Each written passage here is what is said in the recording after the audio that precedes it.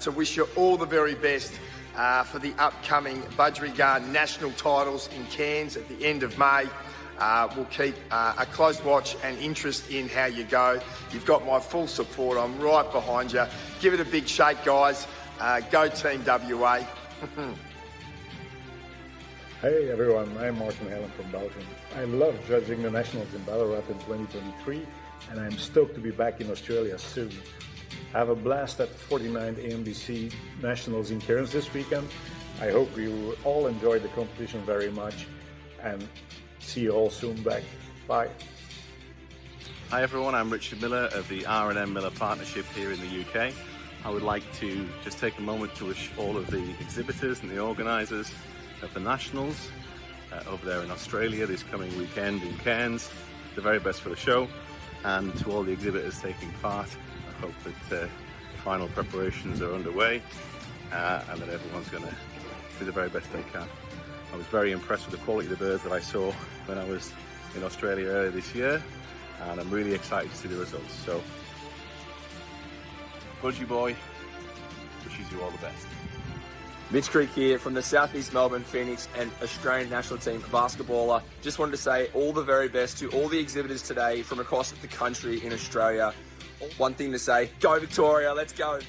G'day, it's Richo here, and I just want to wish everyone all the best of luck for the Budgerigar Council of Tasmania up there in Cairns at the national titles this weekend.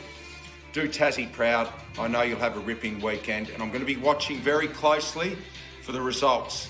So hopefully we all go well. But best of luck and enjoy your time up there in Cairns. Cheers. G'day everyone. For those of you who don't know, my name's Paul Horton. I used to play a bit of footy and do a bit of television.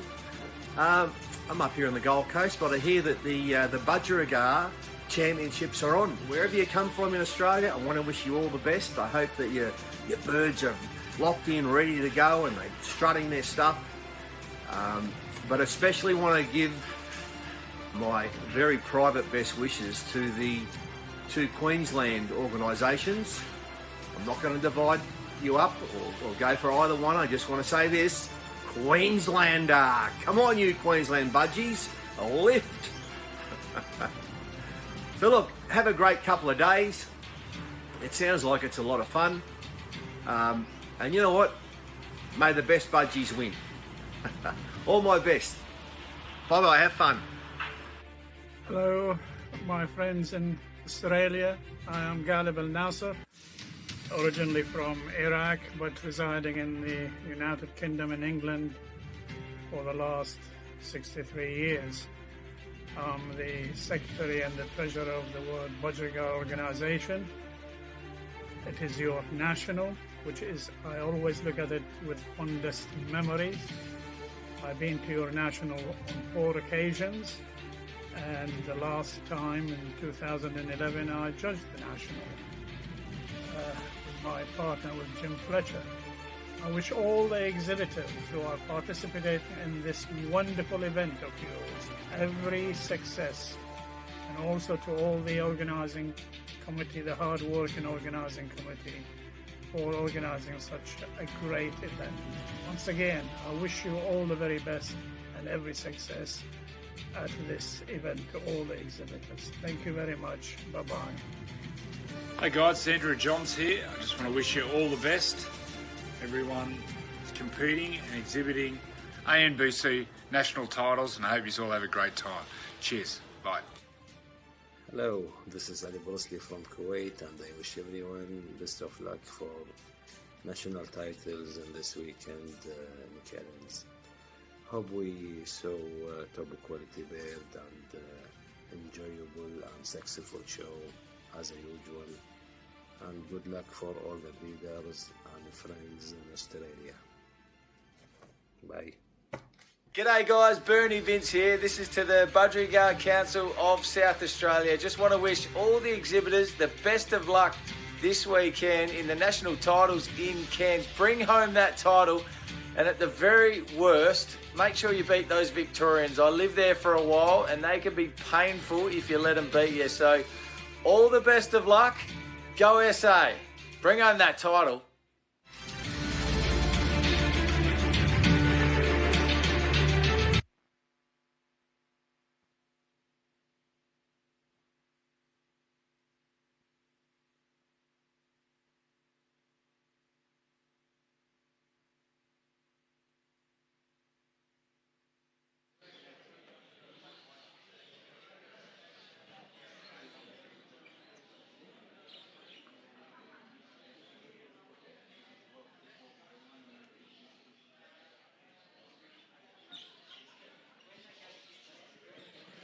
Hello everyone. On behalf of the ANBC, I'd just like to wish everyone a good weekend. Welcome you all to our 49th show for the weekend. There's some great birds going to be on display, and yeah, just enjoy yourself, and that's about it. Thank you.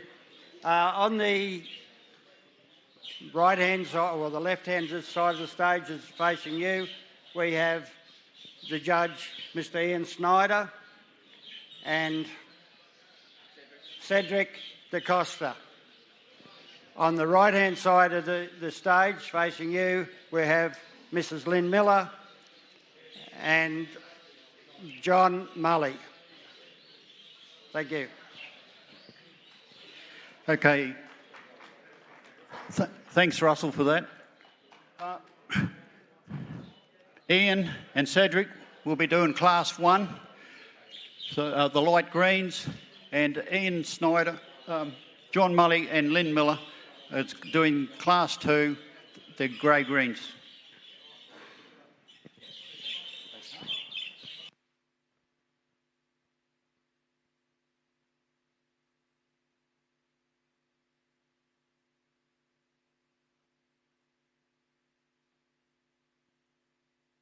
Today in the commentary box, first thing this morning, we have Nick Hayes from South Australia. He's the big media man. And we also have a very special guest that I'm sure most of you in Australia will know who I'm talking about, Jamie Jury. Good morning, Steve. How are you? Good. How's everyone after last night's meet and greet? Oh. And, on the perch segment? I tell you, what a session that was. I have learnt more about budgerigars in the last 24 hours than I have in my entire life. It's a classic event. It's a classic event bringing everyone together. I think everyone had a lot of fun. Bit ups and downs, Stephen. It was It was a little bit of nerve-wracking to begin with, but we got there in the end, and it was. I think it's a great start to a fantastic weekend, the pinnacle in the budgie world. So I'm just going to have a brief talk before we do some banter between the three of us. We have the two first classes up, which is probably two of the premier classes that we consider. One is the light greens, which have been judged by Ian Snyder and Cedric DaCosta, and it's Cedric's first national as a judge. And on the other side, we have the grey greens, and there we have Lynn Miller and someone who I judged with a couple of years ago, John Mully. Now, what we expect to see here at this point in time is the judges standing back, having a look overall, getting a picture of what they see in front of them, making comparisons and formulating in their mind which are the better birds to begin with. Now, I had the fortune of being able to view the birds earlier on, before the judges even appeared on the scene, and my take on it was the light greens was a great class of birds, very even. The birds that stood out to me were C, D, F, J and U. So it'll be interesting to see as we go on, particularly once they've placed the birds, how my eye is and whether I'm on track. And what was that, Stephen? What draw your attention? Oh well, we're looking at the entire bird. We're looking at the silhouette outline, the shape of the bird. We're looking at the width. We're looking at the feather structure. We're looking at whether the birds are in condition or not. And by condition, I mean when you look at them, you go, they look pristine. Any livestock, right, at the highest level should look in pristine condition. Budgies are no different to anything else. And I was intrigued to learn that they've actually had a bit of a shampoo prior to being showed, Steve. Jamie, it's interesting. You can enhance the bird by 15 to 20% by shampoo and conditioning it and blow drying it. Now, would that be a dry shampoo? I've noticed some of the women out there using dry shampoo. No. As a hairdresser, I can tell you dry shampoo leaves a bit of remassive chemicals in the hair, so we don't want that. I knew you might have some comments on that, and I'm intrigued. I just thought, how does one go about shampooing a budgerigar? Like you shampoo any pet, any dog, cat, whatever. Okay. And do you blow dry them, or does that scare them? Oh, no, you can blow dry them. You don't overdo it. You don't frighten them. Yep. Now, they've started to move the birds around in the grey-green class. Now, that's an interesting class as well. once again, one of the premier classes, we expect to see some outstanding budgies, and I did see some. And the birds that stood out for me in the grey greens were E, S, P, N, and L. And E, I have the privilege of knowing who they are. So the owner of E is the Holmes family for South Australia. And if I'm a betting man, this is the bird I think should end up in first position. Other birds that stood out for me in that class that I thought were really strong was the birds owned by ANE Grimmer from New South Wales, which is in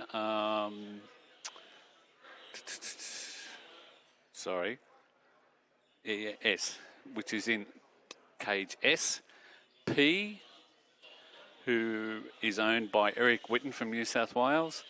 N is owned by, where have they moved it there?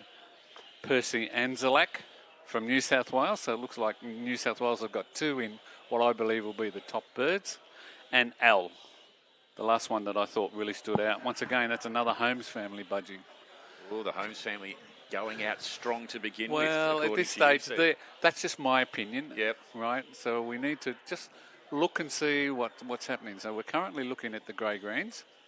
And what you find the judges are just moving birds around, trying to place the better birds on the top row.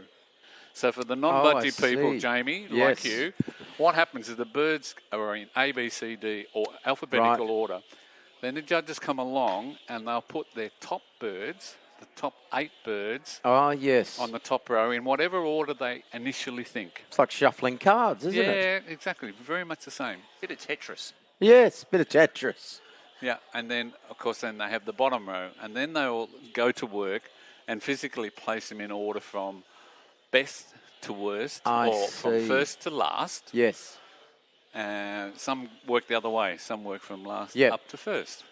And yesterday I learnt about the sway in the back. Oh, well, that's right. If you're familiar with budgies, there is a standard of perfection, and the standard of perfection has a certain shape to it. And that's what we call the silhouette shape. Yes. And obviously when we look at the silhouette shape from the top of the head to the tail, it should be a nice, gentle curve. Yep. So if you see lumps or bumps, that's considered a major fault. I see. But surely the owners would know that before they enter the bird. And if you saw a lump on the back, you would go, okay, I'm not going to cut the mustard this year. I'll just leave this one aside and pop something else in. Well, yes, but it's all relative to what's in front of you. So a lump on the back of the neck is considered a fault, but it may be the only fault the bird has. Yeah. Oh. And if it's competing against a bird that's got 2 faults... Okay. Right, so it's... Yeah, fair enough. So because it might have an amazing colouring, or the wings might be perfectly in proportion to the rest of the body. Right. The hair, the feathers, not hair. The hair on the top. The cap. The cap. Yes. I'm just looking for that term, Steve. Jump in at any point if I misrepresent here. I'll punch it, don't worry. Yeah. Now, my best mate has a nickname for me, and that is the Budge. The Budge. So I've been called What are we talking about Budge. here? We're talking about birds, or Yes. we're talking about anatomy? Yes, because I'm short, skinny legs, large shoulders, and I've always been called the Budge. That's my nickname. Okay. So it's ironic that I'm here with you boys. Oh, well, I think there's lots of similarities that we'll talk about a little bit later on. But there's connections. Gardening's definitely one of them. Yeah, well, you see, I don't know if you're aware, but a lot of budgie people actually grow flowers. I'm well aware of that. We have a guy from Tasmania who often comes over to Victoria and shows dahlias, and is considered one of the best dahlia breeders in Australia. Wow.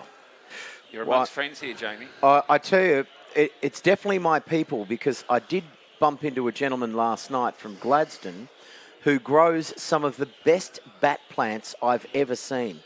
And immediately we swapped numbers and I've ordered $1,000 worth. I said, and he said, Jamie, it'll take me 2 years to grow them. I said, I don't care. I want your plants. He had extraordinary plants. Some people are very clever, aren't they? Amazing. And he'd grown them from tuber or from cut stock, from the rhizomes, and the colours were amazing. You had greens and blacks and whites and that dedication is the same in any diverse situation, whether it be budgies, horses. Sheets, the team sheets that you've been given. You name it, that's right, exactly. If you look up on the top left-hand corner of the sheet, just tell me a little bit about what the judges are QR code or barcode. Okay, well, right now they're really just... high-tech here now. First of all, they're two judges who have never judged together. So they're just conversing amongst them, getting to know, getting to see, because everyone likes different things. So they're working together, trying to sort out what they like. So now these guys in the first class, they actually haven't moved the birds at all. So they're still just discussing what they like or dislike. Whereas the two on the other side who have judged nationals before, they're right into it. They're moving birds around. I can't see what they've got in order at this stage. Here we go. So they've got E. And it'll take you to a page in a web browser. Right, and I don't know if you remember what I said, but I said in the Greywing Class, which is the one on the right-hand side that we're looking at now, there was an outstanding bird from the Holmes family, and it's gone straight to first position. Really? Wow. Yeah. So, and that's E, is it? Yeah, E. Now, just for the people at home, Steve, how many birds will be judged today? Okay, and what's the total entry normal? Okay. Well, look, it's hard to know because some birds come over here and they lose feathers and they can't be presented on the bench. Yep. But you're looking 26 classes, right? 16 birds in a class. Oh, That's wow. the maximum. But to get here is the issue. Yep. To get here, for a bird to represent its state, it has to compete against every other bird in the state. Yes. So we had our state selection last weekend in Melbourne, and we had just on 1,000 budgies. Wow. Oh, wow. Yeah, so it's very hard to get here. Everything has to go well. Everything has to be right on the day. And the time frames that we're dealing with here, like you only had the state championships last week. Yeah. You've got the nationals the following week. Yeah. You've almost got to make your plans to get here. Oh, that's right. You plan without even getting through. I mean, you right. may or may not get through. Exactly. Yep. And, you know, some of the birds that got through last weekend, during the week, they've dropped flight feathers or they've dropped the tail, which makes it an incomplete budgie, so it can't be shown. Oh, no. So luck plays a part as well. Okay. Well, that'd be devastating for the owners. All the preparation that goes into it, it's, not unlike caring for plants. Oh, well. And then showing them at the Chelsea Flower Show and after travel and they've all wilted or lost flower. Or they're bruised or I don't know. Is the Chelsea Flower Show the equivalent to the national championships here? Is this what the Chelsea Flower Show in London, where I competed in 2008, is the pinnacle of the landscape design industry. Yep. And I would say it's not unlike this here in Australia. Yes. Yeah. This is the pinnacle. Probably the Chelsea Flower Show is like the World Budgie Championships. It's the world. Yeah. That's right. It's the best in the world. Yep. Okay, so let's have a look, if I can.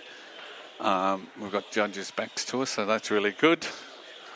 Okay, so we're looking at the light green. They still haven't moved. Oh, they've started to move a few birds. Okay. So not a lot of action. Can we go over to the grey greens, if you wouldn't mind? And we can see that a lot more action is happening over there. Birds are moving around. Right. And so you've got John Mully and Lynn Miller over there, so they're actually right. So, okay, thank you. So we've got the grey-green. So currently on the top row, we've got E. And remember, E is the bird that I thought was a standout in the grey-green class. And if we can move along, and we can just have a quick glance. Right, we've got P.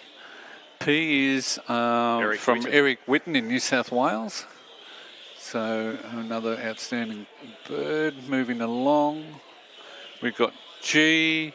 We have Pace. North Queensland representing. Yeah, I had a chat to him last night. So he's got a bird on the top row at this point in time. It'll keep going along. We have N. Okay, N was another one that I thought was a good budgie. The comment I'll make about N, when I looked at him, is he had a tendency to overshow. Ooh. And that means instead of sitting up nice and straight, he just bent his head over a little bit, which spoils the outline. Well, he's pacing up and down that cage at the moment. He's obviously very fit. He's very fit. He's like a tiger. Yeah. Look at him go. Yeah, that's He's okay. looking for a way out. Oh, well. Or he's looking to be noticed. Yeah. You would never have overshown before. Oh, no, mate. Never.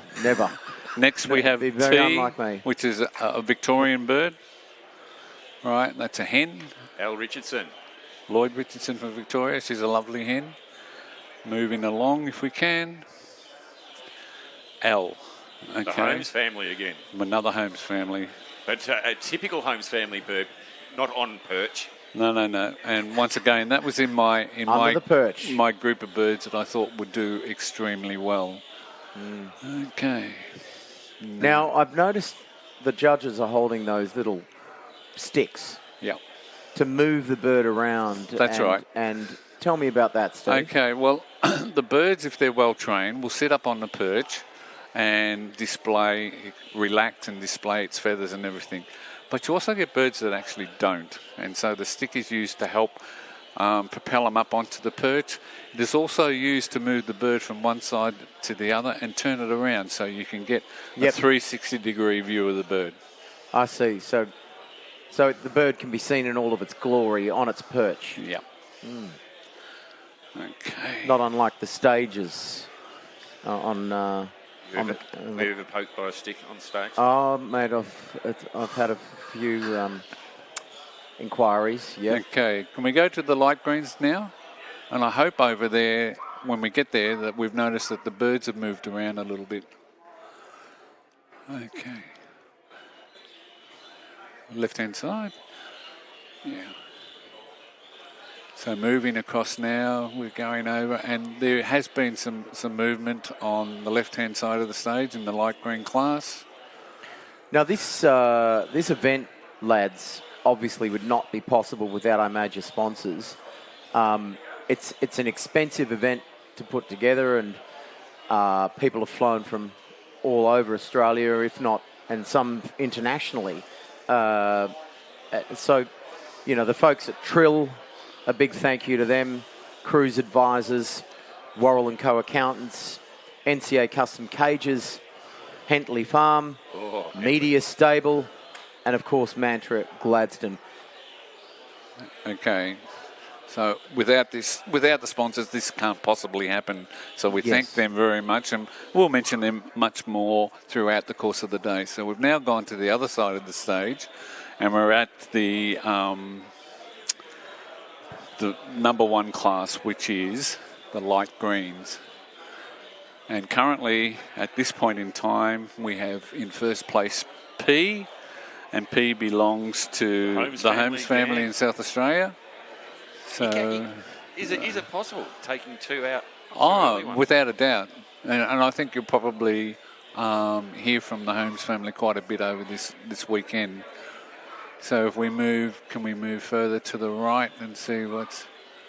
Yeah, Jay in second place. Right, and Jay belongs to Wayne Steve... Oh, sorry. You're right, Peter Thurn. It's all right, Stephen. Class. I'll you keep me honest. I'll keep you honest. Okay, yes. And it's one of the birds that I thought would do extremely well. The Peter Thurn bird. Yeah. I'm just looking at the cap on Jay there. Quite a well-blown cap from a blow-drying perspective, wouldn't you say, Steve? Oh. I mean, can they actually see through all that fluff? Oh, well. And feather? That becomes an issue. Does it really? Well, it can. Sometimes you need to trim those feathers, particularly when it comes to the breeding season, just to make sure they have clear view of the female that they need to work with. But it's a natural occurrence. I mean, what is the use of it in nature? Of that fluffy cap? Oh, well, I think ultimately in the wild state, it's just like any animal. It's the camouflage. Well, not just camouflage. It's the attraction of the opposite Oh, sex. yes, of course. A bit of movement, guys. So I's been pushed up to third. That's a North Queensland bird. Bit of movement. Okay, and then we go to after I, can't quite see, and then we have B, and B belongs to Hibbert, Gary and his wife from South Queensland, so South Queensland are doing fairly well. And we have A also on the top row. Now, is there any, Stephen, is there any advantage to the home ground? Like, hasn't had to travel far, hasn't had to go the long distances from Western Australia, for instance. Yeah. Having said that, that's exactly right. But also keep in mind that the bird's welfare is the most important thing. Sure. So all these birds have actually travelled up on Thursday. So they're giving them a day or two to rest and to eat. So they're doing everything possible to have them in the best possible condition. Having said that, it must be an advantage for the home people, particularly with the differences in climate. You know, I left home yesterday morning and it was 3 degrees. Wow. Right, so that's in Victoria. So the birds from Victoria, obviously, a totally different climate to the ones up here. Having said that, as I said, the birds are well looked after and every care is taken. David Penberthy on 5AA. He said yesterday when he was talking to Troy regarding the championship, he said if Troy offered to fly him up to Cairns, he'd be there in a heartbeat. It was 3 degrees in Adelaide as well. All right, yeah. It hasn't been real warm down south. No, it's cold. Having said that, we haven't had the rain that the guys in Queensland and New South Wales have had. Well, yes. Our thoughts and prayers go out to those in Taree. Yeah, they're extreme diversity at the moment. Yeah, 50,000 homes. Yeah. Okay, so what they've done now on the Grey Greens is that they've picked out what they believe is their best birds on the top row, and they've now brought them down, and they brought the birds from down and lifted to the top. And the reason for that is so that they can see the birds at eye level. Okay. Oh, yes. So K might actually be in about 9th place and 10th, and so it goes down. And so once again, they still have to go through and place them in sequential order because there's points allocated. Right, so even the bird that's placed last will still score a point for their state, for the total. Right. I was seeing a very good sway in K. Oh, I've lost K, I don't know where he's gone, but you should see a nice silhouette shape, without question. So the bird in F, in the grey-green, that belongs to Ray and German for Victoria. Q belongs to Al Trumper from Western Australia. F, that's just sitting nicely up on the perch. Right, that belongs to Ray and German for Victoria. Okay, Victoria's not travelling too well in this class. They're on the second tier. All right, D is Michael Jones from Tasmania.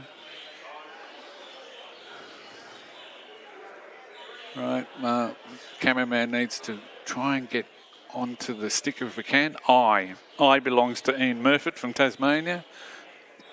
So the Tasmanian, you've got 2 birds sitting side by side. Okay. And if we can go to the next one, C. C belongs to the Barbara Kelly from South Queensland. And I think that concludes that row there. Now, let me explain to anyone from overseas who are listening. At this national competition, each state is allowed to put 3 birds into the show. Only 2 birds score points. Oh, wow. Right. So the top 2 birds out of the 3 score points for the state. Right. That's interesting. Yeah. Well, it evens it up, doesn't it? It's sort of your handicap. Well, just in case, take the top 3. Yeah, that's right. You go 1, 2, 3, and it's all over. Yeah. So it's to even out the competition. Love it. But you'll find the best birds still win, hopefully. Yep. Okay, and we're back at the light greens. And I don't believe they've actually moved the birds around at all there. So we're still looking at the same order at this stage. Oh, now are they starting to top and tail? No, they're still sorting out their top row. So C is an interesting bird. I thought C was one of the stronger birds in the class. But can you see, looking at him, that he looks like he's got ruffled feathers in the front? Yes. Okay. Is that a good thing or a bad thing, Steve? Well, it's a temporary thing, unfortunately. Right. The carers there have missed the opportunity to straighten out those feathers. And often what it is, right, is there's a feather growing underneath, and instead of it growing down, it's growing out, and it pushes the other feathers up. Oh, wow. So all you need to do is just gently remove that underneath feather, and then the ones above fall down. Fall down, right. Yeah. So it's just a slight... I did also notice the wings were crossed. Ah, well, that's one of those faults. Yeah. Okay. And that's not it's not an ideal situation. Yeah. Now, we're not standing in front of the birds, of course. We're looking on screen, but from what I could see in profile, it looked like the old crossed wing. Oh, Jamie Jury, you're in danger of being invited back next year. You're getting very good at this. Well, it's, when you think about the way that you lay those feathers, it's not unlike the way that we trim plants. And, a spathiphyllum, if you've got a leaf going in the wrong direction, the whole thing won't have... It hasn't balanced. It hasn't balanced, right? And so you want good form and proportion in every single plant, not just, in the plant's form itself, but where it's been put. And I tell you what, there's so many similarities. It's unbelievable, isn't it? But that transcends into everything, into conformation of horses. And, yes. You look at 3 horses, one stands out. Why? Because it has the symmetry, the balance. Yep.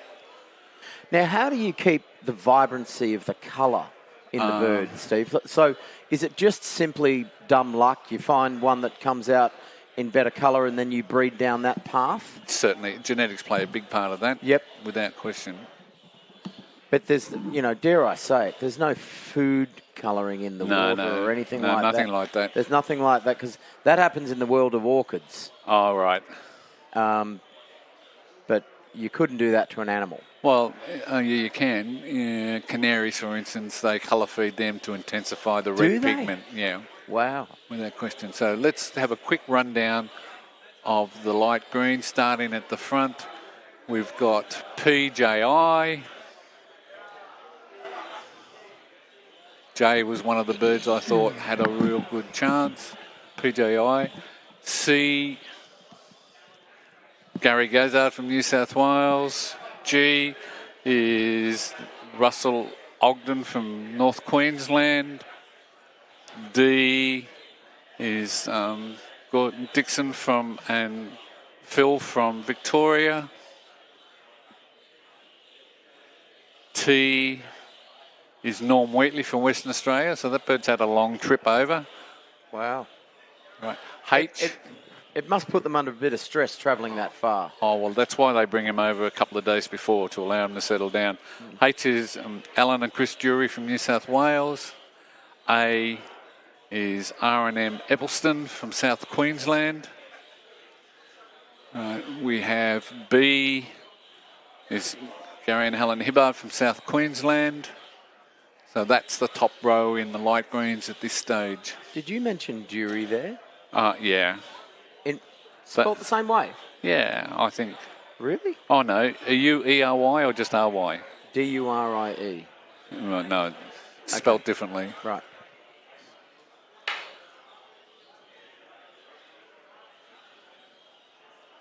Okay, almost got a family member in there, Jamie. Well, I was thinking that, yeah. My father's following the family tree at the moment. We've got Scottish heritage on my father's side.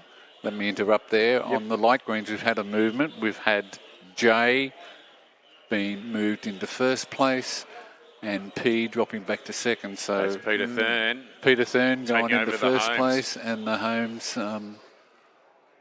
the Holmes family dropping down. So there will be some rifles coming out, I think. And why do you think that is, Steve? What are you noticing the the difference between J and P? Okay, the one thing that I noticed up there was a little bit to do with the length of feather on the wings. Oh, okay. Just...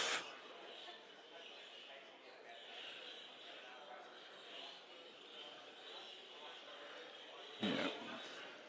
Okay. The bird in P has probably the best face and top ends. When we talk about top end, we talk from the shoulders up. Right. Right. The one little fault I could see was just the wing carriage. Right. Ooh. But so now what's happening now is they're topping and tailing. Yeah, gotcha. So Okay. you don't have to worry. Okay, while they're doing that, maybe we can move across and have a look at what they're doing over at the Grey Greens. So over here, they've gone back to the birds are on the top row were the ones they chose initially, and so they've moved them back. Right. So back into the original position. This is the original. So not, this is the not bird. because of their preference, but because that's where they originally were. No. This is the preference. This is the preferential order. Oh, okay. So this is the bird the judges considered when they first started moving them, the best bird in the class. Right. And if I have a look, right. You called it. I called it E. Outstanding. Yeah. That's a Holmes family bird. Right. Once again, just a little bit ragged in the wing. You know, they're not sitting perfectly flat to the body, but the top end is just so powerful. The bird is wide. There's no excuses there, Stephen, because I know that Troy is a bird carer. Yeah, well, okay. Can we move along and see the bird in second place if we could in the Grey Greens? I do notice a bit of a ruffle in the chest there. Yeah. I can't see that now. Could we just drop our so I can see the cage number? And I think, we've got P. And P is from the Grey Greens. P is from Eric Whitten from New South Wales. Good sway. Yeah. The only thing you can look at it and say, it's a little bit ragged in the tail, you know. Maybe it needed to be dunked in boiling hot water. Really? Yeah, but you have a look at the outline shape. It's just a beautiful... Yeah. If you can get bent feathers, you can straighten them, you can tighten up how they sit. Wow. Boiling hot water. Next cage along.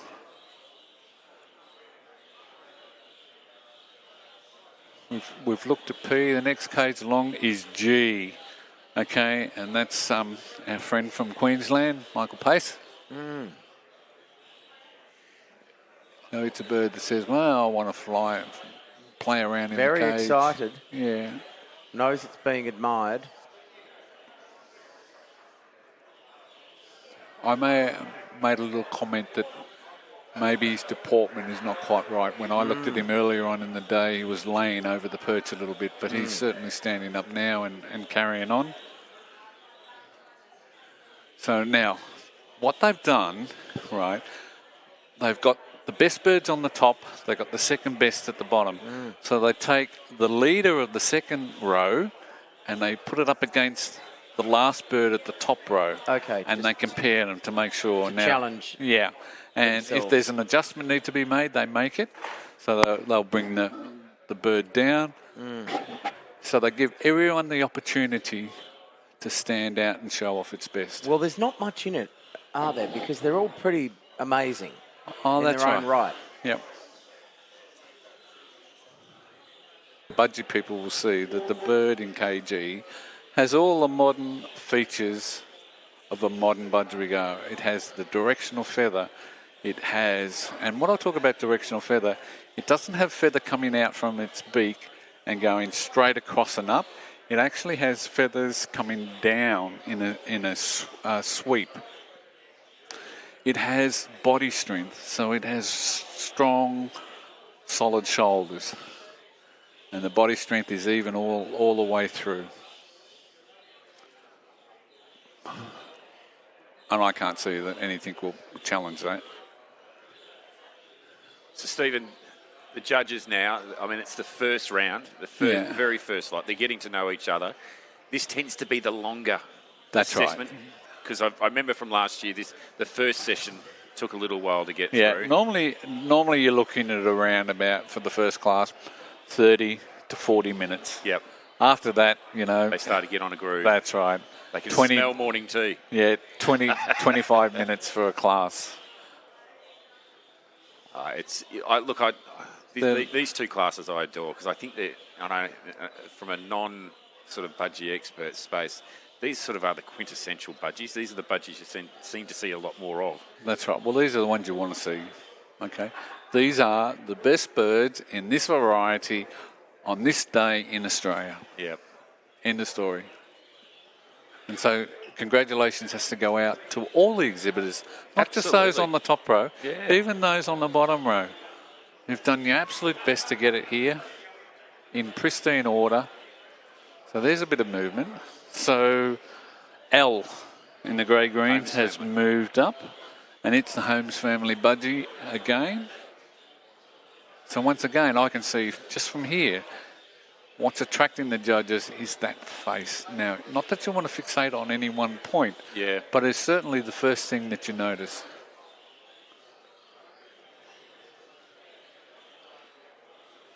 Okay, these are just the finer, moving one or two places. You shouldn't see any major shift. So we shouldn't see a bird from the bottom row go up to the top. We shouldn't see a bird from the far right-hand side of the top row move up to the top unless the bird hasn't performed at all. And what I mean by that, unless they haven't been able to get it up on the perch, it hasn't relaxed, and then all of a sudden it does.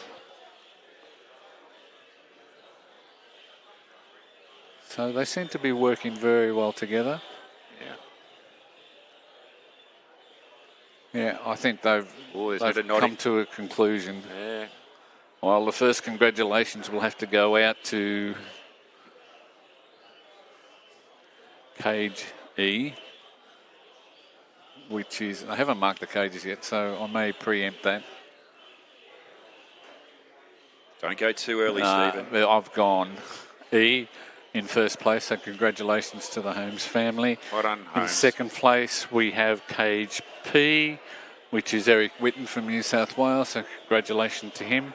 The Holmes family in third, so not a Quinella, but two in the top three. You can't ask for much more than that. He had a trifecta and kept the other one out. Yeah. In fourth place, we have M Pace, and of course, you'll all hear that from the show manager shortly. Okay, he looks to be a different style of budgie altogether.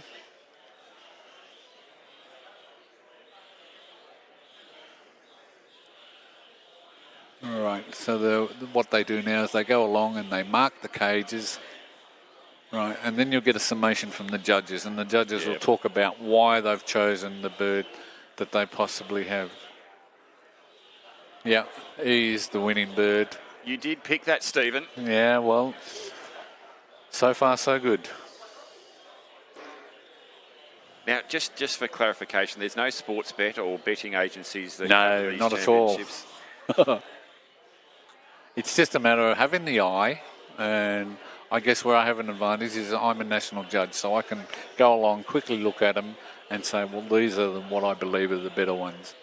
But he was certainly the standout that I saw this morning. They've gone with you on that. That is fantastic. So the Holmes family scores first for South Australia. And off to a good start. All right, so they're marking the cages now, so it's official. They can't change anything. I can see, I imagine out there, you've got the Holmes family, Troy's probably breaking down. I think Peter Thurn's up for the... I think he's stolen his thunder in the light greens. Yes. But anyway, it doesn't matter. At this point in time, we're down to 7. H is in 8th. That's N Kerr from WA. Yeah. So all these will be... Grimer from New South Wales is S. Yeah, they may not give the names. They'll just name the position that they're in. I can't see what they've done. L in the grey greens is the Holmes family again. F is Ray and German from Victoria. Kay. M-Pace from North Queensland. And O is M-Pace again too. Yeah. Okay, we're going to hear that name a bit over the weekend, I think. We're going to. North Queensland representing. D was Michael Jones. C is Barbara Kelly from South Queensland. And M in 20th place is Trevor Johnson from Tasmania. So congratulations to everybody, not just the winner, not the bird that came second, but to everybody for getting a bird at the Nationals on this day. You can hear a little bit of murmurs out there. They're getting a bit excited out in the crowd. Right.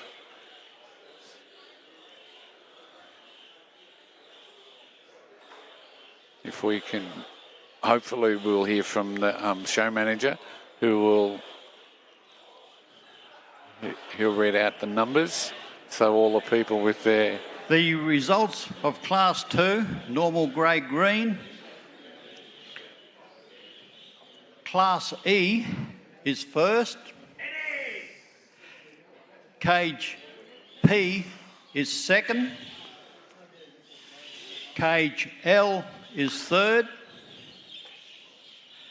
Cage G is fourth. Cage N is fifth. Cage T is sixth. Cage R is seventh. Cage H is eighth. Cage S is ninth. Cage 10 is 12th. Cage U is 11th. Cage F is 12th. Cage K is 13th. Cage O is 14th. Cage B is 15th. Cage Q is 16th. Cage D is 17th. Cage I is 18th. Cage C is 19th. Cage M is 20th. And I'll pass you over to Lynn, who will comment on the birds. Thank you.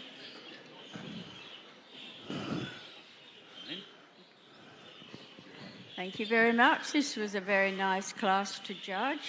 John and I had a lot of discussion on the variety, and we chose E as our first bird. He's just a lovely bird. He's got a lovely directional feather. He's nice, lovely broad shoulder. He sits nicely, and he's just got that lovely lateral feather that we're now looking for in, dare I say, the modern bird. Anyway, so we've placed him in first position, and second is also a nice bird. Second, third and fourth are all very similar. They're all lovely birds, and there's not much between them. So as you can see, they've all got lovely feather. They're in beautiful condition, and well done to your preparers. And lovely height above the eye, and they all sit nicely. But they're all very similar. And in 6, we've got a really lovely hen.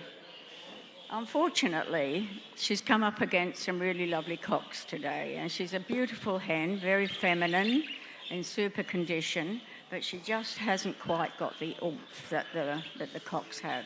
And so, but we've given her the 6th position. That's where she deserves to be. And she's a really lovely hen. And we go down the line. A slight bit of ticking, which we've allowed. It's only a penalty, and it's very slight. And they're all lovely birds. And so we come down here to the bottom row. U is also a nice bird, but not as good as up on the top line. So, but well done to the breeders. They're a lovely class of grey greens. So congratulations to the winners there. And those that have finished up in the top end. Now, if we can move along with our camera to the other class that's still in progress, which is the light greens. And I think they've probably got the bottom row on the top at the moment. No, top row's top. So in first place we have Jay, which is Peter Thurn's bird. Okay, I had a privilege of seeing that last weekend, and it was a standout bird. E. McElroy, North Queensland, coming in second. Okay, well, there's been a bit of movement there. So in second place. In the third place, we have the Holmes family from South Australia.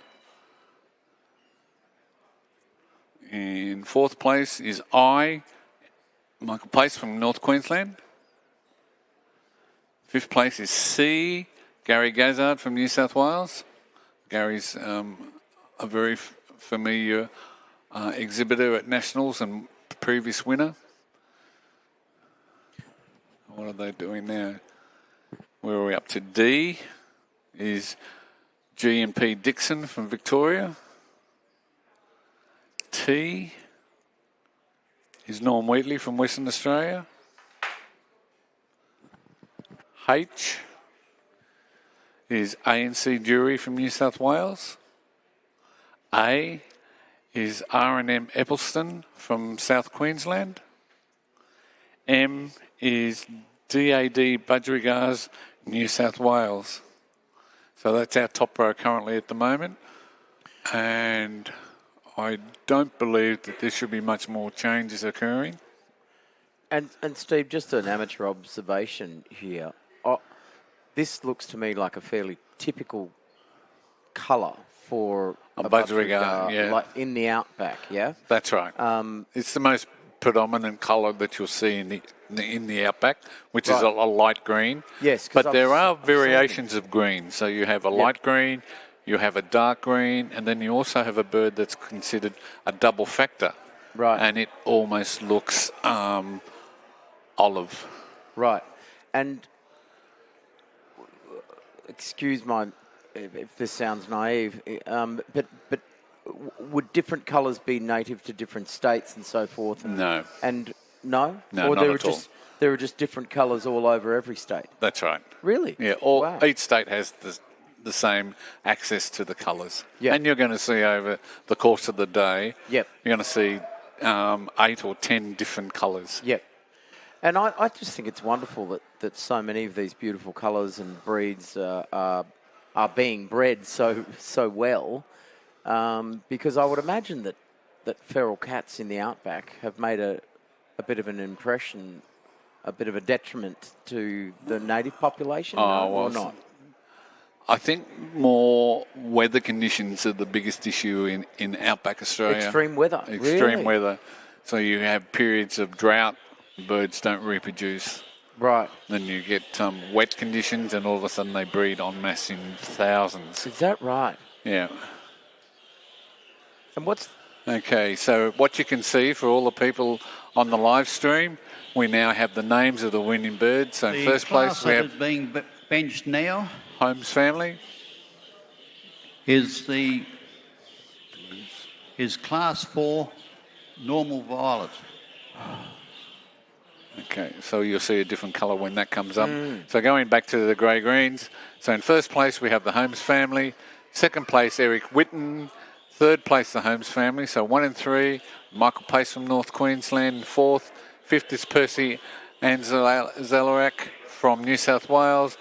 Lloyd Richardson is in 6th. That was the hen. In 7th place you have Wayne Band from South Australia. 8th, N. Kerr from Western Australia. 9th, we have A&E Grimmer from New South Wales. 10th, we have Wayne Stephan from South Queensland. I'm not sure that he's related to Stephan the hairdresser. Norm Wheatley in 11th from Western Australia. Rayan German from Victoria. M. Pace goes 13th and 14th. Bowl family is 15th. We have Al Trumper from Western Australia 16th. Michael Jones 17th. Ian Murfitt 18th. 19th, Barbara Kelly, and rounding out the birds in 20th place, Trevor Johnson from Tasmania. Right, so we're marking the cages, so we can announce that the winning green... Congratulations, Peter Thurn. ...is Peter Thurn's. In cage J, U is in second place, which is P. McElroy from Queensland. Interesting. J and U are in my top selection. Okay. In third place, we have Cage P, which is the Holmes family. South Australia representing. Doing very well, kicking off. Although I think they did very well last year. Right. If our cameraman can move along a little bit, and we'll just get ahead of them. Where do we go to? And is it tougher to keep them looking good in humid environments as opposed to dry environments, Nick, do you think? Well, I'm going to go to the expert here. Certainly the humid environment presents its own... humid environment. Yeah, yep. Presents its own problems. Yes. You know, in a humid environment, you have bacteria that grows much more quickly. Sure. So yeah. all those issues. So you have to be on top of that to make sure that you don't have an environment where bacteria can get into your birds, which would cause serious losses. Yeah, well, it's the same with fruit and lavender and a whole range of things in the dry and roses, of course. And very much. Adelaide, South Australia has the best roses in Australia. So if we can just head back to the birds. So in fourth place we have I. Oh, they're moving too fast. Oh, sorry. In fifth place we have C, which was Gary Gazzard. In sixth place, G&P Dixon. In cage D. I think in seventh is T. I may not quite have these in the right order, but that's Norm Wheatley's from Western Australia. H is ANC Jury. A is R&M Eppelston. So they've been mentioned a number of times. And M is DAD Budgerigars in New South Wales. Then if we can look down the bottom, B, G&H Hibbard. No, we've lost there. So I think we're going over to Dave Ganser, who's the show manager, and I think he's going to announce the places. Good, solid audience out there, gents. The results of Class 1. Yeah. Normal green. Cage J is first. Cage U is second. Cage P is third. Cage I is fourth. Cage C is fifth. Cage G is sixth. Cage D is seventh. Cage T is eighth. Cage H is ninth. Cage A is 10th. Cage M is 11th. Cage B is 12th. Cage N is 13th. Cage L is 14th. Cage K is 15th. Cage E is 16th. Cage S is 17th. Cage Q is 18th.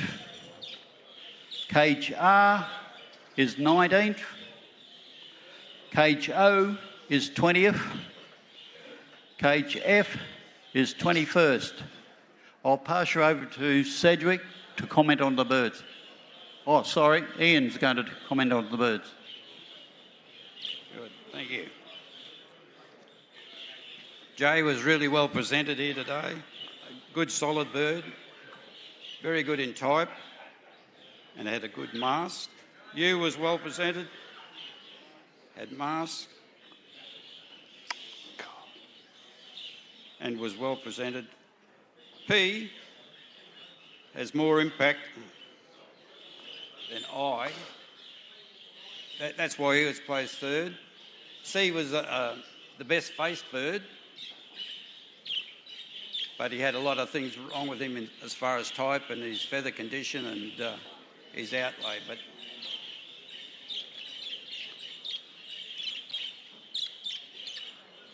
Okay, so as we can see, really a credit to the breeders, the top shelf and the bottom shelf. There was, KJ is a very young bird, and I think he'll be the impact bird of the future. And a big thanks to the breeders for putting forward. Thank you. Okay, so just looking there, it was pretty obvious that the winning birds were just that much bigger and stronger than the birds behind them. Okay. And at the highest level, that's going to make a big difference. And you want a bird that stands well on its perch, right? That's right. And faces the wind and can withstand the elements, if you like. You want it to say, look at me. Yep. So what we've got up on the screen now is the point score for the classes, and we have a running tally at this stage of how each state is going. So at the moment, the leading team is South Australia with 26 points. Coming second is New South Wales on 23. In third place, we have North Queensland on 15. We then have Western Australia and Victoria on identical point score, which is 14. We then have South Queensland on 10 and Tasmania on 3. Now,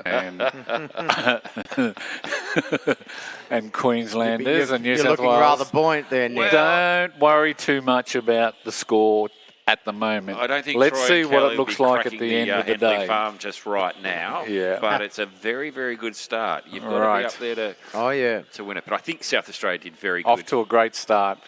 Now, we're into the violets, and we talk about different colours. This is a pretty colour bird. Yeah, beautiful. But not only has it got to be pretty in colour, it has to be a budgerigar. It has to have all the features that you light greens and grey greens have.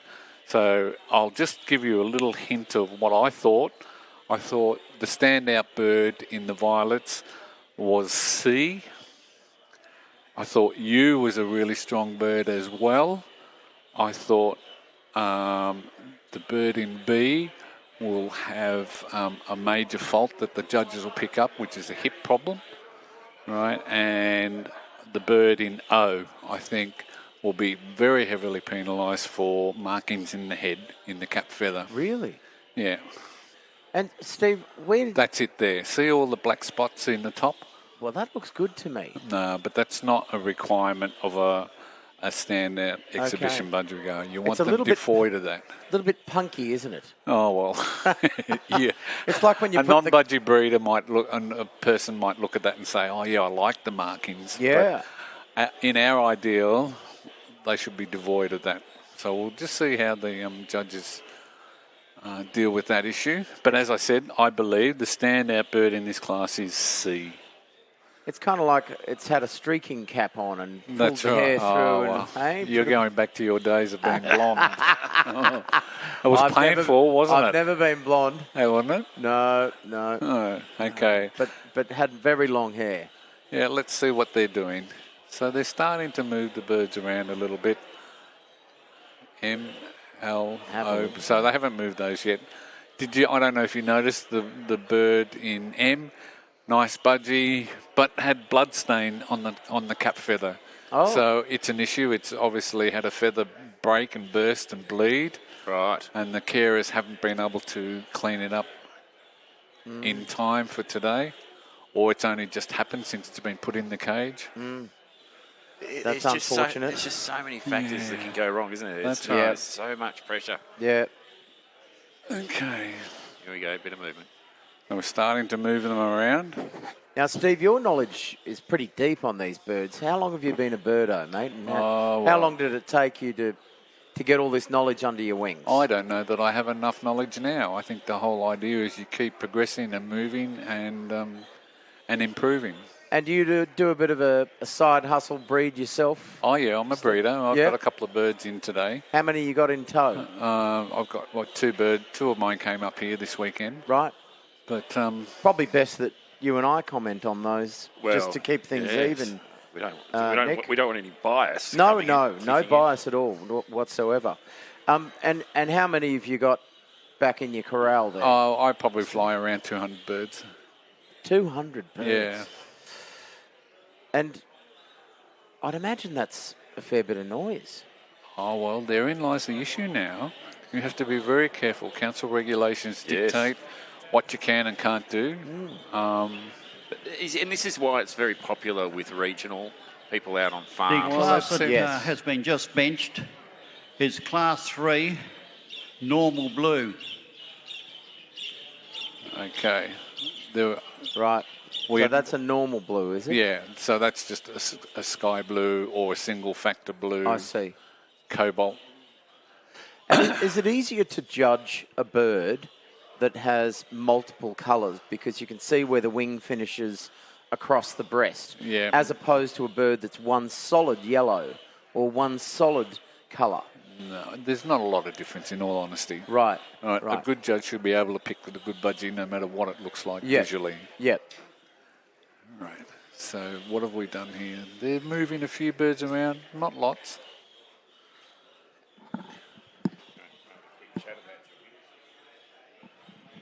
Okay, see how they're trying to use that stick to get the bird up off the floor.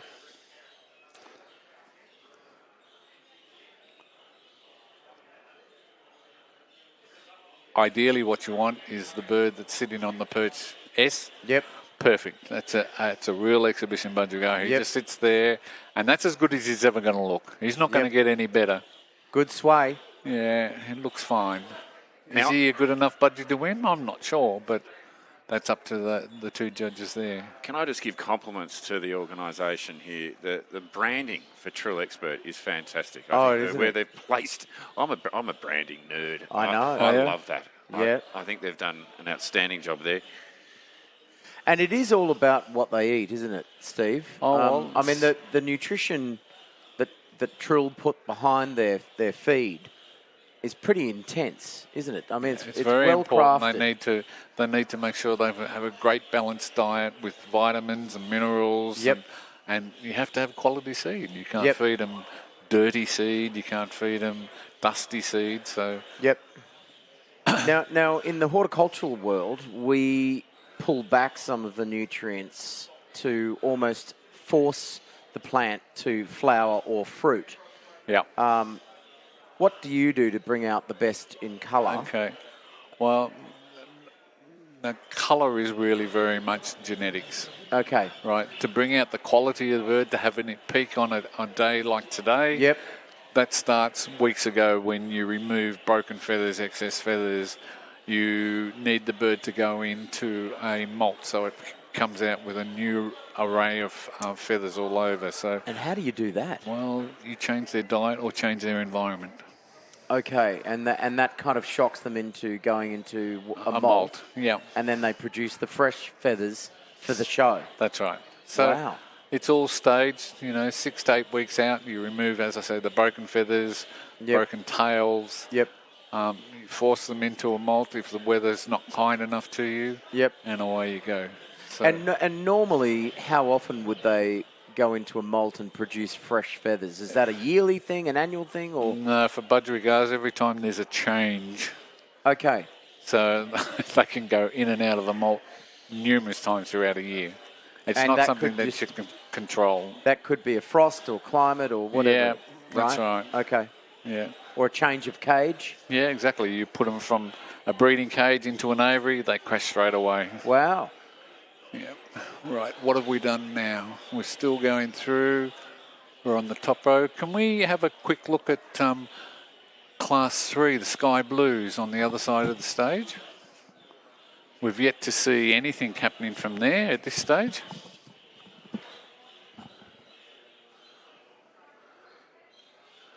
That's okay. Now, Jamie, we don't have you for much longer, but I'm very interested to hear how's everything going with you. What's on the plans? What have you got happening? How's the house coming along? The house is brilliant. We're learning how to live in our new home now, and it's been a really interesting process. We did a show called Growing Home on Channel 7, and actually a lot of the audience out there watched the show. Yes. I got lots of comments last night, which was really nice to hear. People are into their gardens and they're into their budgerigars. Same group of people, and we we've moved back into the house. It's got off-grid capability. We've got 7 geothermal probes into the ground, 120 metres, and 42 solar panels, and it stands on its own 2 feet, and it's got 14 different cascading gardens on multiple levels. So it's taken a while to put it all together, but it's been great. And we're just about to start filming Series 2 now, which will go to air spring this year on Channel 9. Channel 9 moved over. Okay, so just going back to our board, and we'll talk about the normal green class. We have in first place Peter Thurn from Victoria. Second was P. McElroy from North Queensland. Holmes family in third. Fourth, we have M. Pace from North Queensland.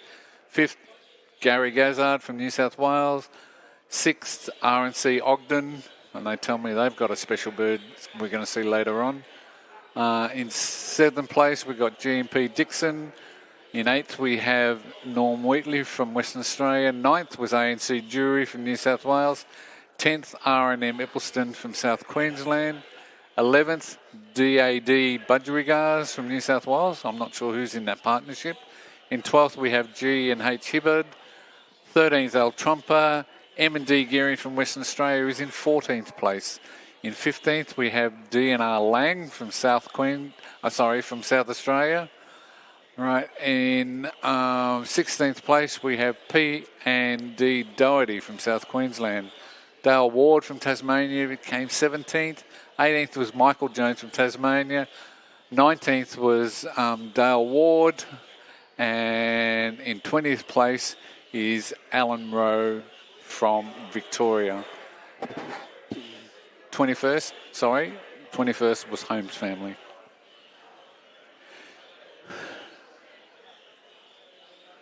Okay, so we're at the Sky Blues, or Blues I should say. It's not just Sky Blues, we can also have Cobalts. Right, so if you remember, and Mauves, of course, I said the standouts for me in this class was C, correct, K, G,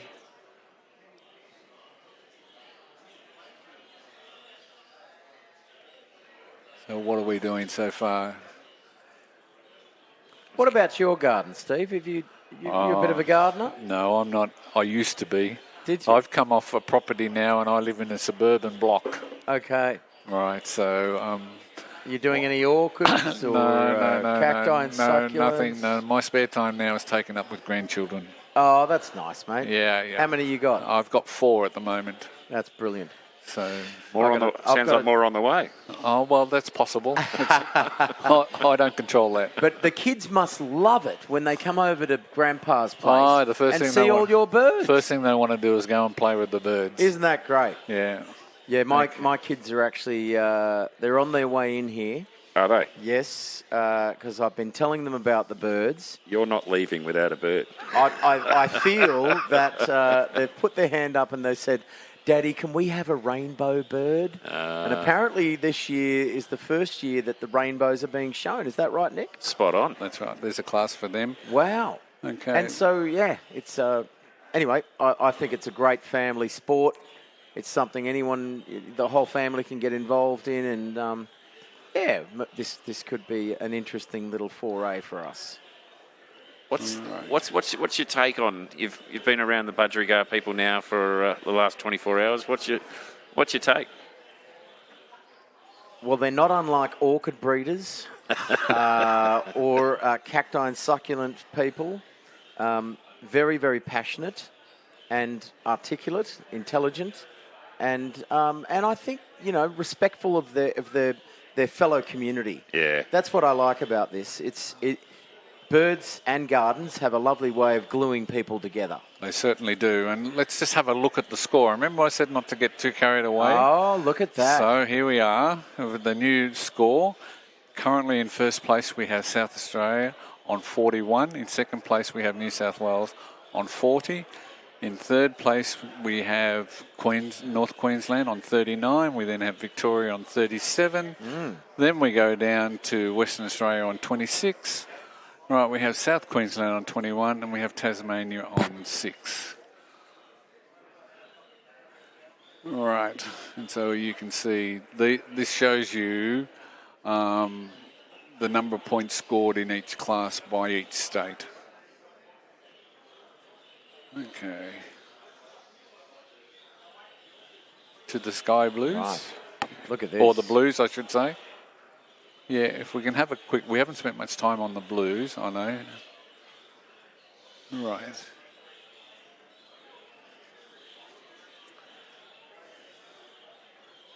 So at the front of the Blues, here we go. Bit of movement there, Steve. So we've got C currently in first place. We've got S running second. In third place, we've got M, who's been disrespectful to the show cage. In fourth place, we've got K. And we move along currently R in fifth. Sixth is G. I. U. F. And that rounds out the top row. Oh, no, F. D. E. And that rounds out the top row as it sits at the moment. And I don't believe that they've top and tailed the birds yet. They're still...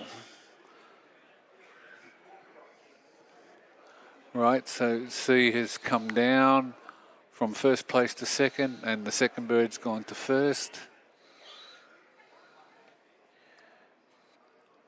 Okay.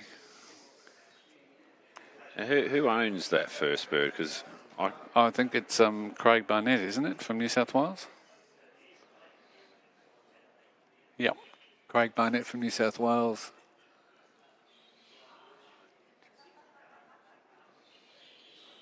So there's a lot of movement happening at the moment. So we've got M.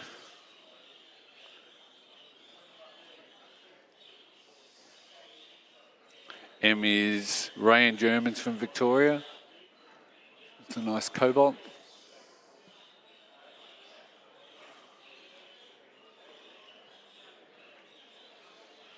And C, which is DAD Budgerigars from New South Wales, that's in third place.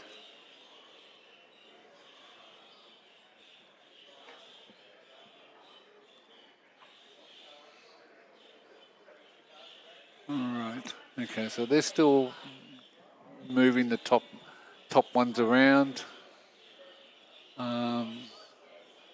Looks to be a big movement there. Okay. Now, why have they made that move? Right. As I look as a judge, I can see that KJS has some wing issues. Okay. Can you see how the feathers cross over and they actually kick up? Yep. So I think they've looked at that and they've gone, well, that's an issue. So that's why we've seen the change occur there. You can see it's quite evident now that it has a wing problem. Okay, strong budgie, no problems, but wing issues. Okay, can we move over to the violets? We haven't been over there for quite a while. Thank you, that'd be great if we can look and see. So there's...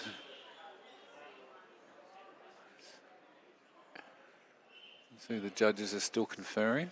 So Stephen, just on that crosswing, would that have happened between coming from outside with the carers, or is that it's a genetic fault? Oh, okay, it's been there. Yeah. Okay. And, you can't clip them, can you, Steve? No. Because you've got to see the feather in its entirety. That's don't you? right. No. Yeah.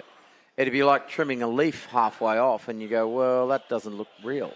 No, that's exactly right. Okay, so... You are in real danger. You are in real danger of coming back next year, Jamie Drury. As a budgie breeder. Yeah. Well, I've seen people with... There's a few bromeliad experts out there, and they try to trim the leaf off and put an apex on the leaf to give it what we call an acute tip to the leaf. Yeah. And you can pick a fake if you're a horticulturalist, because it doesn't matter how well they cut them, it always looks fake. That's right. Just take the whole leaf off. Yeah, that's smart. Okay, so over on the violets, we've moved the bottom row to the top row. So they're looking at the second group of birds. Oh, I see. Okay, right. And just classing them at eye level. That's right. So they can get a good look at them. So you can see, and now they're shuffling them around. Yeah, so exactly. We've got P P leading the... P's probably in about 11th or 12th position. Okay, and then A, and then Q. Yeah, so Q's made a move from down further back up. And I suspect, looking at it, it'll probably swap over again. If I was up there judging, I'd move it again. Now, Steve, are you simply making observations from the screen here, or did you get up close and personal with the birds? No, I got up quite close and personal earlier this morning. Yep. And do you talk to them, Steve? No. I talk to my plants. I swear at them every now and again when they do the wrong thing. Do you? Yeah, when they bite me. So I can't see Grandpa swearing at all. Just doesn't fit well with me. Is that a real thing? You talk to your plants? Oh, yeah. Absolutely, mate. Serious? And plants will talk back to you. Have you not seen... There's an Italian piece of technology now where the probes will connect to the plant and the plant plays music. Holy moly. So, mate, plants have feelings too, and so do these birds. And I would think a good breeder would start a good conversation. Oh, that's a conversation for another day.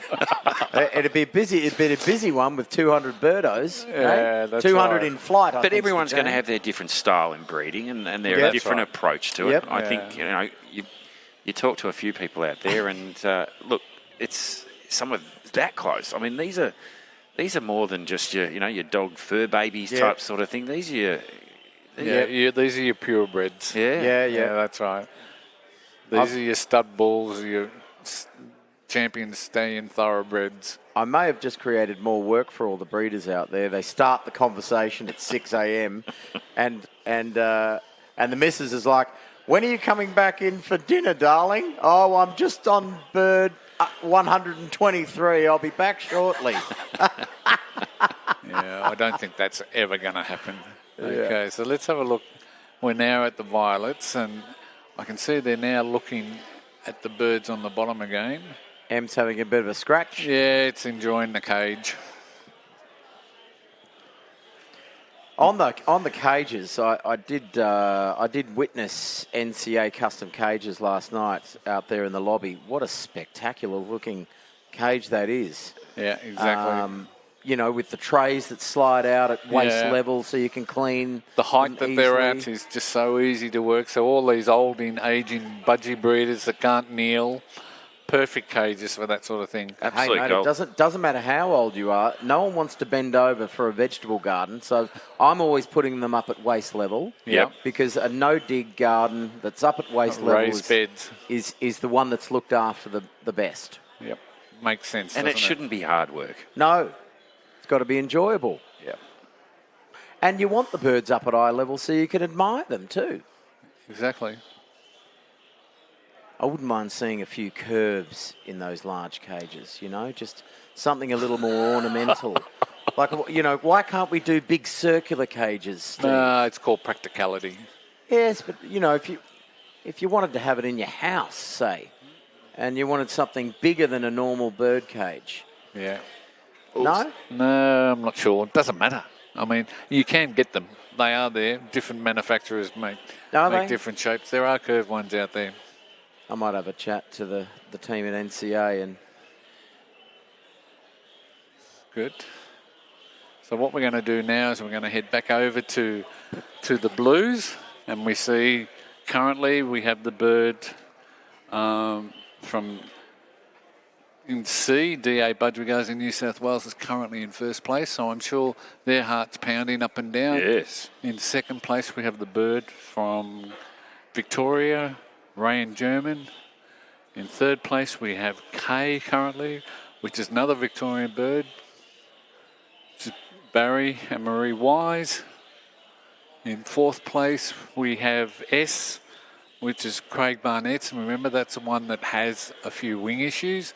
And also, can you see how his tail drops down instead of following all the way through? So a slight hinge tail, but a big, powerful budgerigar. In fifth place, we have I, which is B. Sutcliffe from North Queensland. In sixth place, we have G, which is ANC Jury from New South Wales. Alan and Chris, we know them well. They've been multiple winners in the past. In seventh place, we have Cage R, which which is Aaron Forbes from South Queensland. In 8th place, we have Cage P, which is Al Trumper from Western Australia. A very solid budgie. Cage U is in 9th place, and that is Roy Blair from Tasmania. In 10th place, we have F, which is from D and S Brooks from North Queensland. Not a name I'm familiar with, so it's good to see new exhibitors being represented. In 10th place, we have Cage D, the Charlesworth family from Tasmania. Well, that's a name we all know very well. Great organisers, great budgie breeders. So as we're standing back, you can see this class is progressing a little bit quicker than the first class.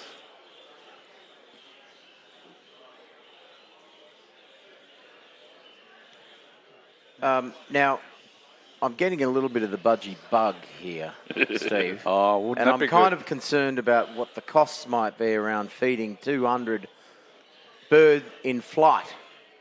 Okay. What are we looking at on a monthly basis, you think? Well, it just depends. It can be anything from as little as buying just a bag of seed. Yep. Right? A 20-kilo bag of seed is going to cost you under $50. Oh, that's not bad. Right? Yep. To hundreds relative to all the things extra things you want to give them. Yep. And there's a big argument as to whether all the extras make a lot of difference. Yep. And do they still put the cuttlefish inside the cage? Yeah, we have cuttlefish. They have vitamins. They Is have that good minerals. for them, the cuttlefish? Well, it's a source of calcium. Yep. Calcium's an important part for bone structure, for egg structure. Yep. There's a lot of thought. Do they need to have high protein foods to help with the feather construction? There's so many arguments fors and against, and it's entirely up to the individual. I have very much a KISS attitude towards them. Yep. And I've noticed that most of these birds are that are in captivity are under lights. Yeah, they're not outdoors necessarily. No, that's very much the case. Are some outdoors and some indoors? Certainly. My bird room, for instance, the birds never go outside. Right. So they're under lights, they're indoors, they're under controlled temperature, but that's more for me than for the birds themselves. Because I work full-time, availability of time to look after and care for them is outside normal daylight hours, particularly this time of year. I get up in the dark, I come home in the dark. And you'd have to ensure that you get good ventilation, good oxygen. All of that's that very sort of important. All that contributes to having success or not. Yep. It's like my plants getting powdery mildew if there's not enough ventilation, sunlight or ventilation. You know. Yeah. So we're going back to the violets. Yep.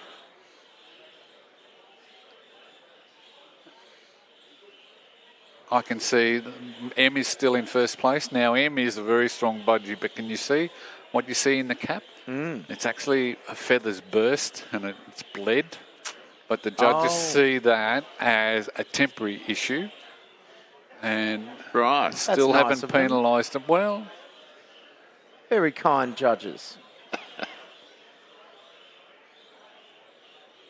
Yep. Okay. I can't see L. Yeah. Okay, L. You see the biggest problem with L? L doesn't stand up off the perch. It lays over the perch.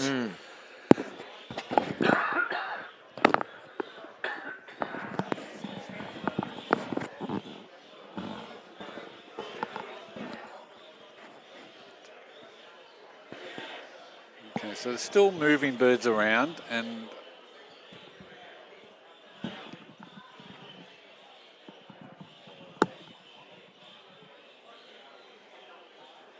all right, so birds are moving up and down just at this point in time. Okay, so currently in first we have M, second place we have L, third place we have N, we have O in fourth, fifth we have C, and they're the only ones I can see on the top row at this point in time. L, which is the bird that I says has a tendency to lay over perch. When you move it around a little bit, it stands up and says, hello, here I am. Yep. Just waiting for his moment. Yeah. They're nimble little things, aren't they? Look at the way he swings off that like a gymnast. Yeah. Okay, I think these judges are getting close to making final decisions. They don't seem to be moving a lot of birds around. What would be nice is if they could just stand back a little bit and just view everything. Now, Jamie, we're going to be saying goodbye to you shortly. Yes. Mate, I thank you for coming along. Thank you for being a part of this. My honour. I've really learnt so much, and I just love the community. It's an amazing community. You were a superstar last night. You were, I think you were almost last to leave. I was. But I was enjoying the conversation because so many like-minded people out there, you know, that are in great gardens. I think it was a vision there that obviously budgerigars and gardens, what a beautiful mix they have. Yeah, absolutely.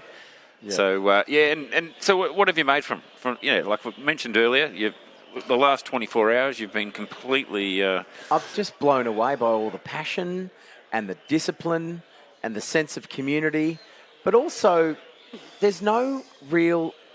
I mean, yes, everyone's competing out there, but there's this sort of sense of team and community where no one's really getting angry at each other or upset. There's no bitterness or no words said in haste. You know, it's a lovely, feel-good audience.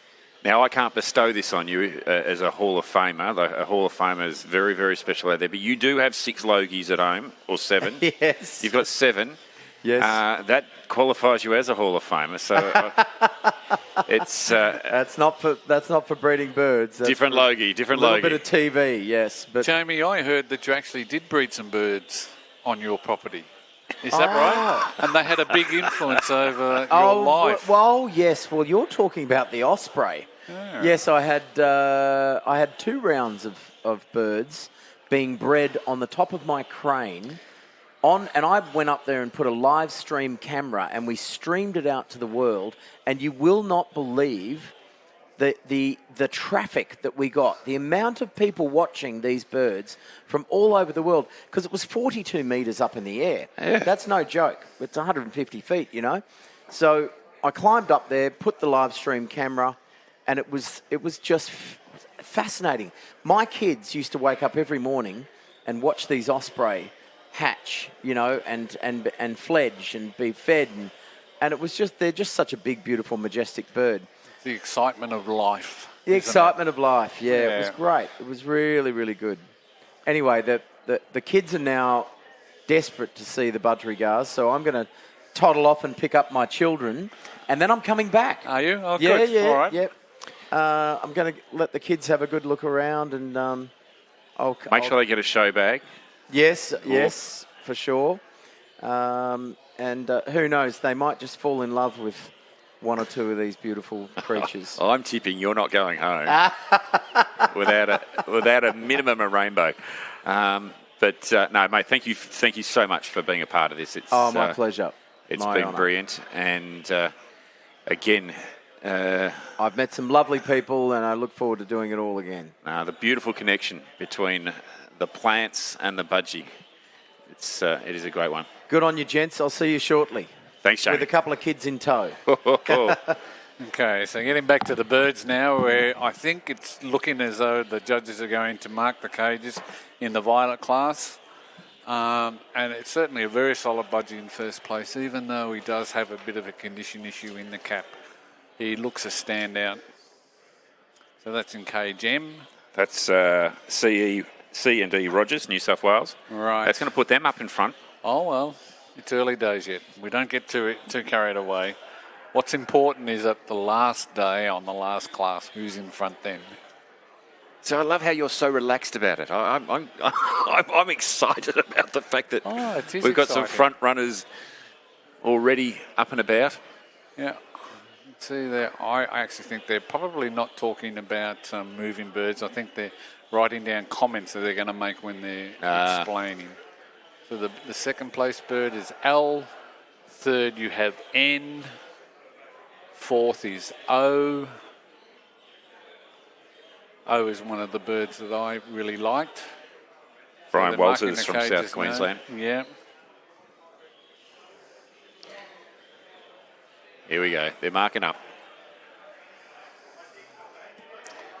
C&E Rogers in New South Wales. Well done, C&E Rogers. Yeah, N is A. Zupan from Victoria. O. Brian Walters from South Queensland. U is Brian Walters from South Queensland as well. Okay, S. C&E Rogers in New South Wales. Interesting that the same people have, multiple birds in the class. D is owned by J. Orlandi from Victoria. And to Q, I think it is. That was John Burt from Tasmania, so good to see Tasmanians here. R is D. Fisher from North Queensland. B is Al Trumper from Western Australia. But you can see the little markings in the head there, unfortunately. Probably spoiled it a little bit, but it's such a powerful bird that it still went on to win. IF is owned by Tammy Edwards from Tasmania. G, what beautiful colour. G and K, beautiful coloured birds. John Burt from Tasmania is in K. And in G was George England from South Australia. Big shout out to John Burt in Tasmania. He'll be watching the live stream. He has had one of the busiest media weeks this week. He's been appearing in the newspaper. Right. Channel 7, a little bit of ABC. So okay, promoting budgerigars. Yeah, and I saw the interviews. The results of Class 4, normal violet. Cage M is first. Cage L is second. Cage N is third. Cage O is fourth. Cage C is fifth. Cage U is sixth. Cage S is seventh. Cage T is eighth. Cage D is ninth. Cage P is 10th. Cage Q is 11th. Cage H is 12th. Cage A is 13th. Cage R is 14th. Cage B is 15th. Cage J is 16th. Cage E is 17th. Cage I is 18th. Cage F is 19th. Cage G is 20th. Cage K is 21st. I'll give you to John, who'll comment on this variety. Thanks, Dave. Yeah, it's great to see the best violets in the country all together in one class. Now, the first bird in Cage M, he's got great impact, but he's down on condition. But he's got extremely good directional feather, and he's well ahead of the other violets in the class.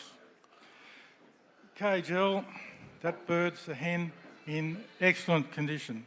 Great colour, long bird, nice spots, but the bird in top just had far greater lateral feather on the top. The bird in Cage N, good width across the sear, stands well, but the bird in front just has stronger shoulder. The bird in Cage O, great top end, good shoulder. The bird in front just had a clean cap because the bird in N was just the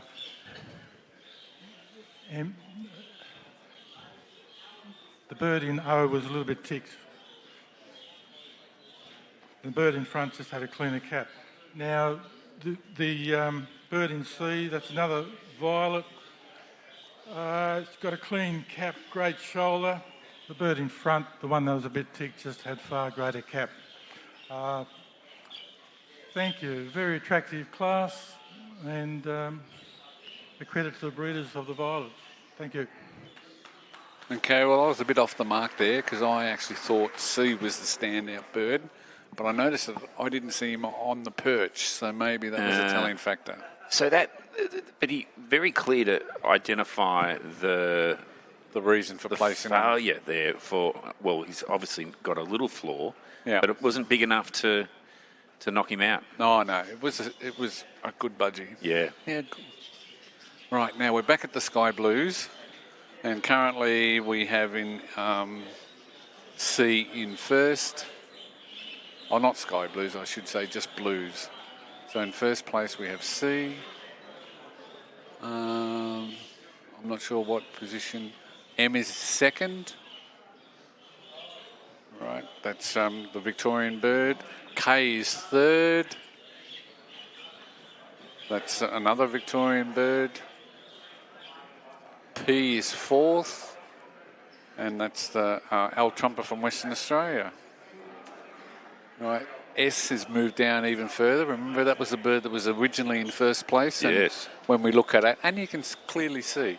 Interestingly enough, we talk about, as a judge, I talk about the amount of budgie behind the perch in relationship to the amount of budgie above the perch. And there, if you try and measure, there should be more budgie above the perch than behind. Right. And when you look at S, there seems to be a lot of budgie behind the perch as well. Okay. And that's why it's in fifth spot and not in first. Now, is that something you can learn, or is it something that the breeder can look at and go, adjust, That's or right. is it just genetics? And an adjustment can be made via the bird that you pair it to. Right. Certainly. So the judges are marking the birds now. So that's in fifth. In sixth place, I can't see there. It's okay. In eighth place we have U. In ninth place we have R. So that's Aaron Forbes from South Queensland. Roy Blair from Tasmania. In eighth, ninth, as I said, we had Aaron Forbes from South Queensland. Yep. Hello. I was doing it in text as opposed to pen. In 11th, we have F, which is DNS Brooks from North Queensland. D is the Charlesworth family from Tasmania. Yep. So that rounds out the top row. So we then go down to 13th position. That might be a bit harder to see with the judges and the show manager standing there. So that's the winning bird. Okay, so I think the show manager is going to start shortly. So, okay, so after the violets, things have turned around. Oh, they have indeed. Look at Victoria and New South Wales. So in first, equal first and second, we have Victoria and New South Wales with 62. In third place, we have North Queensland with 53. Then we go down to South Australia. South Australia, 48. Then South Queensland, 41. Western Australia on 36. The results of Class 3, normal blue. Cage C is first. Cage M is second. Cage K is third. Cage P is fourth. Cage S is fifth. Cage I is sixth. Cage G is seventh. Cage U is eighth. Cage R is ninth. Cage Q is 10th. Cage F is 11th. Cage D is 12th. Cage L is 13th. Cage T is 14th. Cage J is 15th. Cage B is 16th. Cage O is 17th. Cage N is 18th. Cage A is 19th. Cage H is 20th. And Cage E is 21st. I'll pass you over to Cedric, new comment.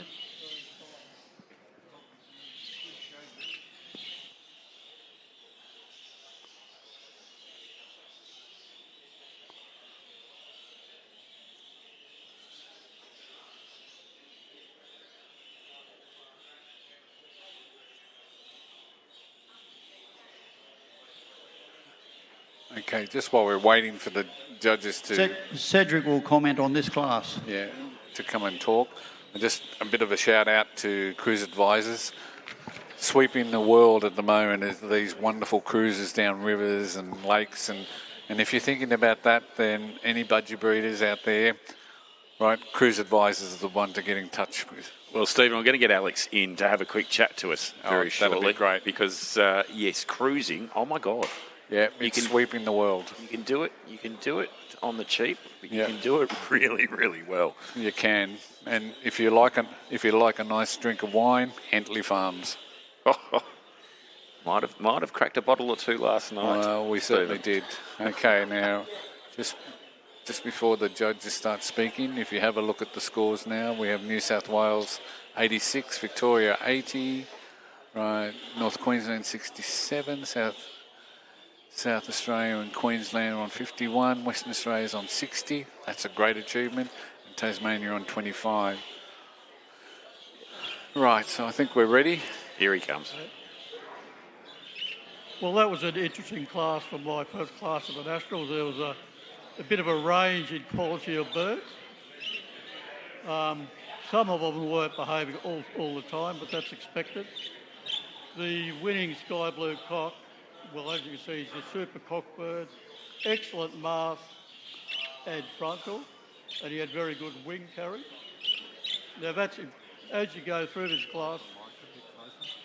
As we go through the class, there were a number of birds that lacked proper wing carriage because they had heavy flights in secondary, and that spoilt their outline.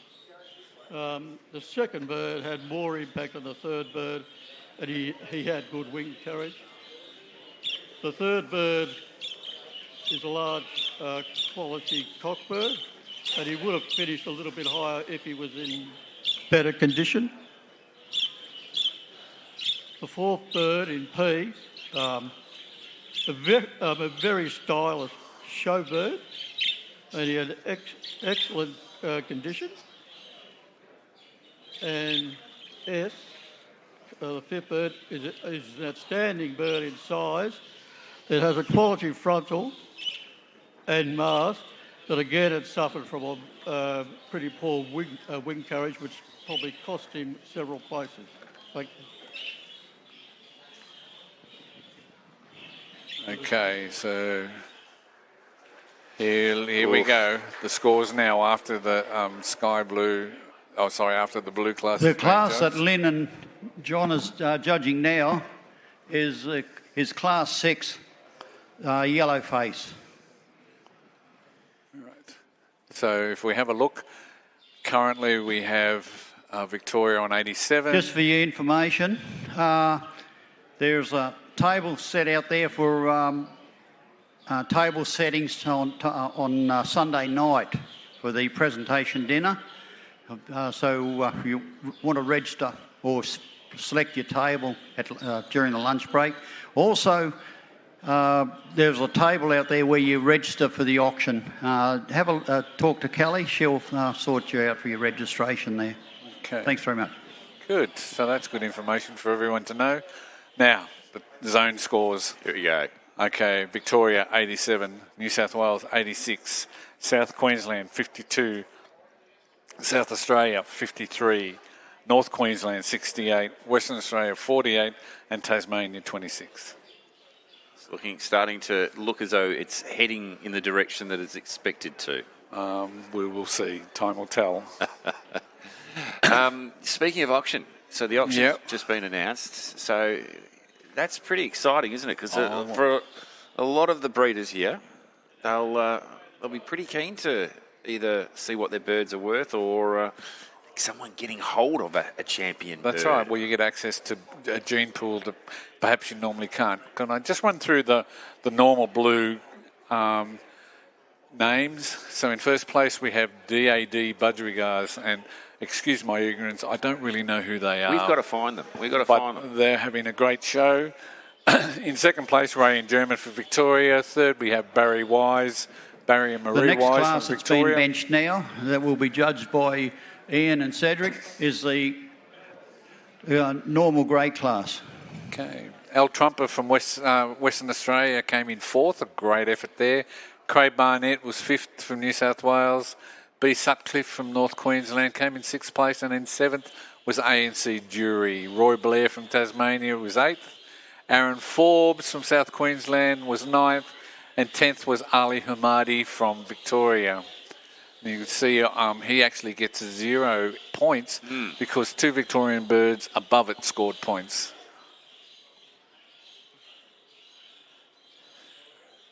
Okay, I've just received word that Davey Dunn is DAD Budgerigars, and believe it or not, he's backed up from winning the Blues last year. 2 years ago. So he's obviously a top breeder of blue. In 11th place, we have D&S Brooks from North Queensland. The Charlesworth family from Tasmania came in 12th, and M&S Evans from North Queensland was 13th. That's not an unlucky number at all. 14th place, we have P&D Doherty from South Queensland. Dennis Lohman from South Australia, 15th. W and G Robinson from South Queensland in 16th. Home family, 17th. M&D Gearing took out 18th and 19th position. Dennis Lohman from South Australia, 20. And in 21st place was Dale Ward. Okay, now, here we have Yellow Faces being currently judged by John Mully and Lynn Miller. And the birds that I saw that stood out to me in that class were K&M. K&M, all right. So we'll see how my eye goes. But at this stage, they're just starting to move the birds. And I believe the class that Cedric and Ian are judging are the greys. And we'll get to look at them a little bit later on. So we can, once again, we can see a strong bird in front in cage D. Same sort of issue maybe that we saw in the blues class, where we have slightly longer flights and the tail not following through, but very powerful above the perch. Right.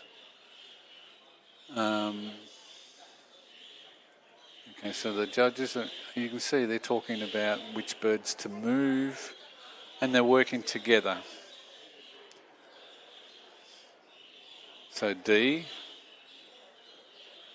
All right. Now,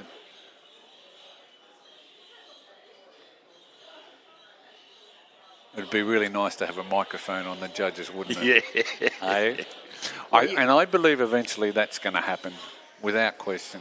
Look, it's... But then that might do me out of a job up here. Well, yeah, there's not much need. Yeah. But see how D moved down, and it'll be because of the wings and the tail below the perch. I don't think you can risk the integrity, though, of the judges. They've got to be able to speak freely and to be able to comment. I don't think you're going to see them mic'd up. Oh, well, I disagree. I believe that you can. Well, AFL, I don't believe in the umpires being mic'd up. They're sometimes they just get it wrong. Oh, well, that's always the case. So once again, CD moving further down. Now, I tell you what, it would make good commentary though. I think it would make good listening. Yeah. Okay, so we've got F.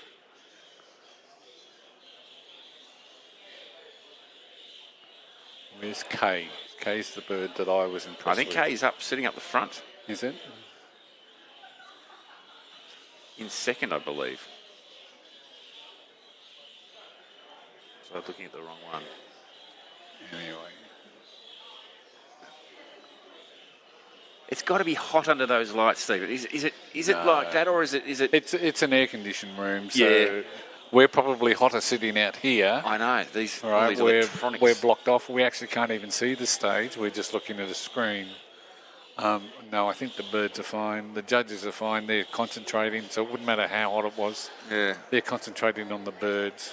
One thing I did notice yesterday, and that was in the bird room, obviously got past security. And by the way, very strong security these birds are under. But the temperature in the room was just perfect. Yeah. It's just everything is so well cared for. But the most concern is over the birds. You know, people who own the birds trust that those looking after them are going to do the best they possibly can to ensure the health and well-being of the birds.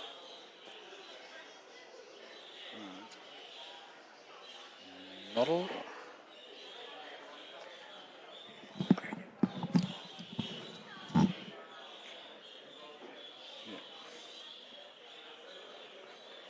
Okay, well, there we go. There's the bird that's currently in first place.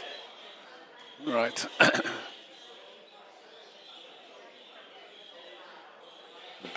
One of the birds that impressed me was the bird that's currently second. In third place we have B.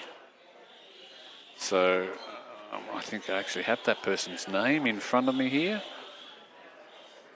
Bowl family from South Queensland. G, a bird that's paying a bit of attention to the cage front, is Shepherd and Flanagan from Victoria. Pretty good to see that combination, that partnership. Even though Bruce has passed away in the last 12 months, still being represented here at national level. We have Q. Q is owned by Gordon and Phil Dixon from Victoria. So two Victorians going one after the other. F, the Bowl family. So this is they have two birds on the top row currently at the moment. M is M&D Gearian from Western Australia. It's a nice strong budgie. I've got that as one of my one of the birds that stood out for me in that class. I've yet to see him on the perch. I didn't see him on the perch earlier in the day, but it looks a very strong, solid budgie.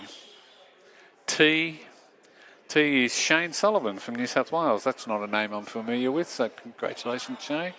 Looks like you've got a real nice yellow face there. Right, D is ANC Jury from New South Wales. J, Wayne Stephan from South Queensland.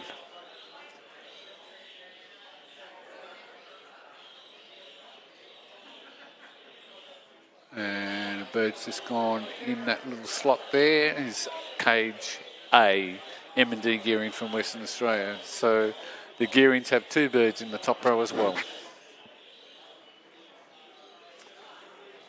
They're moving the birds around a little bit more.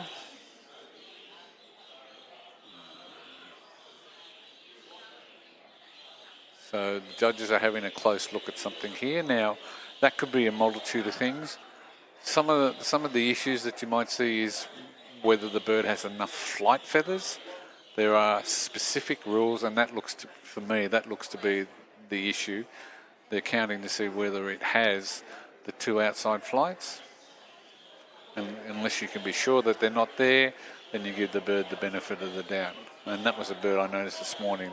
I thought myself it might have been missing a couple of flight feathers. So moving along.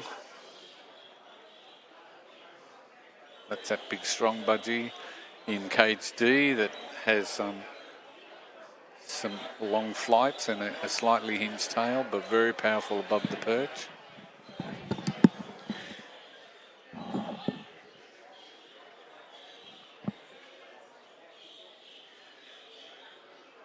Okay, well, interesting that they're looking at a bird on the second row, middle of the second row.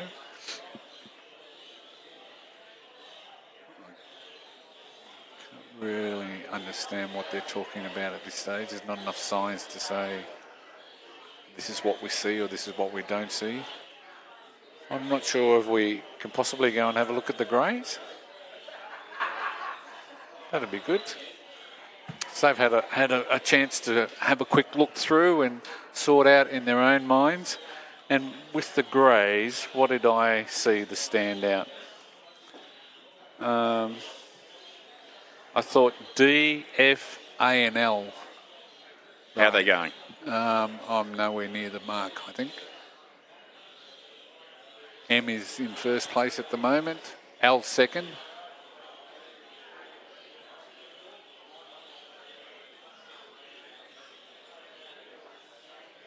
D. So I'm second and third. That's not too bad. Well, let's see how we keep going. H and F. N, no. D.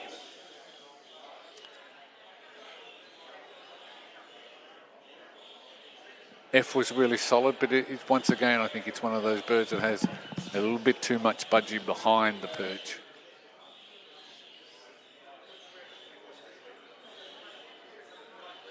Right, so see how they're looking there. And also see the raised wings, they're not sitting flat onto the body.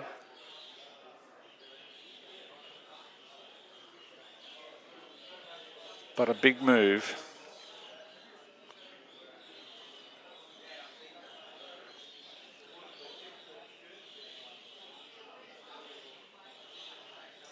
Okay. You can see D has a magnificent face, good back skull. Nice follow through. They're looking at the next bird, E. E is owned by T. Anderson from Victoria.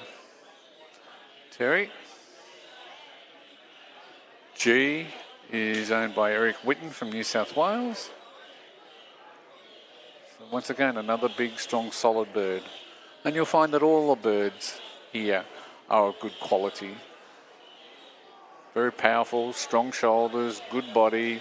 Perhaps doesn't have the feather length on the cap that maybe the birds in front of it has. No. Q. Q in the greys is owned by Robin Kirby from Victoria. Nice, big, strong, solid budgie.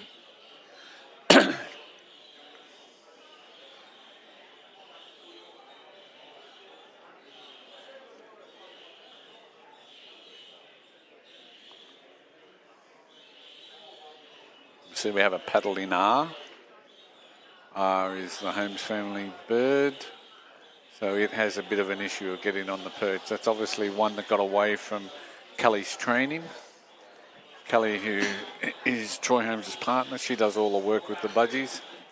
He's sitting up there now, so you would expect it to be assessed and move accordingly.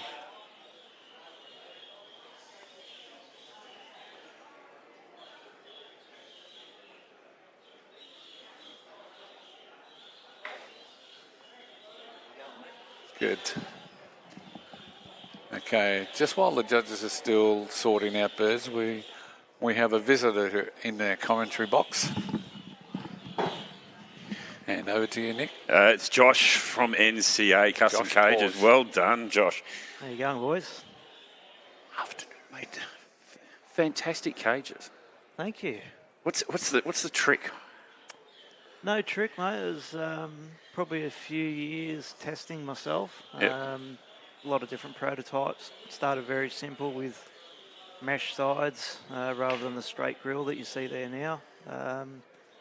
And yeah, just had a few people that had seen them, just photos and that, and they said, "Why aren't you producing these?" And never thought about doing that. And then, I've got the tools there to do it at work. So we started throwing a couple of things together and improving them as much as we can. Big emphasis on cleaning. Yes. Being easy. It's in this hobby, everyone that's involved in it knows how much cleaning goes into it. They're messy little buggers. So, we put a lot into that. And then, I think the cage fronts with their tails and that sort of thing rather than mesh is a big thing. Keeps the birds in pretty good condition when they're trying to jump on the sides. And, And this is a bit of a fact-finding mission for you at the championships here this weekend, isn't it? You're getting all. You can't get more than 300 or 400 budgie enthusiasts, some of the best in the place. Mate, you don't get an opportunity like this to get some of the best breeders in the country all in one spot, and for them to be able to look at not only the cage that's on raffle, but also the little breeder cabinet that we've got set up out there. I think to get the feedback from people is huge. Yeah. Well, as a breeder and exhibitor for a long time, the thing that impresses me more than anything is the amount of thought that's gone into the design. Yes. And the professionalism in the manufacturing of it. It's flawless. In the breeder cages, the divider, not even a speck of seed can get in between. It is just immaculate. And for anyone who's looking to invest in new cages, you've got to look at that. But I think it's got to be important though for the beginner as well, because I think that they're, for this hobby to grow, we've got to encourage the young ones. We've got to encourage the families to get out there and do it. And I think what I see in your cages there is that it's not going to be hard work. It's going to be something that is sitting there. It's beautiful piece of craftsmanship, but it's going to be easy to work with. It's to try and cut back the time. Like, as I said before, cleaning is a big part of it. If you can reduce that time and enjoy the other aspects of it, it's a lot more enjoyable for everyone. So for me, I'm time poor. Obviously, run the business, come home, family, kid. That's it. I don't have a hell of a lot of time to spend with the birds during the week. Get a bit more on the weekends, but once I said, cut that cleaning down, more time with the birds, more enjoyable. I think for new people coming into the hobby, they probably don't realise how much is involved in doing that side of it. So if we can build things that cut all those times down, leaves them more time for the enjoyment side of it, then we're going forward. Beautiful work. I don't think I've seen better cages manufactured in Australia. So, there's an endorsement. Please, anyone out there, if you're thinking of where having can new we cages find or them? new flight aviaries, get in touch with these guys. They're magnificent. Where can we find them, Josh? So, Nick, we've got a Facebook page set up, NCA Custom Pages. So anyone can jump on there. Most cages that I build, I'll try and get a couple of photos on there for people to see, if not a video even. And also had a lot of stuff put on there from people who have bought the cages as well. So they've posted videos and shown what they like. So every cage can be custom made for your requirements? We can custom make just about anything to a point. There's a few limitations, obviously, with the manufacturing side of things, but generally we can facilitate what people want. Fantastic. Pretty closely anyway. And can we go to all over Australia? Yeah, so at the moment I've kept it in Australia only. Yep. So yeah, we can freight interstate anywhere. The best way to do it is for us to freight to a depot. Sure. And then people pick it up from a local depot. We can go door to door. Does sort of hike up the price a little bit with the freight. So Stephen, when you kicked off Budgies, what cages were you using? Was it things I made myself? You go right back, they were fruit boxes with the cage front on them. Yeah. And we progress all the way through to the system we have today. But if I was starting out, they are the cages that I would use. Yeah. Those cages are magnificent. It's and user friendly. That's the other thing. You know, they're easy to clean. You know. But not only that, they're gorgeous. But they're your precious animal, your precious pet. It's your precious. You want them to be in the best. They've got to be comfortable. Yeah, they've got to be happy. I think because a lot of people, there's a lot of disposable income in this space, looking after the very things that make you happy. I think you've got to go there. No, well done. It's amazing out there. And what feedback are you getting from the people on site here? Getting really good feedback, actually, particularly on the cage that's up for raffle out the front there. I'm getting some really good feedback on that. And with the breeder cabinets, as I said, that's a bit of a concept design that I brought up just to get feedback from people and see what they do and don't like about it. And that has been huge this morning. So I've achieved what I wanted to with bringing that up and getting some really good feedback on it. Fantastic, Josh. Well, thank you for supporting the titles. Thanks for having us. Pleasure to be here. It doesn't happen without our experts, our sponsors, and it's a beautiful piece of equipment. And once again, if they want to get in touch, if they want to find out, it's on your Facebook page. Yep. And we are at NCA Custom Cages. Thanks for joining us, Josh. Thanks for having us, guys. Good man. Thank you. Cheers. Cheers. Catch up with you, Josh. Okay, back to the birds, and we can see at this point in time we're over at the yellow faces, and the birds in front of us now is Q. I'll go to my sheet. In Q we have the bird from G&P Dixon, so Gordon and Phil Dixon from Victoria. We have O in first place at the minute. What looks to be in first place is Dennis Lohman. That's on the top row. Q, we've just mentioned. G, okay, that's the Shepherd and Flanagan bird from Victoria. It has a fascination with the cage front. That always worries me. Right, he's a big solid budgie. He's indeed. All right, we move along to the next one. You can see the cage number. Keep going. Come on, John, get your head out of the way. Judges, they just want to get in the limelight, don't they? Okay, here we go. F. O, was it O or Q? I think that is a Q. Is that? Okay. So Q was Q. Gordon and Phil Dixon's. F belongs to the Bowl family from Queensland. So they're noted for their blues and their yellow faces. It doesn't look too happy. It's a little bit unsteady at the minute. But you would leave that alone and come back and reassess. B, once again, Bowl family. So they've got two birds side by side at the moment. One's showing off and the other one's saying, I want to get out of here. He wants to get up the front. Yeah, going along to M. M is a bird sitting on the floor at the moment. Okay, and that's he's probably a little bit tired. He's flown over from Western Australia. That belongs to the Gearing family. K is Alan and Chris Jury from New South Wales. Once again, a beautiful bird above the perch. The silhouette shape just a little bit out at the back of the perch. You know, we must always keep in mind the overall silhouette shape of the bird. It should be sweeping, follow through all the way, not break the line. Okay, so what's happening here? There's been a change on the top. Oh no, we're top and tailing, I think, are we?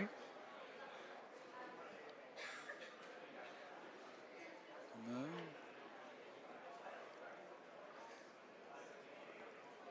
O and G were two birds moved just a minute ago in the yellowface class.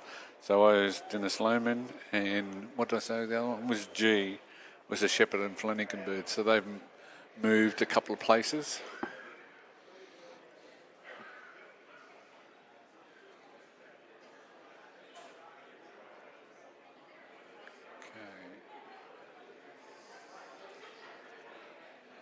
It's interesting, you have a totally different perception of the birds. I'm sitting here backwards looking at the screen and I can see the whole overall appearance of comparing one against the other, and that silhouette shape just stands out. The birds that follow through as opposed to the ones that, you know, you've got different angles and lines. All right. Can we flow back to the grey class and see how they're going over there? hopefully by now they're at the point where they have pretty much determined their top row.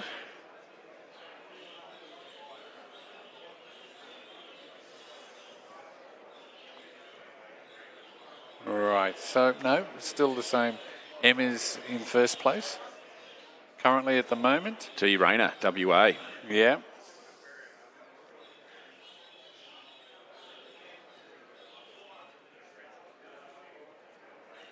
Right, that's a lovely budgie, isn't it? Beautiful. Hey. You can see why he's sitting in first place.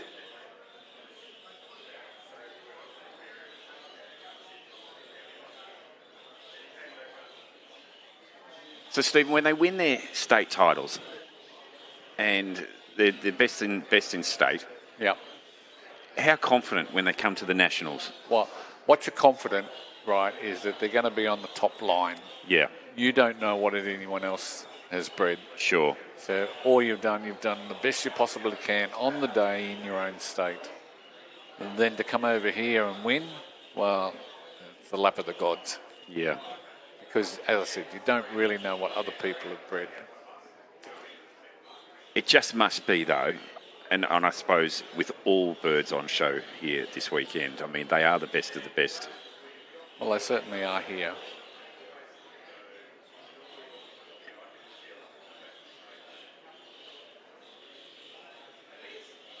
Okay. So for all the people that are listening to our live feed here, live stream, we do have on our ANBC website, we have photographs of the birds that have been winning. Excellent. So if you're having a tea break in between while you're waiting for more judging to be done, you go down, have a look at the website, and you'll see the photographs of the winning budgerigars.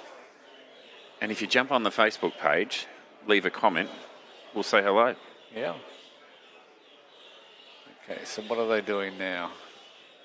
Okay, so in the grey class, we've gone through, we've basically sorted out our top row. We're now bringing that top row down and bringing the bottom row up to the top so we can view the birds at eye level.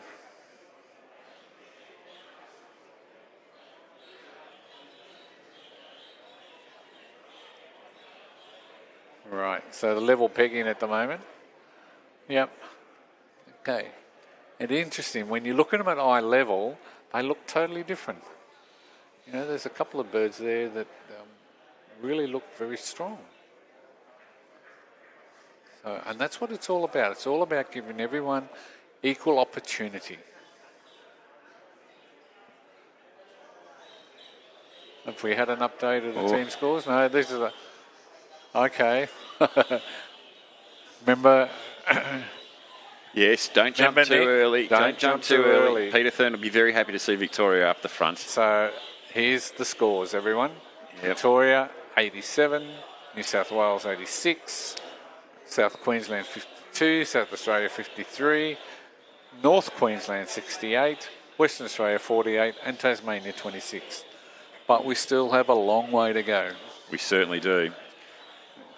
Just on that Facebook page on the Australian National Budgerigar Championship show, if you do leave a message there, we'll be able to see it. If you want us to focus on anything, if you want us, or if you've got a question for Stephen, jump onto the Facebook page and you can live interact there with him as well. I can't guarantee I'll be able to give you the answers that you're after. You just asked me, and but I've got Stephen. I've got Stephen here. Okay, so we have an overview of both of the classes being judged. So remember on the greys, this is the birds that were down the bottom and now being moved up to the top. And they need to be sorted relative to the order of merit. And it, again, the top and tailing, putting them up there, just to get a different view, give every bird an opportunity. What it is to make sure that you see each bird at eye level. Yeah, gotcha. Okay, when you're looking down on something, it looks totally different to being at eye level.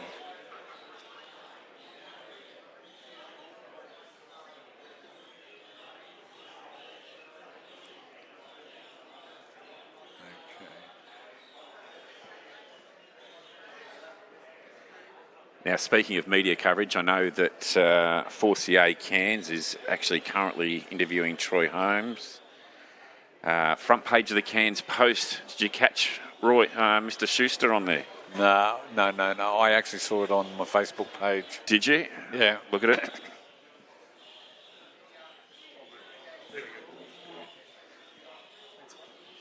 In fact, we've got a special guest here in the commentary box. Hi, Troy. Congratulations on your win this morning.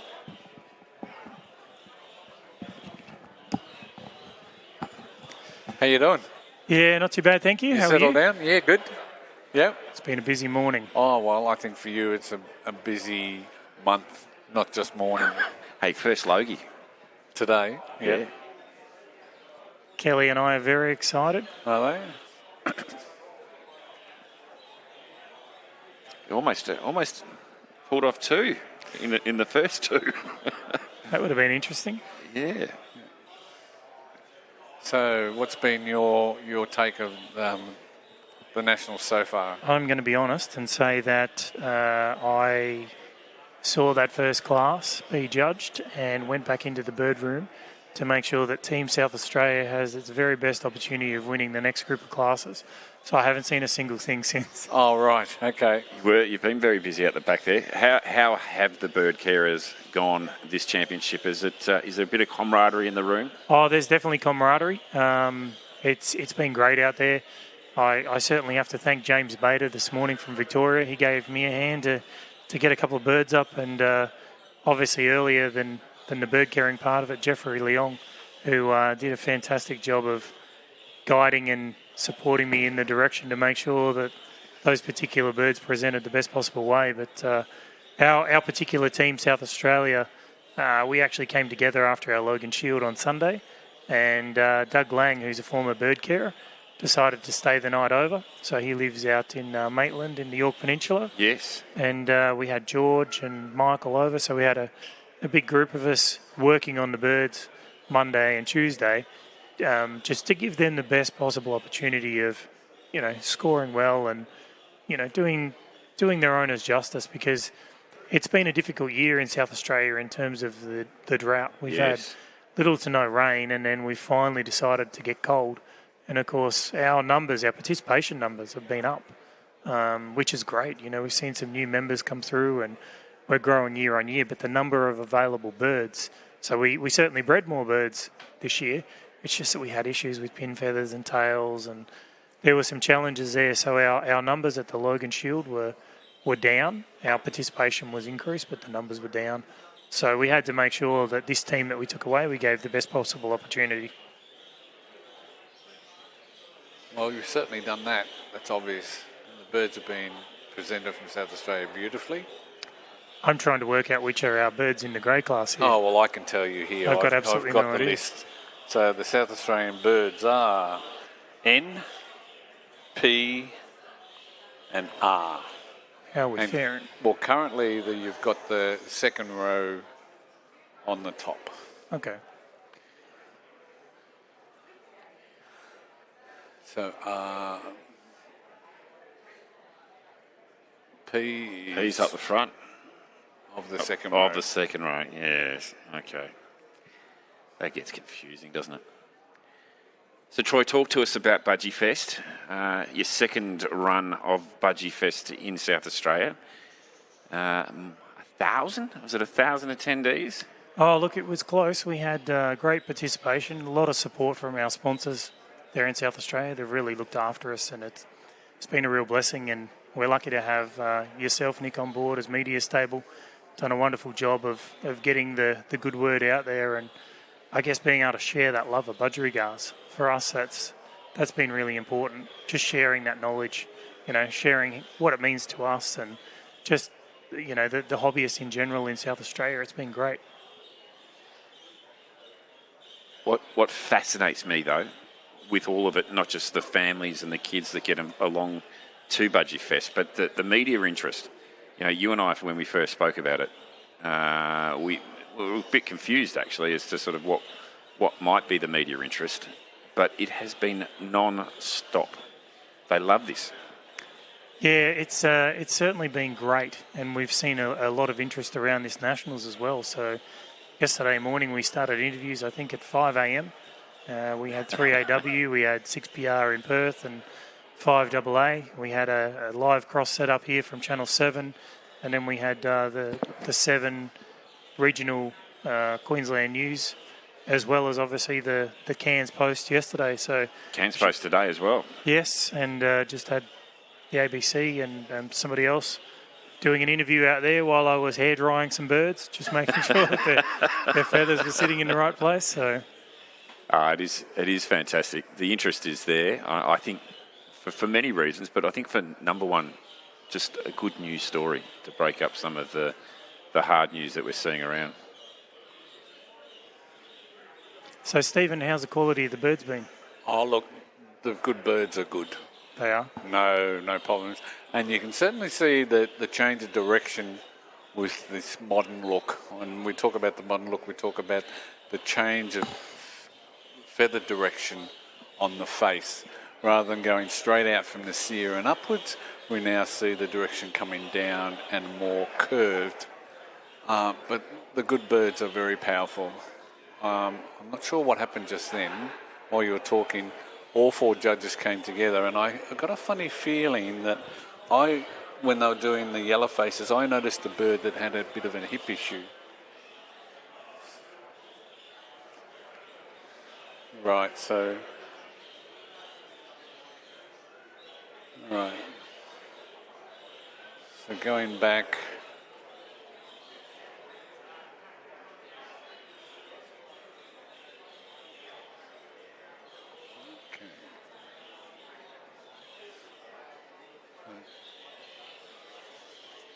Just looking on the right, we have Lynn and John. I think they're getting close to settling on their final order. They're working very well, very effective, they've been working very well efficient. Together. And then on the other side, we have Cedric and Ian. They're doing the greys, and I think they're now bringing the bottom row back to the top. So in first place we have M, in second place we have P.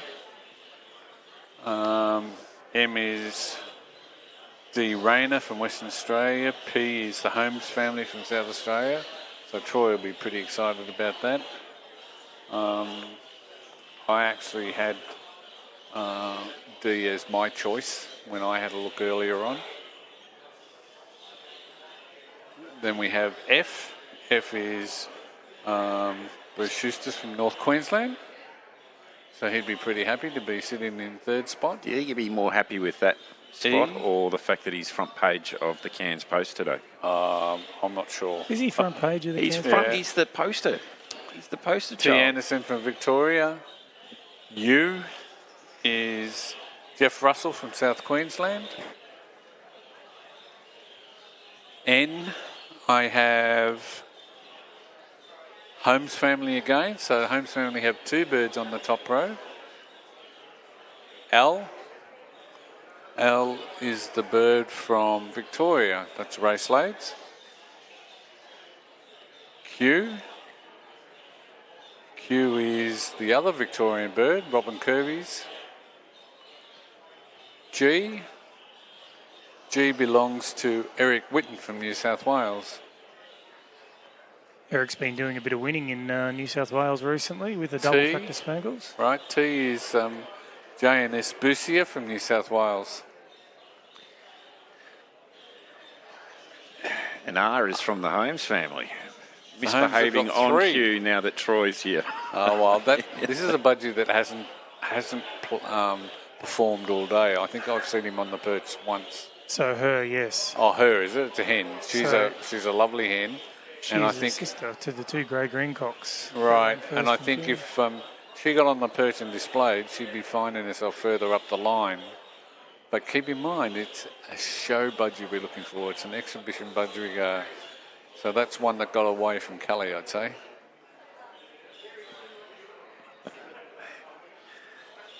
It's interesting, last week the judges commented that bird never moved on the perch. Yeah, it's funny how. So I wonder if they're moving it big time. Yes, looks like it. So, is there a skill or something that you can teach the birds to stay still? So there is. With budgerigars, there's a few tactics we certainly took on board this year. So one of them was to put some ping pong balls in the bottom of the show cage. And they obviously don't like walking around on the surface that doesn't really get them where they need to go. So we that works in part, and then obviously beginning to move the ping pong balls. The second one is obviously giving them a gentle spray. So budgies like to dry standing on a perch. Right. But one of the really useful strategies that I found, I was fortunate enough, James Bader came over. And James did a talk, really, really good talk on judging. But I like to pick little things up. And one of the things James said is, when you're teaching a bird and you get it to perch, once it perches, like literally gets on there, turn around and walk away. Leave it alone. Leave it alone and let it think, almost like training a dog, that it's done the right thing. It's done the right thing. So if you're still poking it with a stick or you're doing something like this, and we found that worked exceptionally well. Doesn't matter what animals. In horses, it's called pressure and release. No different. Just while the judges are going through their final look, we have people who sponsor the rosettes that you're going to see on the cages when you get to look at the birds. So I'll go through the classes we've already judged first. So in the normal greens, our sponsors are Sunshine Coast Budgerigar Association. The normal greens are SQABBA. The normal blues are Henry George, one of our Hall of Famers. The normal violets are Shayla and Michael Evans. Now, we're still judging the greys, so I'll tell you that Mick and Debbie Gearing are sponsoring the rosettes in this. And in the yellow face, we have a great supporter of the ANBC, Avon Vitality, with their wonderful bird products.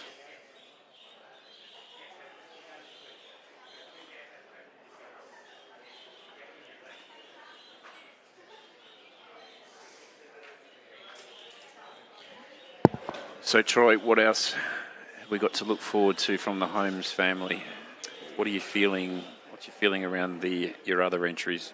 I'd love to tell you, Nick, but we can't divulge it yet. We're still under the cloak of secrecy. Oof.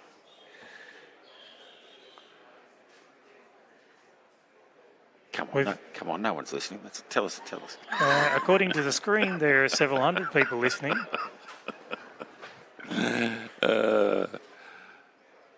Always looking for an exclusive.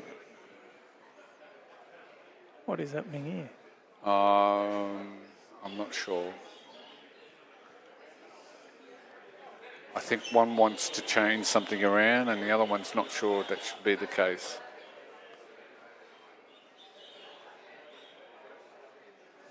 A little bit of movement. Okay, well, that's not going to make someone happy.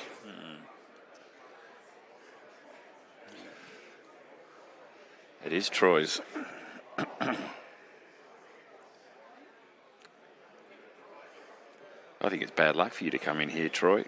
No, it's unusual the bird to go from second down to sixth.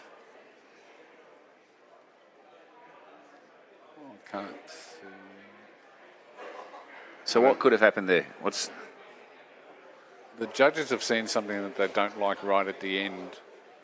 Now, if you stand back, the one thing that stands out to me compared to the first two is it looks to be a little bit smaller in the body length. He definitely is. Right. Yeah, he's a little bit smaller bird, but he also didn't travel well to Queensland. Okay. So I can't a little patch on the head. Oh, see, they're still moving them around, so that tells me they're not.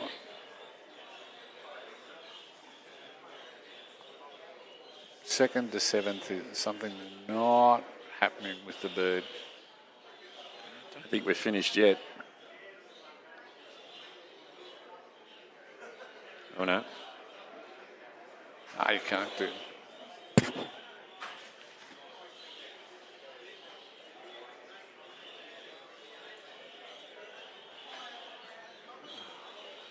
Okay. It'll be interesting to hear the judges' comments. Yeah. So P was the second grey that came away from South Australia. R is the one who actually won on the weekend, who's decided to sit on the floor. Well. And my guess is she was a little bit hungry. So we brought the birds out early this morning, and maybe she just, she wants to go back and have a good feed, and she'll sit back up there and enjoy herself. So they're marking the cages. So as it sits now, right, with the greys, in first place we have cage M, that is owned by D. Rayner from Western Australia. So that's one very happy person. I can't see, right, M. D is Bingo Razin from New South Wales. That's not a name I'm familiar with. Cage F is Bruce Schuster from North Queensland. Yeah, I know Bruce. E is T. Anderson from Victoria. Cage R is the Holmes family from South Australia. That's that beautiful hen. Cage U is Jeff Russell from South Queensland. Cage L is Ray Slade from Victoria. Once we get past L, can't quite see there yet. It looks like N. We're going too fast for the cameraman. I know, Kelly. L, we've done. There we go. N. N is Holmes family from South Australia. Yeah. P. That was the bird that was in second place for most of the day. Yeah, P. He's now, that's Holmes family as well. He's in ninth place. G. No, Q it is. Q is Robin Kirby. In 10th and 11th is G is Eric Whitten from New South Wales. Cage T is Jane S. Busia from New South Wales. John and Sylvia will be happy to be up there on the top bench. Cage S is NHG Budgerigars from South Queensland. Cage O is Michael Pace from North Queensland, Budgerigar Zone. Cage K is Mick and Debbie Gearing from WA. The results of Class 5, normal grey. Cage M is first. Cage D is second. Cage F is third. Cage E is fourth. Cage R is fifth. Cage U is sixth. Cage L is seventh. Cage N is eighth. Cage P is ninth. Cage Q is 10th. Cage G is 11th. Cage T is 12th. Cage S is 13th. Cage O is 14th. Cage K is 15th. Cage C is 16th. Cage H is 17th. Cage B is 18th. Cage I is 19th. Cage J is 20th. And Cage A, 21st. Ian's going to talk.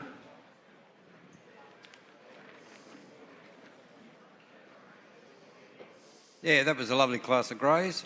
The first one is a very stylish bird, beautiful facial features, good show bird, nice tight in all the wing carriage and everything like that, but really an impact bird and a very good show bird.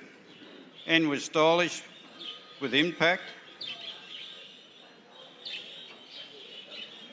A lovely shoulder, quite impressed.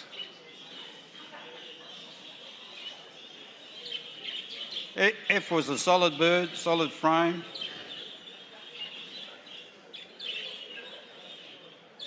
E was a very strong bird, but a bit loose in feather, a bit loose in its wing carriage, and that probably held it back there. But overall, it was quite a nice class of greys, so congratulations to the winners there. Thank you.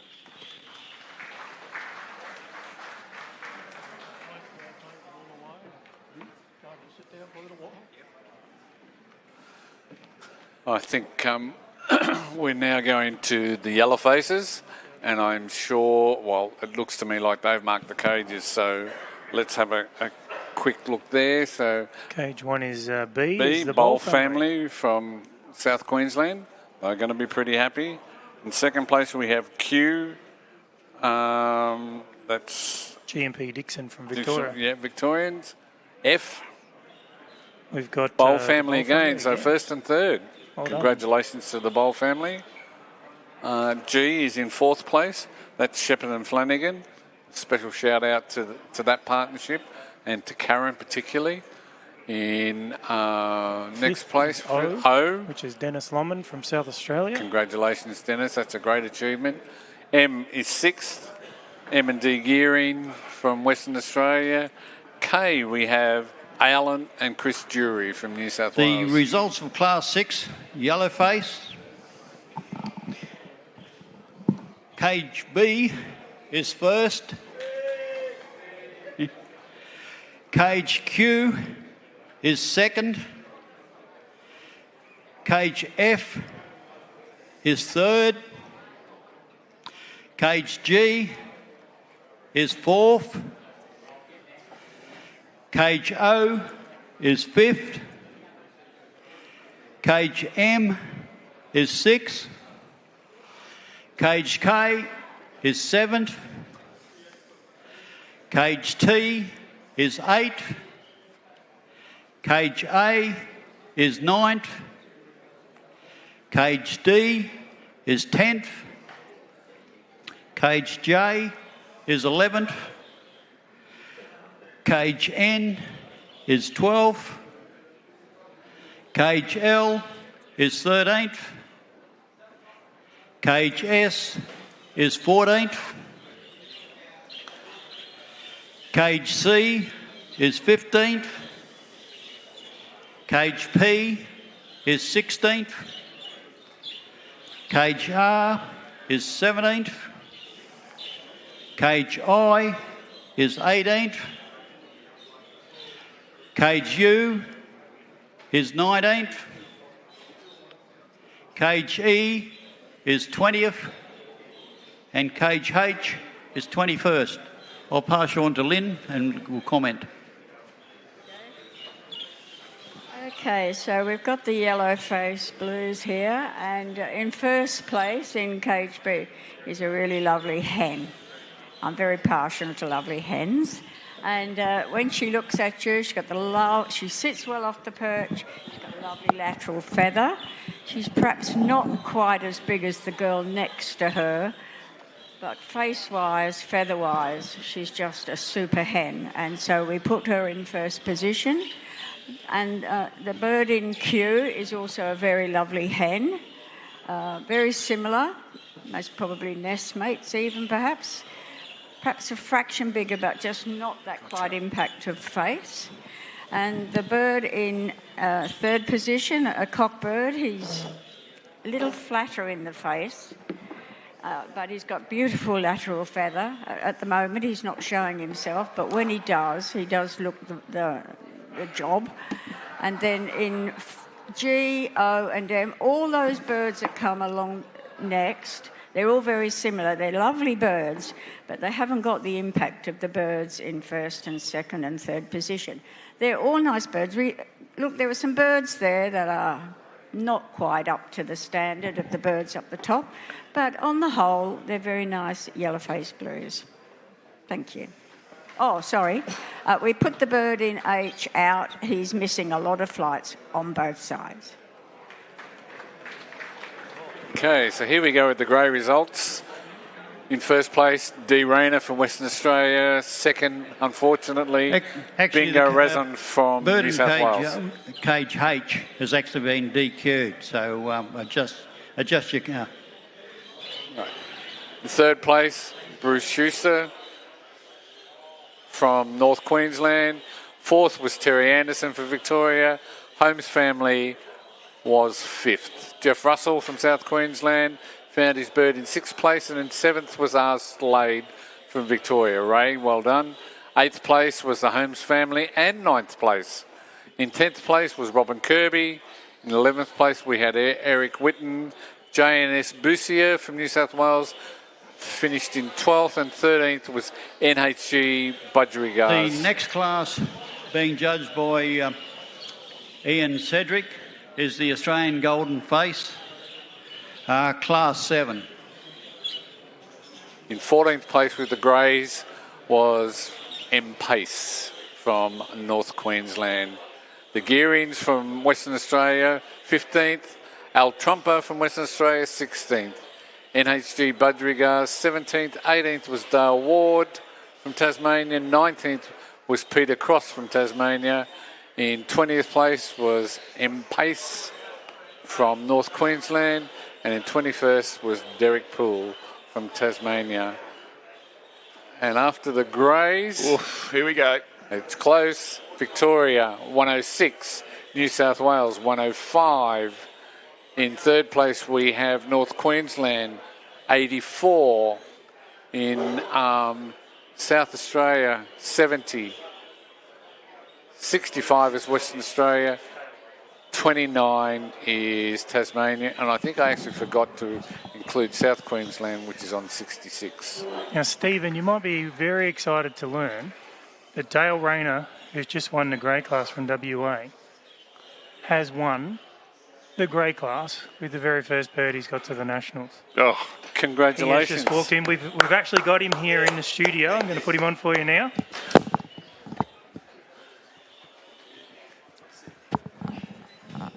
Here he comes. Mr. Rayner from Western Australia. Whereabouts in Western Australia do you reign? North Beach in Perth. Right. Beautiful part How's of the the heart? It's still ticking over. Is it? Congratulations. Settling down. So this is the very first bird you've got away. Yeah. And I'm pretty hard on my birds. I haven't sent any before.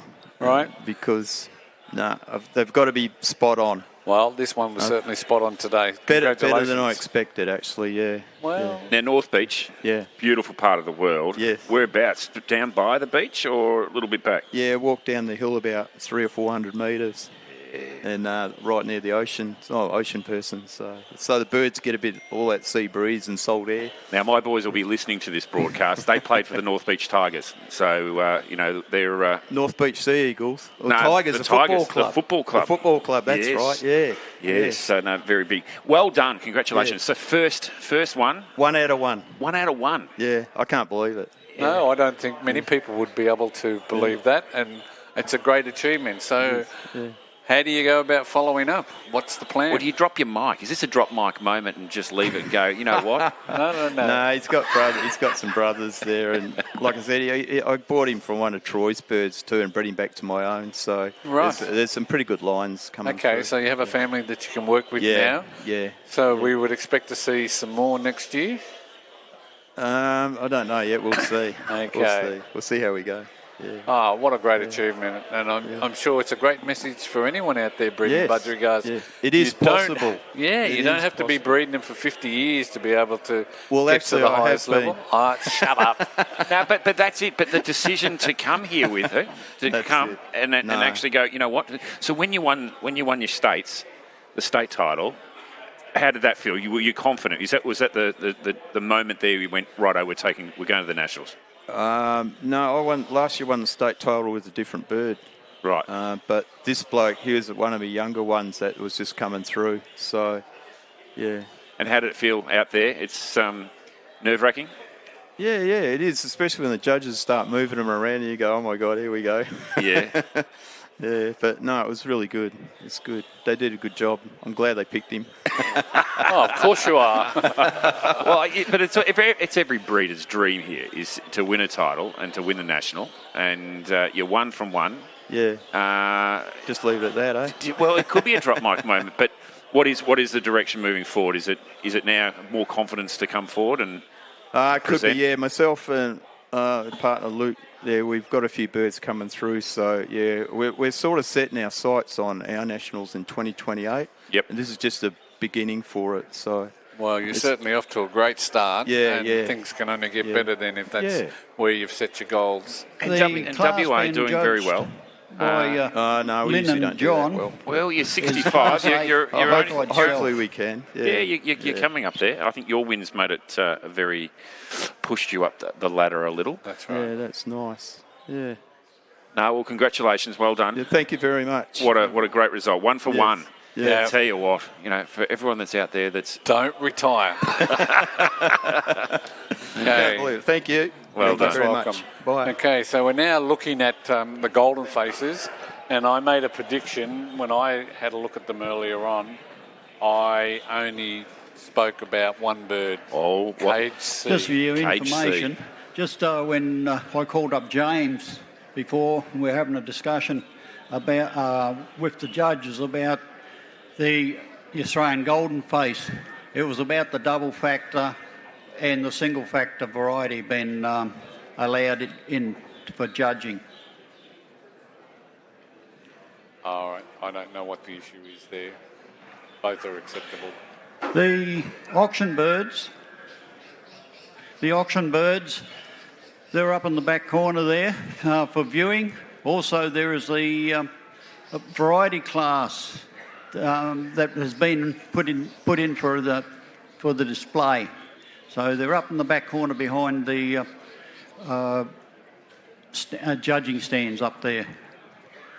Okay, so for the overseas listeners, this is the golden face class. The golden face was the only yellow face we used to have in Australia. Right. Until we had our first lot of imports. And when we brought in their first lot of imports, they had what they called a cream face.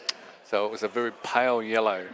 So in their wisdom, the ANBC decided to split them. So we had the English yellow face. Right.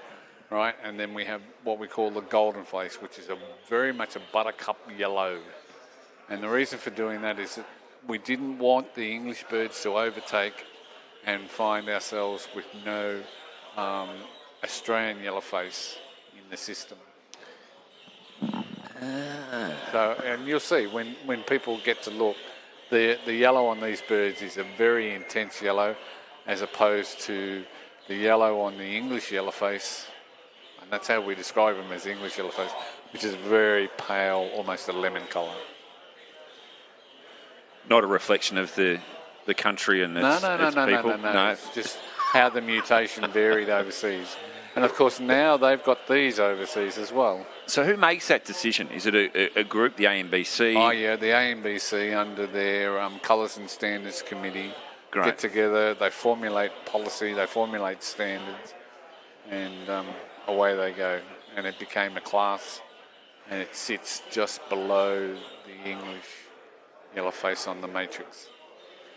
But as I said, when I had a look at this class, there was one standout, absolute standout. You've called it bird. C. Was C. Yeah, up the front already. And when I saw that, I didn't even look at the others, to be quite honest. But A looks to be a nice bird. It just doesn't have the feather length of the one in front of it.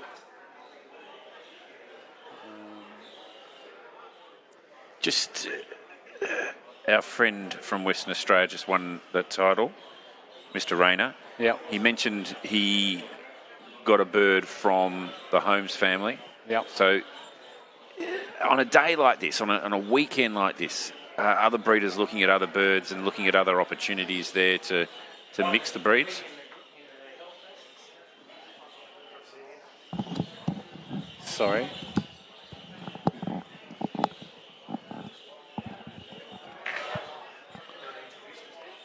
Yep. Just hang on a sec. Okay, I'm not sure what these guys are doing, but while they're still trying to determine, I'd like to say good morning to the person who went 1 and 3 in the yellowface class, Mitchell Bowl. Thanks, mate.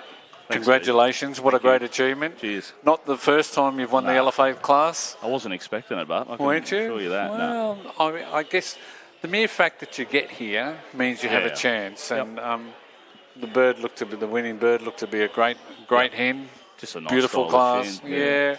Yeah. You don't always expect hens to outdo the cockbirds, but it looked to me like she didn't have any faults. Yeah.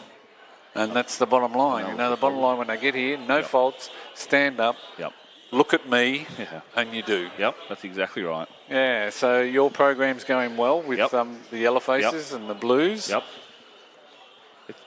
It's a tough old process, yellow-faced breeding. It's up and down. Oh, every well, year. that's right. So, but that very much is the case with all the birds. Yep. So what are the challenges? Seasons. What are the challenges? Oh, I mean, we pair normal to yellow-face. We never go yellow-face. We've got no double-factor yellow-faces. So, I mean, we get more percentage of normals than we get yellow-faces. So, trying to get yellow-faces, you get more normals out, really. So... No, I understand that. So you've never thought to go yellow-face to breed the double factor? I've done it, but we didn't have the results. Like, I mean, I don't want to breed 100 of them. I don't want to breed 100 average ones. I'd rather breed a percentage of good ones. And then you still get your normals out and all that sort of stuff in your Opaline. Well, that's right. It gives you a double chance, doesn't it? Yeah, you get a bit Whereas of everything. Double factor? Yep, that's it. That's all you get. Yeah, exactly.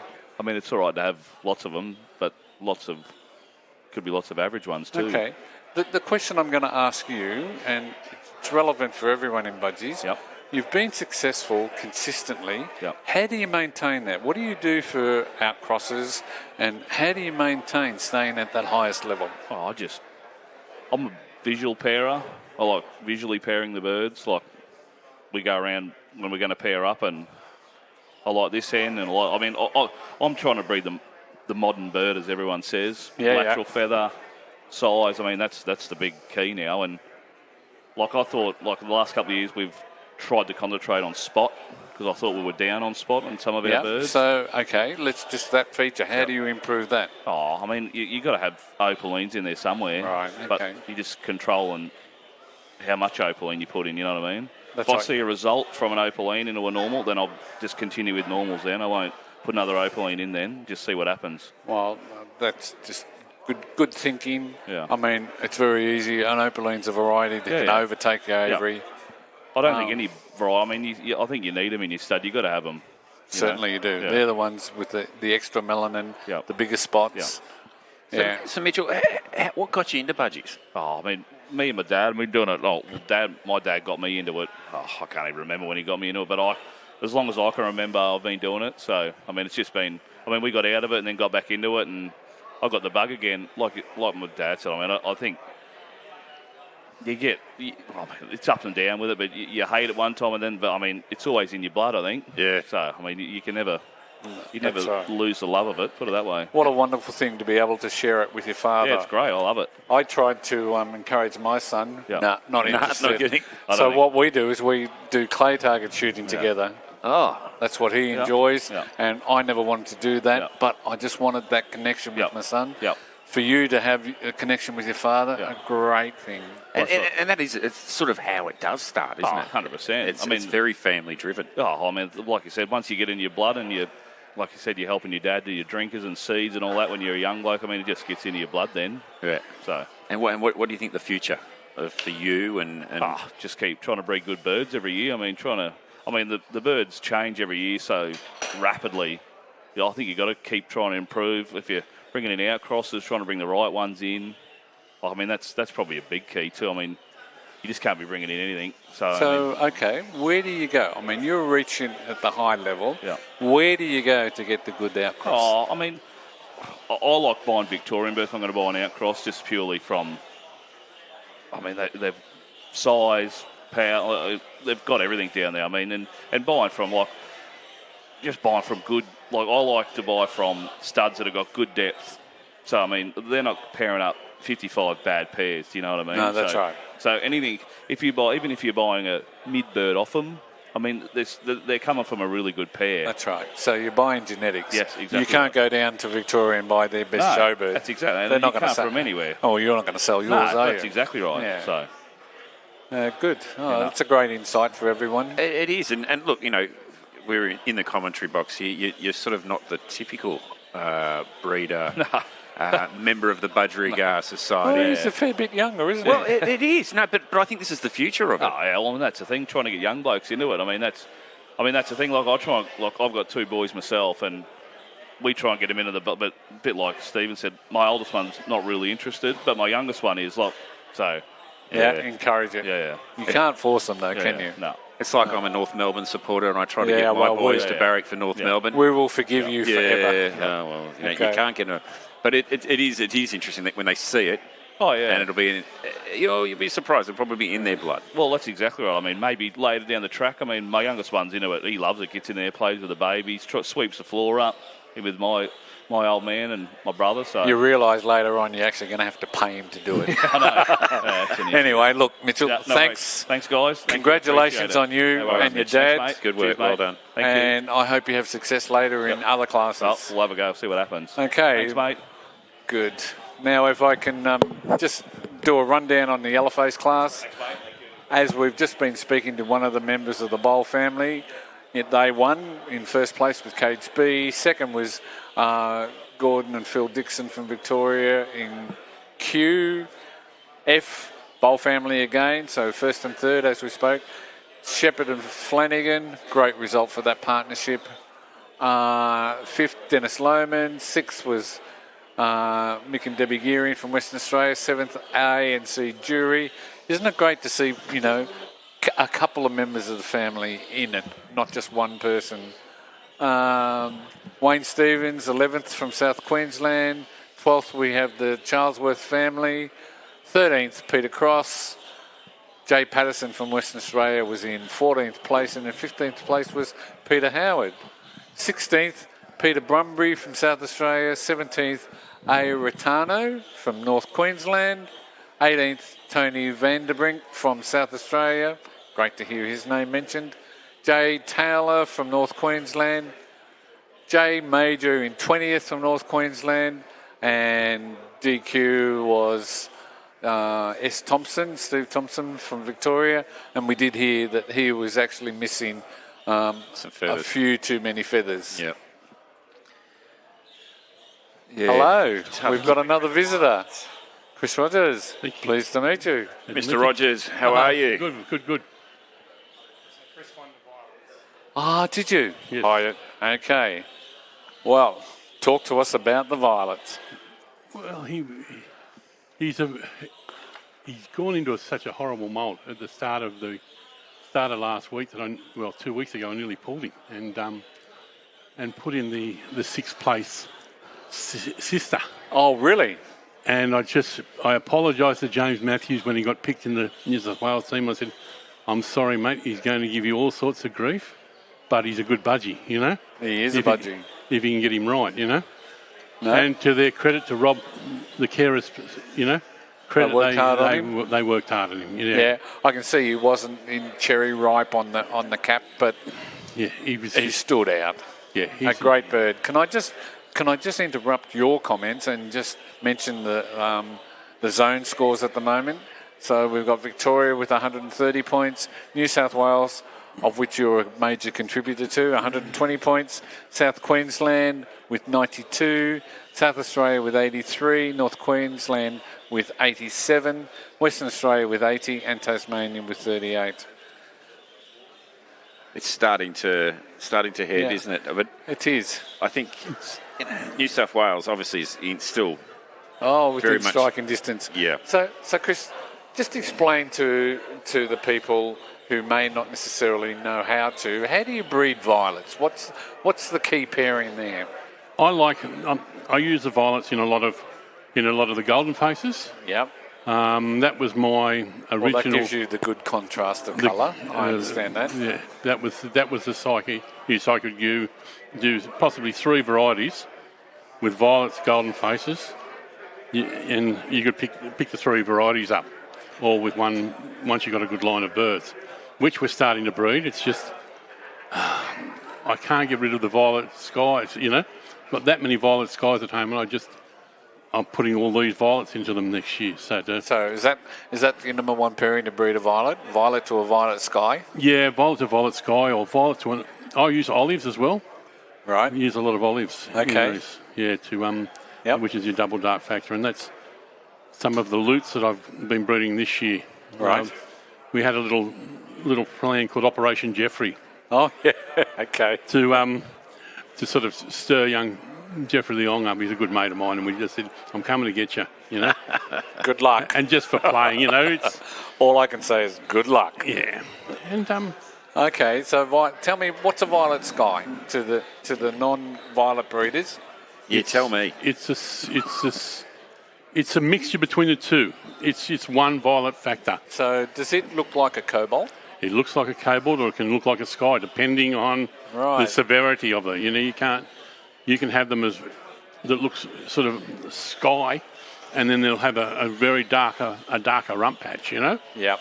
Or you can have them the other way. It's just. I know. Sometimes it's very hard to know. Isn't it? Unless you know what they are. The more you breed them, though, the more you understand. Yeah. Okay. And what number title is this for you? It's number 2. Number 2. Well, number 2. Congratulations. Thank you. I hope you have more wins ahead of you. Thank you. I've got a couple of dilutes in this next class. Okay. Well, I saw some pretty handy dilutes out there. Yeah. Maybe some of them were yours. I don't know who they were. 2 hens I've got. Okay. That are off the national bloke from last year. Right. Oh, well.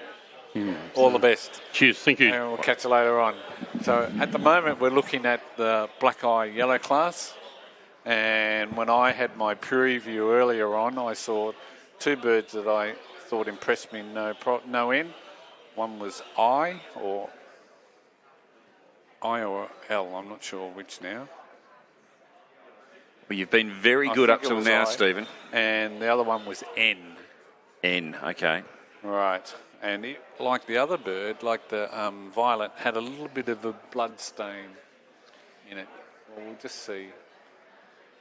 Oh, T looks pretty handy to me, so maybe I just got it all wrong. Okay, so... What are we looking at here right now? We're looking at black-eyed self. So T is Jeff Russell from South Queensland.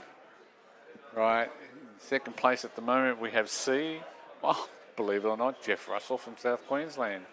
So he's got first and second place. So Quinella at the moment. In third place we have M. M is Russell and Chris Ogden from North Queensland. Right. K, where are we? The Holmes family from South Australia. A is Ogden's again from North Queensland. G is Jay Ganane from North Queensland. So those Queensland breeders, they're getting it right, aren't they? They're doing it well. Right. And next we have F. F is Derek Poole from Tasmania, a well-known black-eyed self-breeder. B is Eric Whitten from New South Wales. F, once again, Derek Poole from Tasmania. E, that's Derek Poole. H, Derek Poole. So Derek Poole's got 3. I is definitely Leon from Victoria.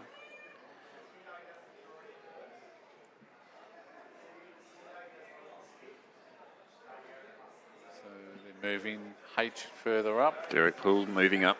Yeah. I moving.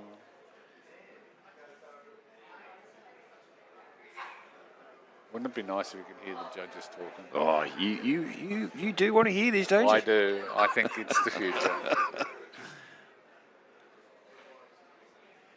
Let's see if we can slip over to the other side. I think we've already got results over there. I think the learnings. I think what you're going with. The golden face. Now remember my prediction. Yep, you had with C. The golden face was one bird in the class C, and he hasn't moved. So in the golden face C is Jeff Orlandi from Victoria. So congratulations, Jeff. In second place is G, which is Robin Kirby from Victoria. So we've got Victoria, Quinella, yeah. So a great Quinella for Victoria. In third place we have I. I is the Holmes family from South Australia. Fourth place, N, which is Jeff Orlandi from Victoria. So he's got second and fourth. Daniel Charles. Fifth place, Daniel Child from New South Wales.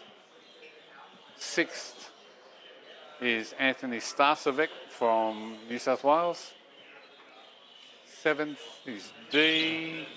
Ray Saunders, South Queensland. The results of Class 7, Australian Golden Face.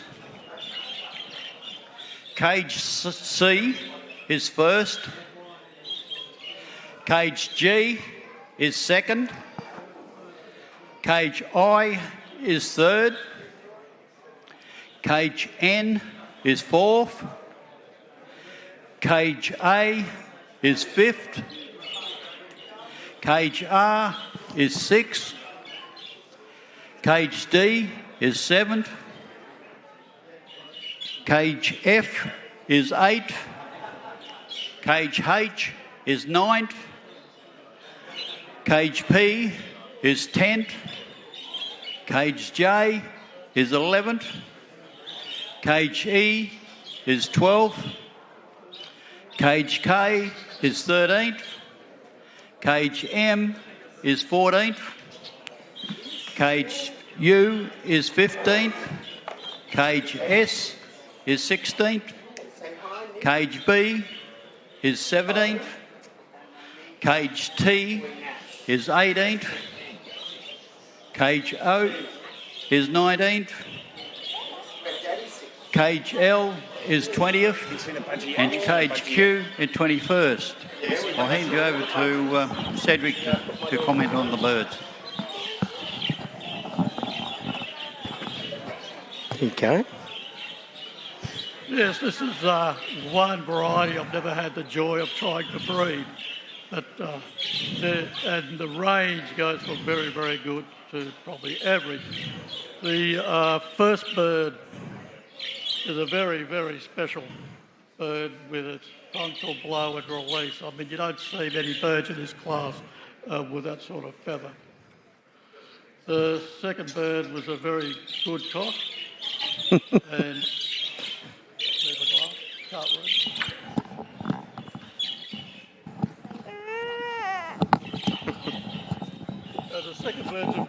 The second bird's a very good cock and very unlucky to meet the bird in cage C. Third and fourth birds were very similar in style and quality, but nice birds. And the fifth bird was a solid bird, but a little down on variety. Thank you.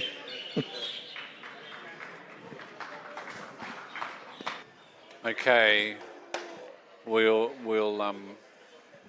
just reacquaint ourselves with our guest here today. Jamie Jury's back and he's brought the family. Oh, yeah, they're all here. Say hi. Say hi, Nick. Say hi, Steve. Okay, you sit with Mummy. The whole family's here. Little Nash and Bo, they're 2 and almost 4.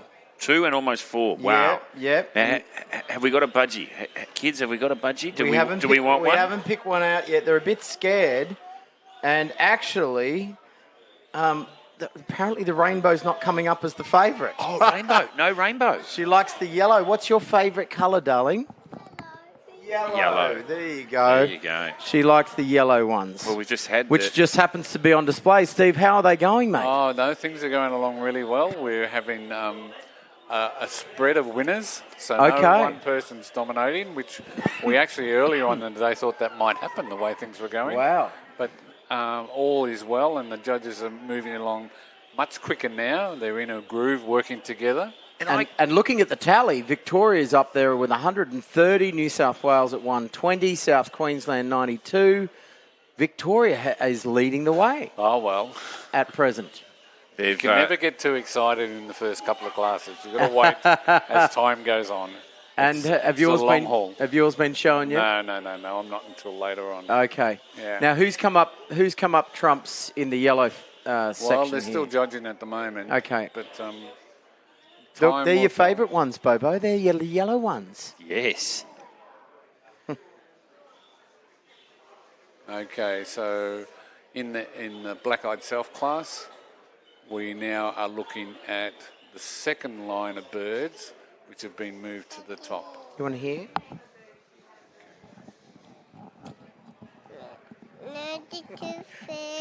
There we go. Want to listen for 1 second? The class that is being benched now is Class 9, Dilutes. Ian and Cedric will be doing these birds. So looking at the black eyes, we have the second row of birds now, so the second half. And there at this stage we have E, L, D, N and O. So that's Derek Poole. E is Derek Poole. L is Jay Kamada from Western Australia. O belongs to Gary Gazard from New South Wales. It's a name that we're very familiar with. J is John Ennis from Victoria. Oh no, now we're moving birds again. So we can see R. R is from Michael Smith from South Australia. What's happened? Jay's been moved further back. All right, lads. Well, the kids want to explore the birds. I'm heading out again. Well, Jamie and family, thank you for coming in. This is what it's all about. Bring the family down. That's it. The kids love it. The kids just love it. Yes. Yeah, that's right. I'm betting $50 you don't get out of here without a budgerigar. That's right. I'm tipping. Which one? The yellow ones or the rainbow? I heard rainbow was a favourite. No. No. What colour do you like? Yellow what? I said yellow. She's fairly defiant about the yellow. I think she's very definite in her opinion. Yes. That's a female, yellow. Typical of the species. Oh, yeah. I don't know where she got that from. All right, so getting back to I'm thinking it's the Mrs. Amika here. All right. She can be quite defiant when she wants to be. Getting back to the zone scores, we've had an update there, and we have Victoria on 157, New South Wales on 141, South Queensland 107. We have South Australia 98. 2 points behind North Queensland, Western Australia 92, and Tasmania on 44. So the Golden Face results. Away we go. Jay Orlandi, Victoria. Victoria, yeah. Second, Victoria, Robin Kirby. Holmes family come in third. All right. Jeff Orlandi, fourth. Now, keep in mind, that bird that came fourth doesn't score any points for Victoria because they already had first and second. All right. Pushing them ahead, isn't Daniel Child, New South Wales, fifth. In sixth, Anthony Starcevich from New South Wales. Seventh, Ray Saunders. Eighth, Kay McPherson from Western Australia. The Mutley family from North Queensland came in ninth. And P. Boschke. Is it Boschke? Boschke. Boschke from South Queensland in 10th. And I apologise if I haven't pronounced your surname correctly. Mark Chandler from New South Wales is 11, and Ian Murfitt from Tasmania in 12th. Jay Kamada from Western Australia, 13th. The Holmes family went 14th and 15th. Jay Ganane from North Queensland went 16th and 17th. Ian Murfitt, 18th. Ross Crack from Tasmania is 19th. Kay McPherson from Western Australia is 20th. And in 21st place, we have R. Saunders from South Queensland. Okay.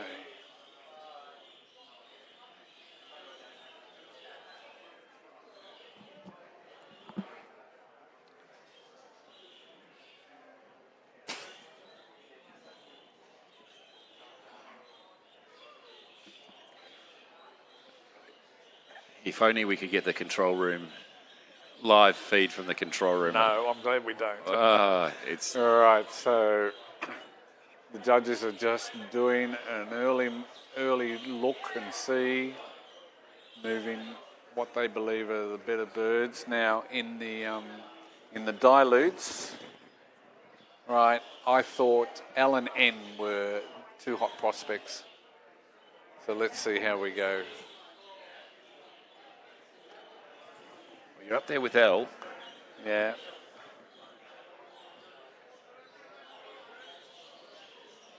Or N, I should say. Yeah. Let's see. It's early days yet. None of the birds have been put up on the perch. They're just going from what they see as they see in the cage at this point in time.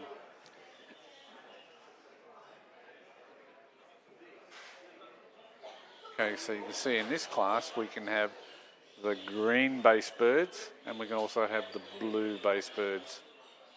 So that'll be greys and blues.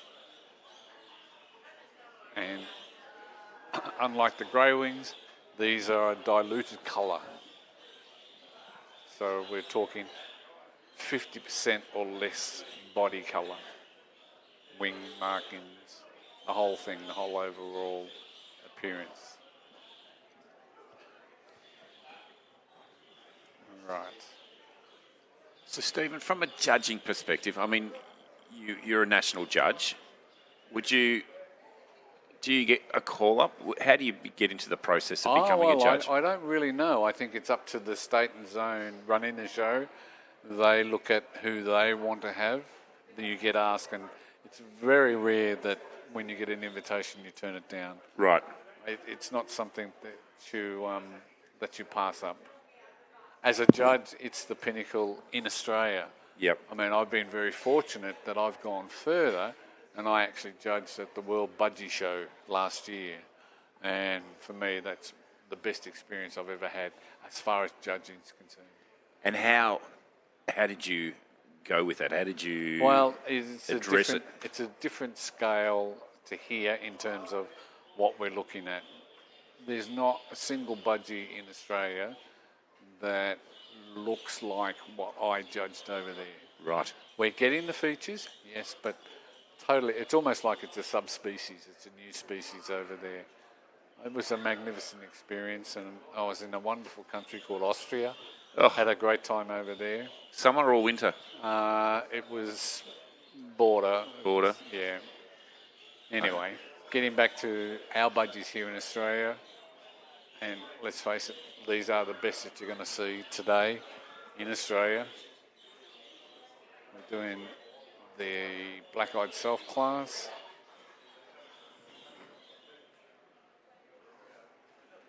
Let's have a... Can we just move to the left a little bit so I can see the bird in first place?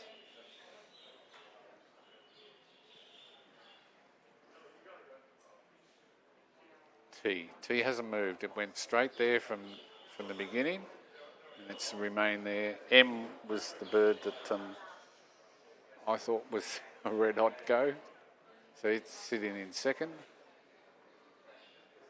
In third place, we have C, which is Jeff Russell's from Queensland. In third place, fourth place rather, is K. The Holmes family. Yep. In fifth place is G, which is Jay Ganane from North Queensland. A is R&C Ogden, so that's a homegrown bird. That one, F.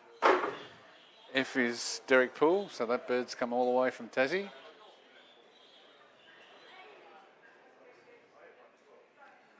B is Eric Wittens.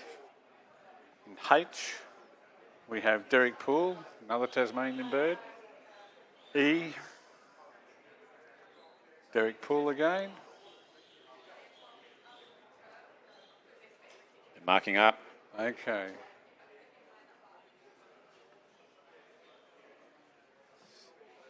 So that class is well and truly finished. And congratulations to the winning owner. Congratulations to the winning state. And it's T. Put your glasses on. T. Jeff Russell from South Queensland. So congratulations. In second place we have M. R and C Ogden from North Queensland. El Presidente. Yeah. K is in fourth place. Holmes family. I've got a funny story about this bird. Oof. We've gone through these. Go on.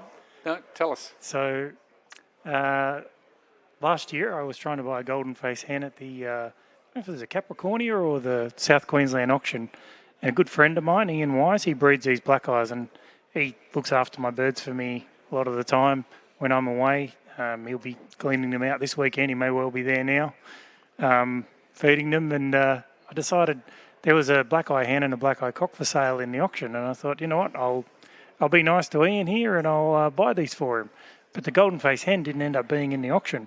So all I brought back was this pair of birds and paired them up and finished 4th at the Nationals. So the secret sauce there is buy 2 birds from Russell Ogden, who finished 2nd in that class, and you might end up 4th. What's that? Sailing in on someone's coattails. Indeed. He's a lovely coloured bird. That's the first black eyes we've bred. So. Okay, so T was Jeff Russell from South Queensland. Yeah.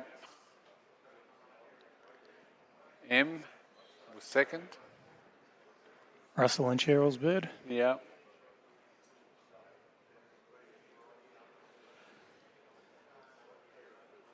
So Ian's probably there right now collecting the parents since I've declared they were for him. Yeah, oh, right.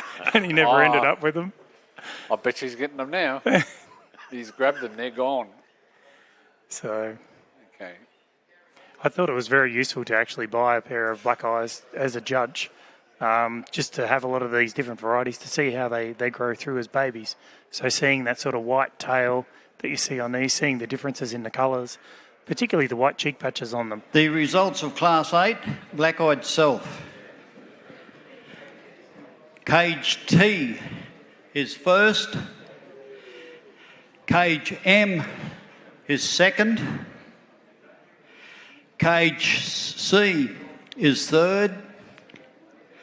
Cage K is fourth.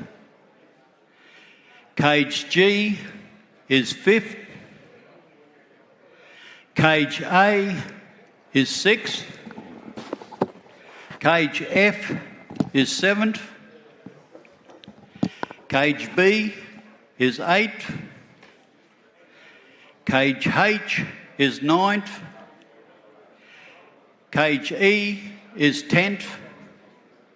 Cage I is 11th. Cage S is 12th. Cage O is 13th. Cage U is 14th. Cage D is 15th. Cage R is 16th. Cage Q is 17th. Cage L is 18th.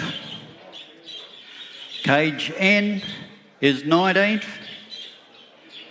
Cage J is 20th. And the bird in cage P was DQ'd because of the tail. I'll hand you over to John to comment. Yeah, this is a very tough variety to put feather on the top of the bird without losing colour, and that was our main problem today. It was a very hard class to judge.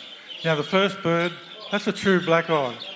It's got excellent colour, good depth of mask, and in excellent show condition with a required pale cheek patch. Second bird, it's got excellent shoulder, great width across the sear. The bird in front just had better colour and the paler cheek patch. The bird in cage C, that's another true black eye with a pale cheek patch, good colour. The bird in front just had greater shoulder width. The bird in K, nice colour, not as long as the bird in front of it.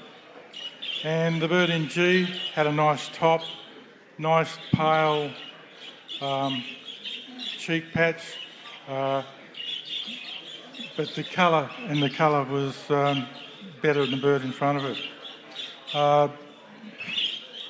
A lot of the birds had heavy suffusion, so they were the ones mainly on the bottom shelf. So let's not lose sight of the required colour when we're breeding black eyes. Thank you. Ooh, heavy diffusion. Suffusion. Yep. So when you're seeing the green colour come through the body. Yeah. So ideally, you want them to be yellow. See the bird you're looking at now, the Dilute? See how the body colour is a light green? So what you're looking for with the black-eyed self is for it to be pure yellow. So with the Dilute, we're looking for 70% dilution of the body colour from your natural green budgerigar that you see in the wild. Yep. And you're looking obviously for the wing markings to look like that. With a black-eyed self, you're trying to get it to yellow. So it's that even further again, and as John touched on, it's always that delicate balance of colour. Yeah. And I guess, you know, your facial qualities of the birds. Okay, so we're now looking at Ian and Cedric. They're doing the Dilute class, and I'm not sure where they're at. I suspect they've probably got the second row, so the second line. I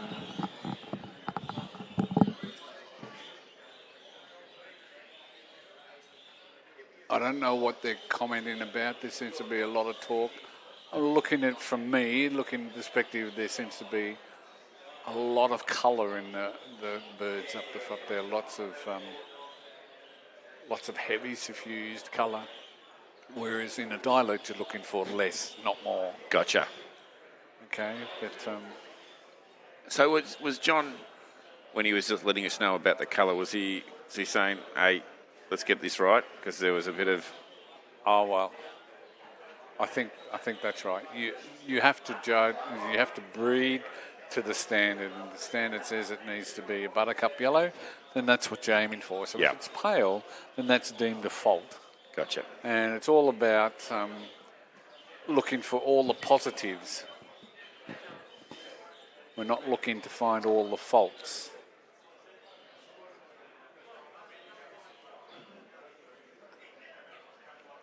All right, so let's run through the black-eyed self class. First place, Jeff Russell from South Queensland, so congratulations. Well done, Jeff. Russell Odg from Northern Queensland, second, and I think he's always up and around the top level there. Jeff Russell had first and third. Holmes family in fourth. Jay Ganane from North Queensland in fifth. And Russell Ogden once again and Cheryl in sixth. So that bird obviously doesn't score any points because it's the third bird from Queensland, and they were all owned by him. Strong show up from Queensland. Yeah, very much so. In seventh we had Derek Poole, eighth Eric Whitten, New South Wales. Derek Poole from Tasmania went ninth and 10th. Then we had in 11th place Jeffrey Leong from Victoria. So that's the first Victorian in the class, so they're not scoring very well in this variety. M&P McCusker from New South Wales was 12th. Gary Gazzard, 13th. 14th place, Michael Smith from South Australia. Norm Wheatley from Western Australia is 15th. Michael Smith from South Australia, 16th. 17th was S&P Brooks from South Queensland. Joe Kamada from Western Australia was 18th. 19th was M&R Randall from Victoria. John Ennis, 20th from Victoria. And DQ was Norm Wheatley. And I'm not sure I heard the judges explain why. Oh, it lost its tail. That's right. Lost its tail. Yeah, so... And anyway. Norm's going. He's one off a Hall of Famer. That's right. He's one got a bit to go. Here we go, the updated results. Okay, we go to the updated results. Victoria 164, New South Wales 154, South Queensland 133, South Australia 113, North Queensland just in front of South Australia 119. Troy, come on. Yeah. Let's see if we can't improve that. Western Australia 97, Tasmania right on 60. Yeah, South Australia's got a little bit of work to do here. The next class being judged by Lynn and John is Class 10 Latino. Okay, this is a After great these class two of classes birds. are judged, we'll be having a lunch break. Okay, my prediction in this class, the Latino class, was Q, M and U. Q, M and U. Just while we've got a bit of a chance, once again, we've got to say hello to our major sponsors, the Mantra and Gladstone. Thank you, guys. Thanks, Mantra. Without your support, Media Stable, well, we know who those boys are. Oh, they're very good. Yeah, they're great. And the Henty Hentley Farms, they have the best wines. I tell you what, it's costing them a fortune to be here this weekend, I know for a fact. NCA Custom Cages, Worrell & Co. Accounting from South Australia, Cruise Advisors. Well, we were going to get Alex to have a chat to us about cruising. He's disappeared. I think he's gone on a cruise. All I know is that it's the greatest thing sweeping the travel industry at the moment. And, of course, our major sponsor, Trill, doing a great job. And just while we're talking to sponsors, can I just mention our rosette suppliers? You know, they're doing a great job, these people. These are individuals and clubs who are sponsoring the rosettes, the cost of them. So we got up to the normal greys and yellowface last time. So let's move forward. In the golden face, we have Moreton Budgerigar Association. In the black-eyed self, Russell and Cheryl Ogden. So winners of the class previously, sponsoring the class this year. That's a great effort. Love it. And we're now up to the Dilutes, who are being sponsored by Cairns and District Budgerigar Club, and the Latinos, which are sponsored by a very, very popular major winner in Latinos in the past in Alan Rowe. And I think Alan Rowe's got a bird in today, actually. So here we are. We're looking at the black eye. Oh, no, Latinos, sorry. Now, remember my prediction in the Latinos, or the birds I like the look of, were Q, M, and U. So those are the letters, the ones I chose before I knew who owned the birds. And if I look at my list,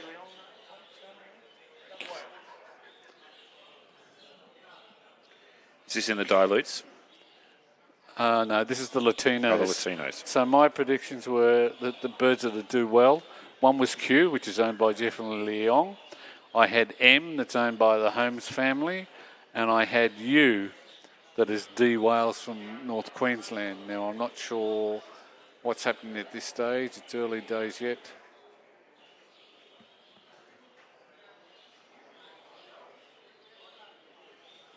Right, here we are with the...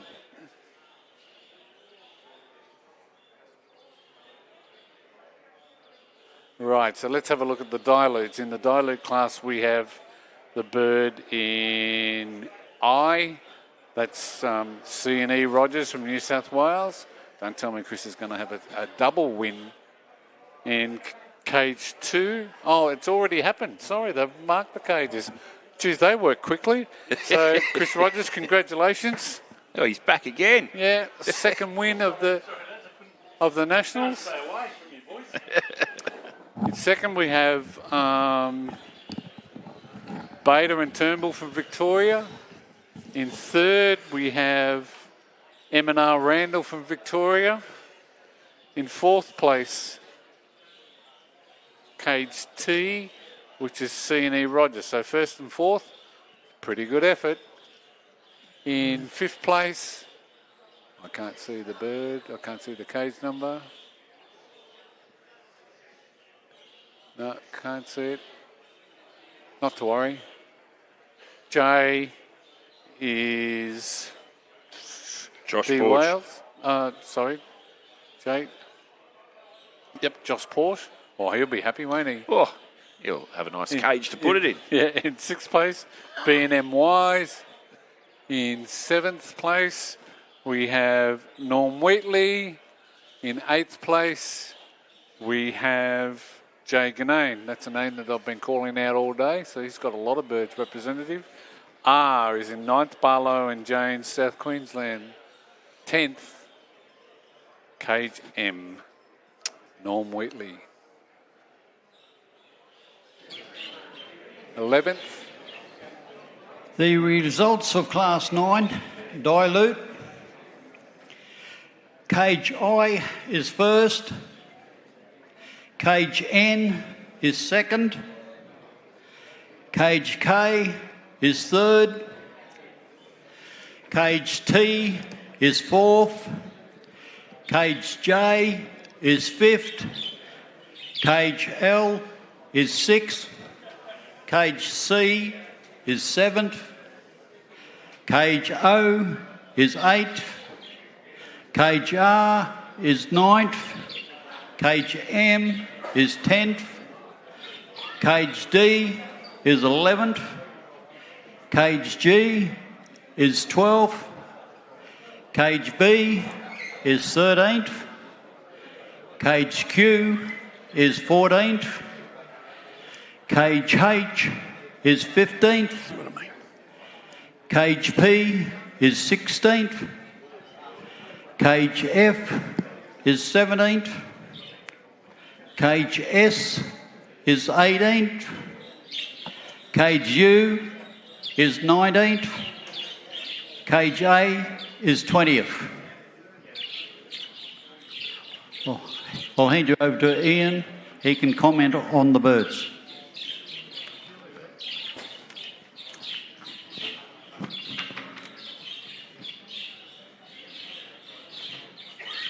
Okay, so Ian's not quite ready with his comments at this stage. He's putting them together. He's putting the words together. Here he comes. We'll just hear from Ian, and then we're going to talk to... Thanks for that, Dave. The owner yeah, of the first bird. hen in Cage I was a beautiful, stylish hen with feather, width of face, beautiful depth of mask, and good deportment, lovely type. Yeah, credit to the owners. Cage N was still stylish, had good blow, width of face. K was good colour and can show very good at times.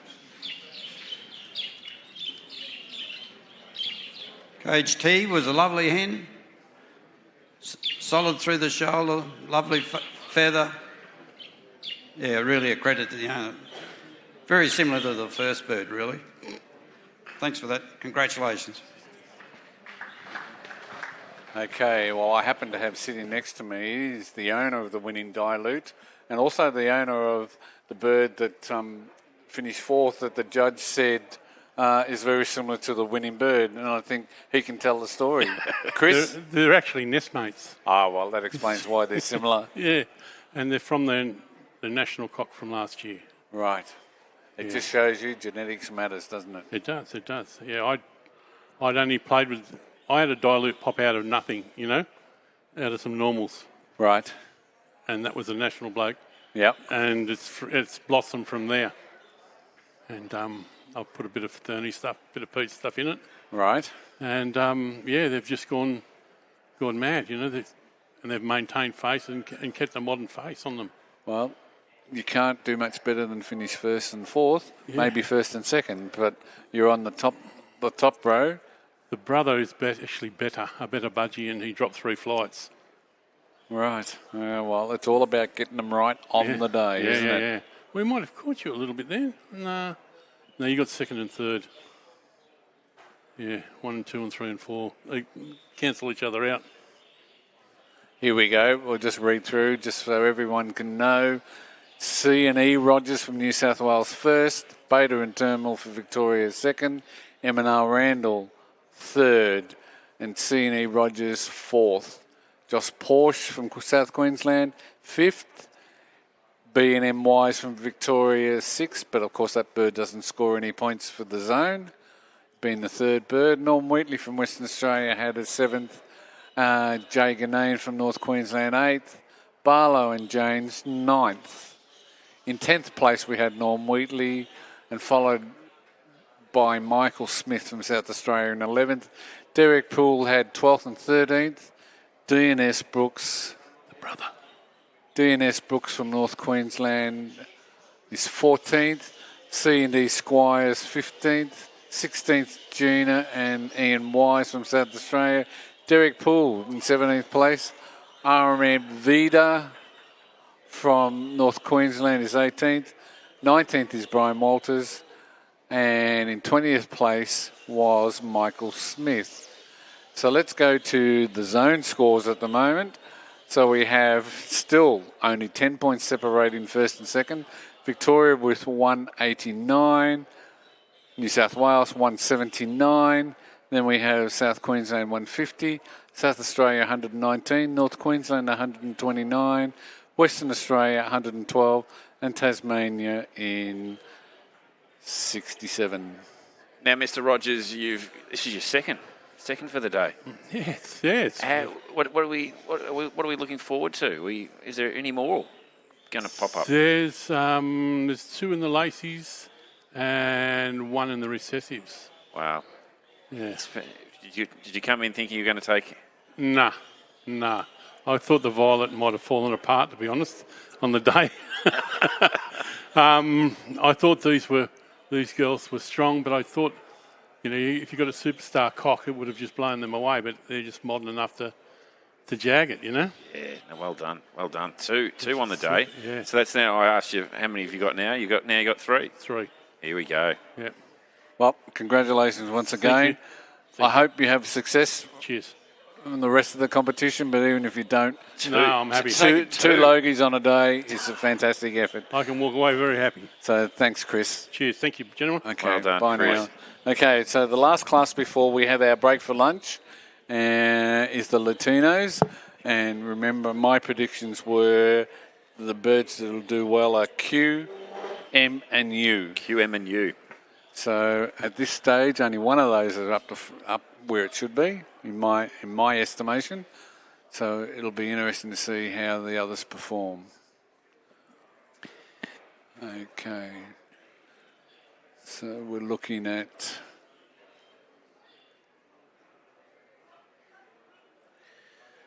So this is the 10th class that we're watching right now, before we break for lunch. And Chris has taken away 2 of those. That's fantastic work. Right, so there's the bird in first place at the moment. I'm sure there's going to be a bit of movement going around. Keeping in mind in this class, the colour is an integral part of the bird, being a yellow class. Right, it is a nice budgie, nice modern features, good colour. Yeah, Steve, I've been hearing modern quite a lot. Okay, modern. Now, it almost, even Lynn said up there on the stage that it's even a bit of a naughty word. Okay. Why is that?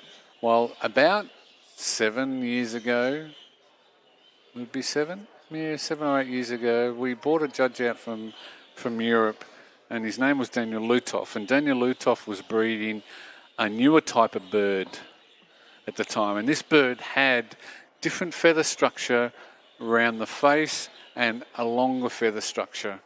And it was then called a modern budgerigar. So it was the transition to the next evolution of budgerigars.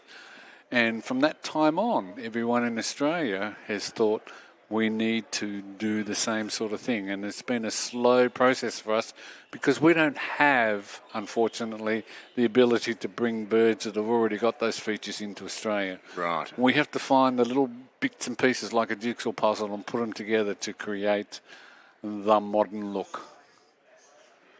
It's just interesting, isn't it? It's just the way... It's just everything evolves. Nothing stays static. No. Doesn't matter what industry, whether we're talking about animals, whether we're talking about business, everything keeps evolving and progressing. And the smart people get on board, move, and the others don't. They lag behind and they fall behind. There's a bit of a move. Yeah. It's not one of the ones I thought. Let's just see. M and U, where are they placed? Okay.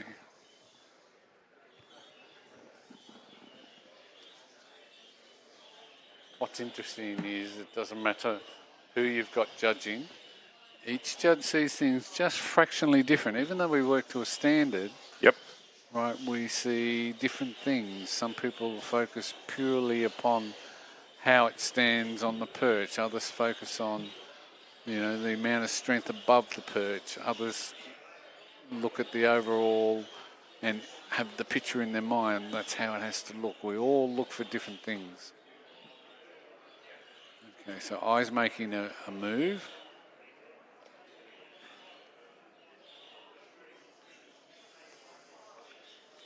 So I look at E, and when I look at E, I know it's gone into a bit of a shadow, but I see the silhouette shape as being just a little bit lumpy at the back of the neck there. Right.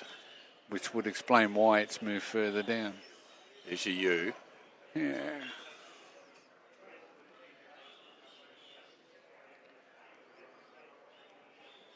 So I had, it's very solid, but has a bit of blood in its cap that spoils it, and it's a beautiful colour. I thought it was a strong budgie. I certainly have to penalise it for the blood that's in the head, but I'd bring it a fair way up myself.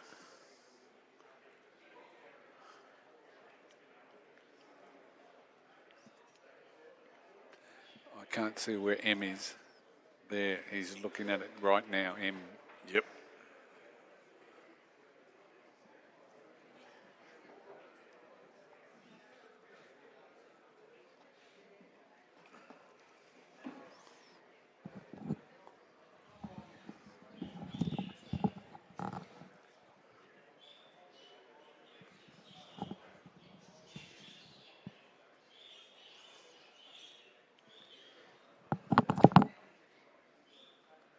Right, there's you. That's the one with the blood. Right. And I think, I look at him and I go, okay, disregard the blood. If there wasn't any blood there, he'd be right up the top.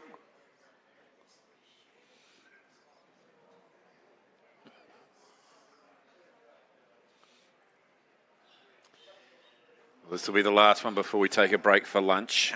Yeah. What's on the menu today, Stephen? What have you got? I don't know. I saw someone had a pizza before. Someone's got a pizza. It's gone straight through right, the commentary box. Yeah, hand passed it off. What do we got here? We got a wrap. We got some salad. It's all healthy. Yeah. I like pizza. It's okay. I know. Right. So they're still conferring. Not a lot of movement with the birds. All right, so they're top and tailing. Well, now that holds well for the person who's in first position at this point in time. I'm not going to preempt that, but that was certainly the bird that I thought might actually win the class when I had a look earlier this morning. What letter we got there, Stephen? Q, I think it is. Is it Q? You did say Q. J. Leong. Yeah. Oh, is it? Right. Yeah. Okay. So that's a Victorian bird. The other two birds that impressed me was M and U. Now, U I know is covered in blood, so it's obviously had a feather burst. And M. I'm not sure where M is at the moment. M's got a long way to work its way up. It was a bird that just had all the modern features. I could probably guess at this point in time, it's not hot-coloured Latinos. When I say hot, it's not that vibrant yellow. It's a bit more pale in colour. But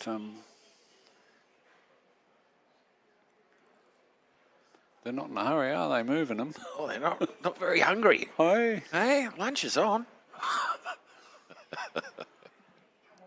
It's like watching grass grow sometimes. No, they're doing a great job.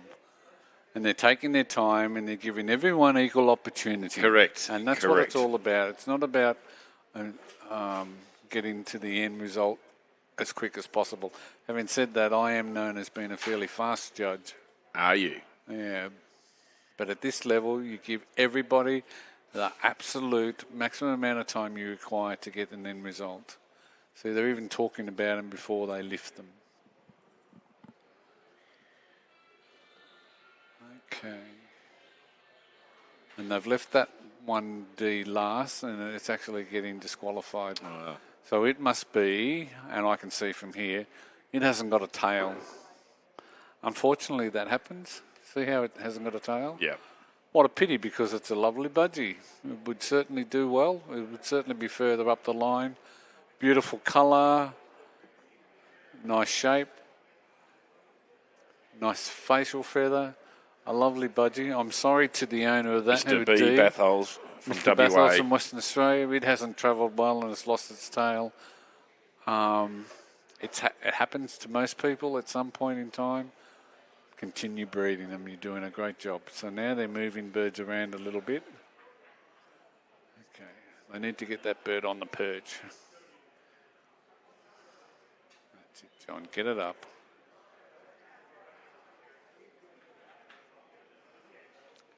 Whoosh.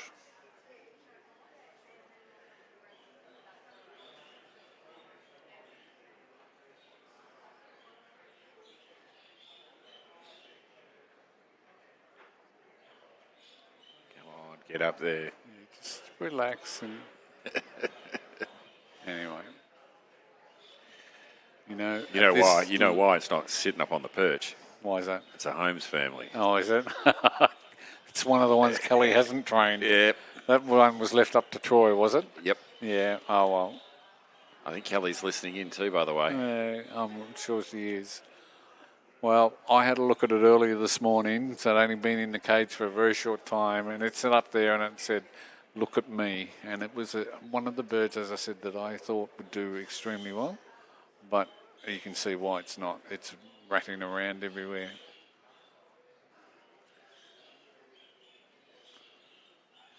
Still advancing though. Oh. So moving cages. I'm looking at F and A and I think to myself, they look very similar. But they're not. A is from one of the sponsors of the rosettes in this class. That's from Allen Rowe.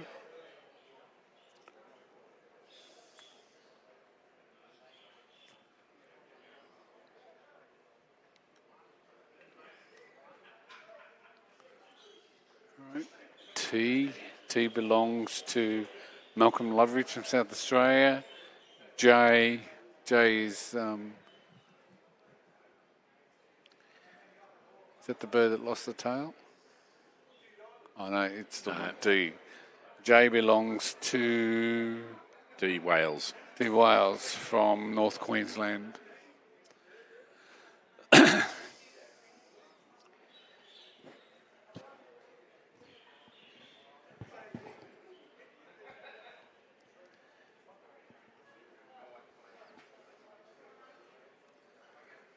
Okay, and I think, so that's a lovely bird in R. Nice modern features, nice directional feather. So that bird is owned by D. Oh, that's D. Wales. It's a lovely hen. Not a good shower, is she, unfortunately? But you have to recognise the features that the bird has over the others. And consequently, because of that, when it sits up and shows, it does itself justice.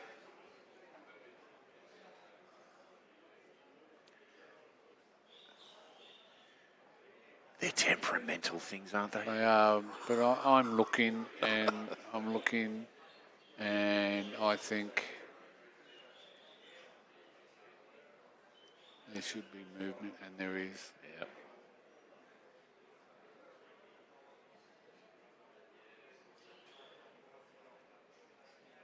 It's just a matter of judging one bird against the other, working its way up and down the line.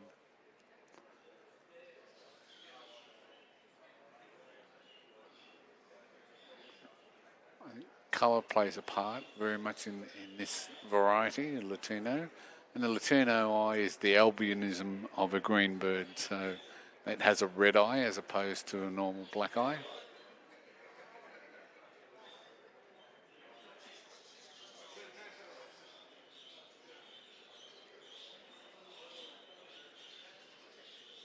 Right. You can actually see some of the birds are starting to get a bit sick of being in the cage. Yep. Oh, here we go. They do like M.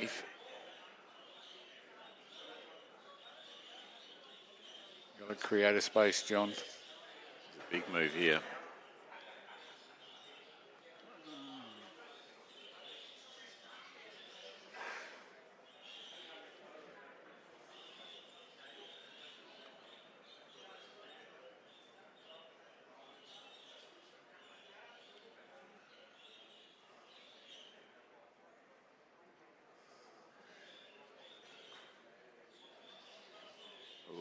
we go.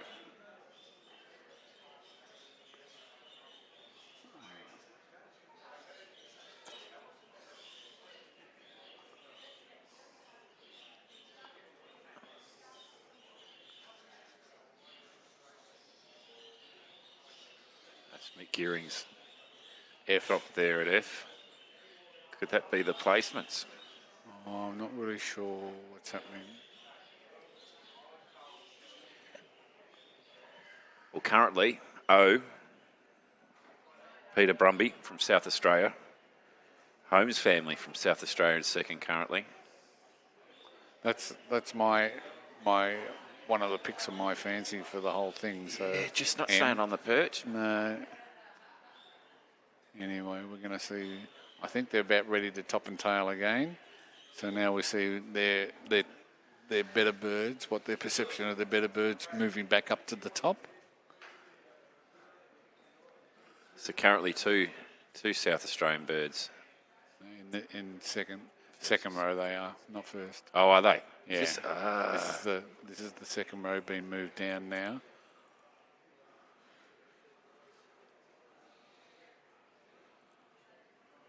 Right, so in first place at the moment, we have Q. J. Leong.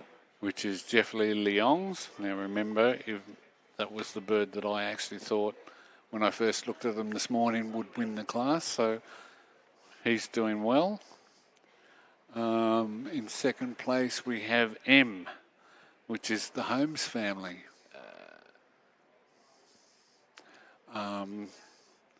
Second is P. Oh, sorry, I'm looking at the wrong line. P. Al Richardson. Lloyd Richardson, that's another Victorian bird. Right. In third place, we have N, which is Whitney and Harris in New South Wales. That's a name I'm not familiar with. So congratulations to them at this stage. Remember, it's not finalised yet. No. And I got a little confused. I thought the O was leading. There you go. In fourth place, we have S for G&H Hibbard from South Queensland. In fifth place, we have I. So now they're starting to move a few birds around on the top row. So perhaps we'll stop calling what places they're in just at the moment.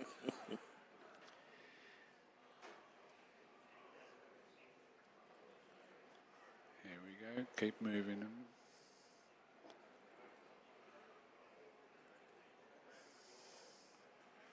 So next to E, we have U.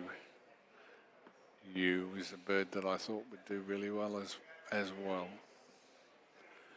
Now what they should do is bring the first bird in the bottom row and compare that to the last bird in the top row. And that's the right protocol for judging at this level. You compare that bird with the last bird on the top row. If it's not as good, it goes back. If it's better, then you replace it.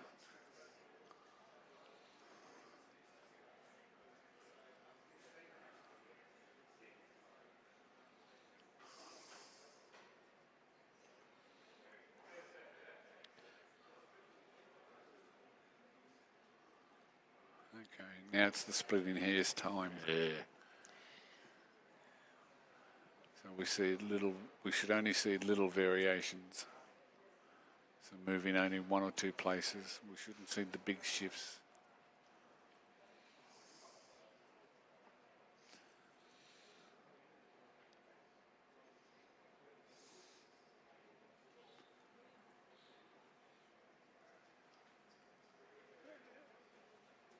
Here we go. Okay, here we've marked them. So congratulations to Jeffrey Leong, who, and I have a sneaking suspicion he's backed up on last year's win in the same class. Well done. So we have, I think it's Q, is Jeffrey Leong. P is Lloyd Richardson, so Victoria go 1-2. Peter Thurn will be very happy. In third place, we have N. N belongs to Whitney and Harris in New South Wales. Dave's doing a great job of covering up the cages, isn't he? S is in 4th place.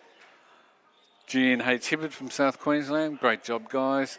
In 5th, we had KC, which is G&T Sinclair. 7th is Michael Jones from Tasmania. So good to see Tasmanians up on the top shelf. G is 8th. That's Mick and Debbie Gearing from Western Australia. E is 9th. J. Johanna from New South Wales. 10th is U. D. Wales. We go down to 11th.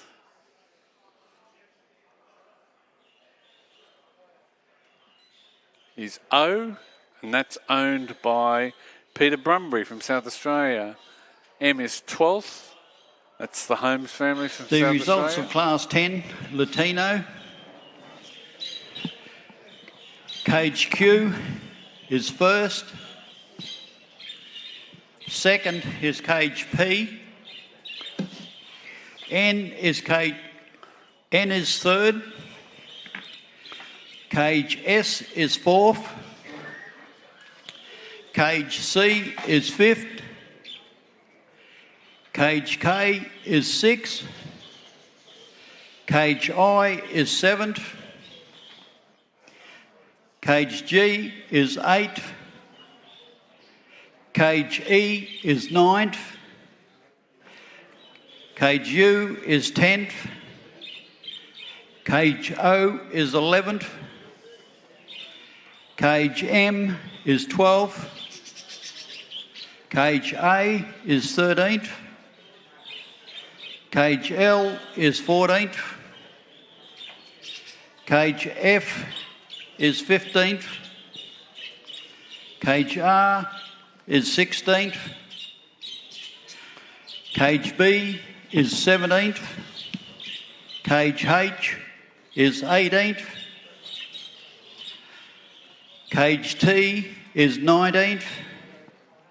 Cage J is 20th. And the bird in Cage D is disqualified because of the tail. I'll hand you over to Lynn. We have the Lutinos here, and our first 4 birds are all really lovely birds. The first bird, lovely colour, beautiful feather over the face, stands well, is a lovely show bird. And then we've got in P, another lovely bird, not quite the same feather, but still a good solid bird. The same with the third bird in N. Good solid birds, but not with that lovely soft feather that we're used to with the Lutinos. As we go down the list, they're nice birds, but they just haven't got the feather that they've had in past years. So, yeah, we had a job of sorting them out, but we definitely got the first row right. And then, look, they're all lovely, and you can all be proud of them. But I do think they're a little bit down on last year's birds, but the top birds are really lovely birds. Okay, and congratulations to those breeders at the top. Thank you. Congratulations. And just before we break for lunch, which... Okay, that concludes the first session of the show. Judges will go and have a quick lunch, and we'll be back. We're running behind schedule at the moment, so we're supposed to start judging again at 1 o'clock, so it'll be about 1:45, I'd say, by the time we go and have a bite to eat. Okay. My advice is we're actually coming back at 2 o'clock. And just before we finish the live streaming for now, just the update in the scores. They're not the latest and greatest, so the Lutinos aren't included in this, but we have Victoria on 189, New South Wales on 179, South Queensland 150, North Queensland 129, South Australia 119, Western Australia 112, and Tasmania on 67. So that probably concludes our live stream until we come back at 2 o'clock, I'm led to believe. 2 o'clock back on track, and looking forward to it and for another session of ANBC 49th Thanks to Trill Expert and all our other fantastic sponsors. We'll see you at 2. See you after lunch. Bye now.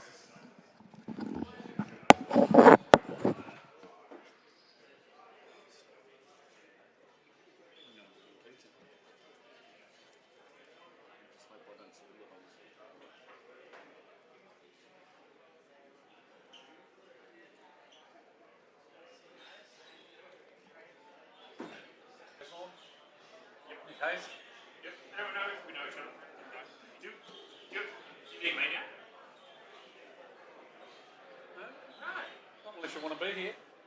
I'll stay for the first part and then make a call. We're cool. I know how to run it. You've got it all under control. Yeah. So.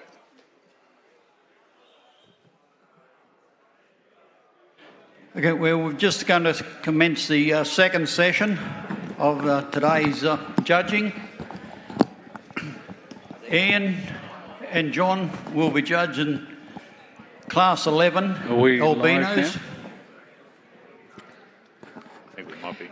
And Lynn and Cedric will be judging Class 12, the dark-eyed clears.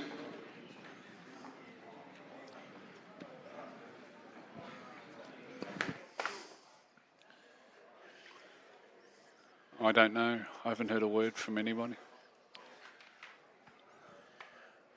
Let's make the assumption that we are.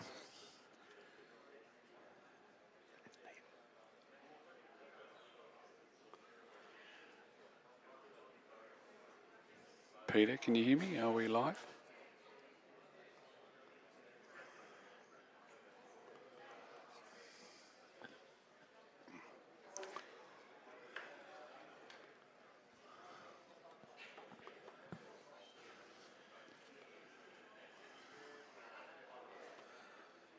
Okay. Peter, can you hear me? Okay. Good afternoon, everyone, and welcome back to the live streaming of the ANBC 49th Annual Budgie Championships.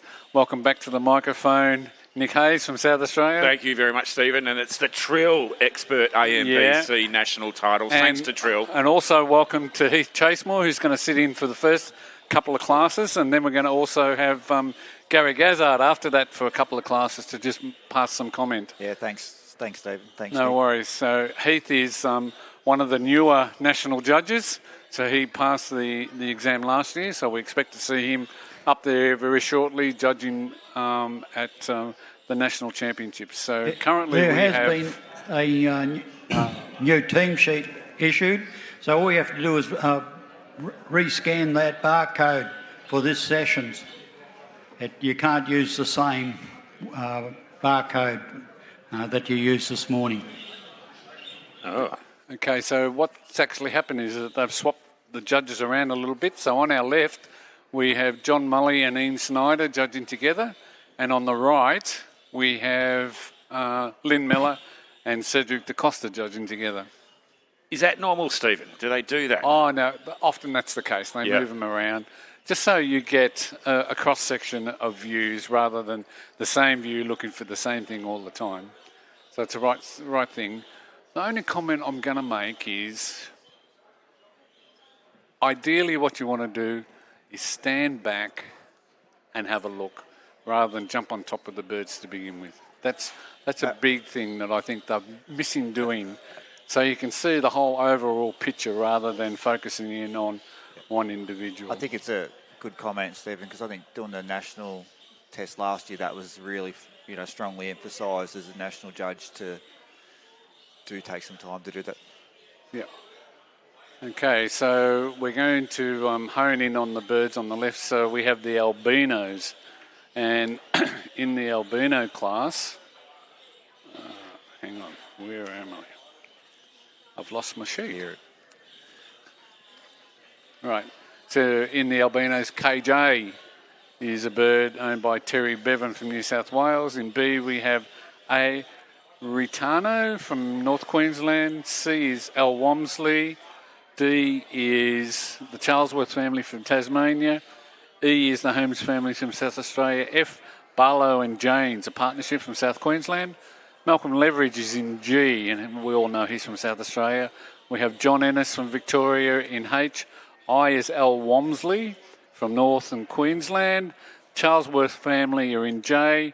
And we have the Barlow family from South Queensland in K. And in L we have P&D Smith from Victoria. Cage M is the Holmes family from South Australia. Cage N is M&P McCuster from New South Wales. Cage O is B Barthols from Western Australia. Cage P is John Burt from Tasmania. Cage Q is T Bevan from New South Wales again. Cage R is G and P Dixon from Vic. Cage S is Lucas Hendry. Cage U is Al Trumper from WA. Western And Australia. Western Australia. Yeah. Great. Now, none of us have had the advantage of having a preview, so we're looking at these blind like everyone else is. And at this point in time, we're looking at Cage S, who says, I'm not interested. Doesn't matter how good a budgie it is, it's just not playing the game at this stage. Oh, okay. So they're straight into it on the other side. And the other side are doing the dark-eyed clears. Now, this is a composite variety made up of breeding two different varieties of birds together, which produce this clear budgerigar. Okay, and they've gone leaps and bounds over the last few years in terms of the style of bird that we're seeing, the feather that we're seeing. The breeders, a credit to them, they've done an enormous job in such a short period of time. So let's go through, and I want to join in with Gary Gazard. Welcome to the panel. Thank you very much, Stephen. Welcome all. Or the front bar, or whatever you want to call us. Okay. Guys, do you want to read through some of the cage and exhibitors in the dark-eyed clears? I can do that for you, Stephen. Thank you. So in cage, we have the exhibiting. So in cage A, in the dark-eyed clear, we have the Holmes family. Cage B, we have D. Fisher from North Queensland. Cage C, we have the Tierney family from South Queensland. Oh, sorry, Fishers are from North Queensland. Tierney family from South Queensland. Cage D, Peter Cross from Tasmania. Cage E, M&D Gearing from Western Australia. Cage F is the Bader and Turnbull Partnership from Victoria. Cage G is Peter Cross from Tasmania. Cage H is the Mort Fatty from South Queensland. Cage I is the Shepherd family from Tasmania. Cage J is the Rowe brothers from Victoria. Cage K is George England from South Australia. Cage L is Matt P. Thompson from North Queensland. Cage M is L. Woodcock from Western Australia. Cage N is George England again from South Australia. Cage O is Peter Ryan from my home state of New South Wales. Cage P is B. Martin from Victoria. Cage Q, Peter Ryan from New South Wales. Cage R is M. Walker from North Queensland. And S is M&D Gearing from Western Australia. Cage T is the Tierney family from South Queensland. And Cage U is Tony Butt from New South Wales. You might notice in this class that there's a few of the exhibitors have more than one bird, so that's going to be interesting in the final analysis. Right, thanks for that. Okay, now as we can see already, the judges are placing some birds in order. So currently up the front on the top row, we have J, which is the bird from Victoria. So that's the Rowe brothers. Okay, in second place at the moment, we have E. Is M&D Gearing from Western Australia. And we have A in third, but it's early days yet. So you can see already they're going to be... No, they're not moving around. They're just lining them up so they look pretty in order. I think, Stephen, too, we must appreciate there's a little bit tightness of room on that staging. Normally we have a little bit of room between the two judges' stands, but because of the capacity of the stage width, we had to try to push these staging a little bit together to get the staging to go back far enough so that we didn't have the judges falling off the staging. Oh, yeah. Well, we don't want to know H&S claim, do we? Okay. So, working along. Now we're... Yeah, let's go over and we'll have a look at back to the albinos. And here they've started to place the birds. So currently in first place we have P, which is a bird from Tasmania. And that's a great thing to see. Yes, what I first noticed of that bird has struck me straight away, Stephen, is the depth of mask and the width of mask. Very, very nice mask. Yeah. Nice bird. I can't see any suffusion from here. It's going to cause issue. And that's for those non-budgie people. That's where the blue colouring of the feather or the grey colouring of the feather seeps through and becomes a feature that is undesirable in this variety. So he's a little bit stressed, so he hasn't relaxed yet. So you can just imagine what he'd look like if he was relaxed. He looks quite a long bird too, Stephen. He's got some... So in cage B, we have a bird from North Queensland. Again, they're just moving him around now, but he again, similar to Gary's comments earlier, looks to be a big, strong bird. Yeah, I guess he's sort of early stages yet, but the judges are trying to get the best out of him. He appears to be a slightly different style of bird to the bird in front. A little bit finer feather, I think, Stephen. Yeah, and not as much directional feather coming from the sear. I think the bird that's currently sitting in the first did look to have a really big, wide cap feather across the top, which probably, which is what you expect for these top quality birds. But, a lovely feature. When you glance across the cage F, that's a very, very powerful hen.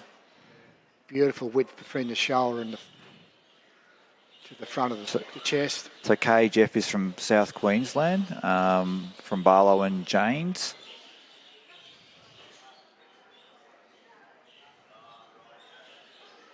Well, I'm looking at her and I'm thinking she has probably the best body structure of the three of them, but she doesn't have that feather that you need above the shoulders, which is why she's placed in third.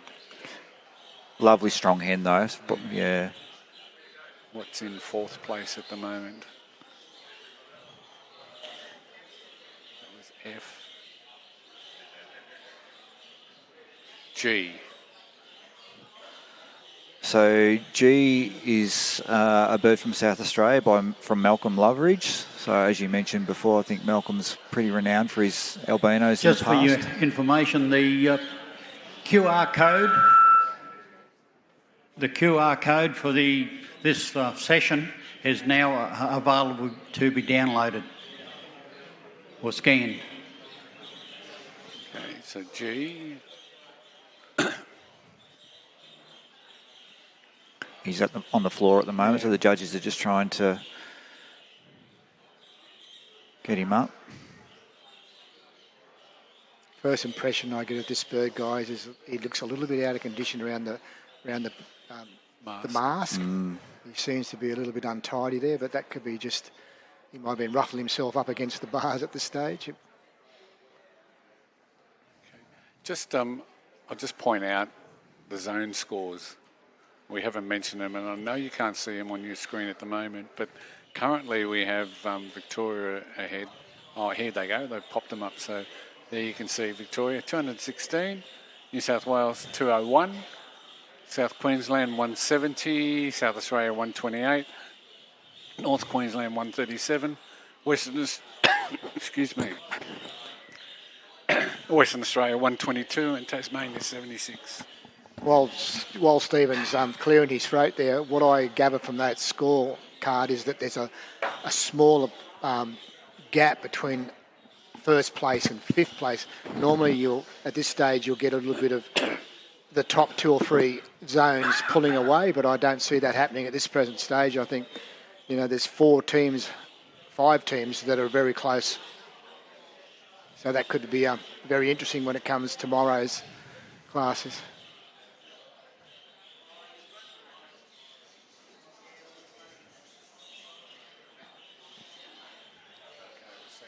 Big move there.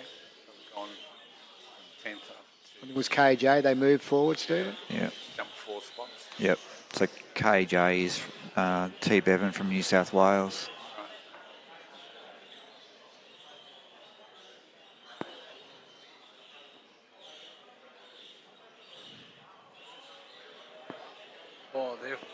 motoring through. I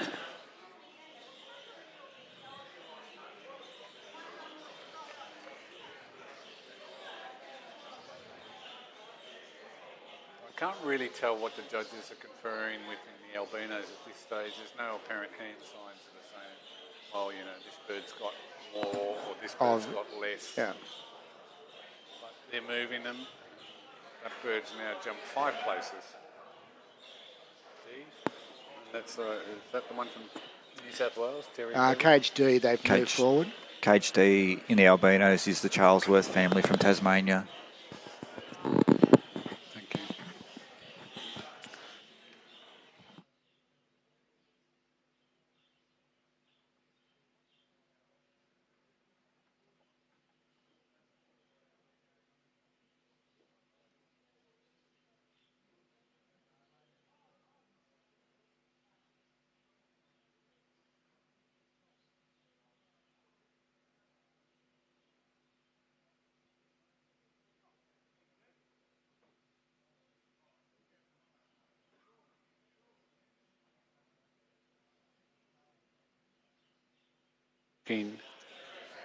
We're all good. The judges are looking at the bird in cage R, trying to get it up on the perch. But it's not playing the game, it's running up and down. Yeah, so cage R is one of the Victorian albinos from Gordon and Phil Dixon. Right. He's running around on the floor at the moment. They've just got him up.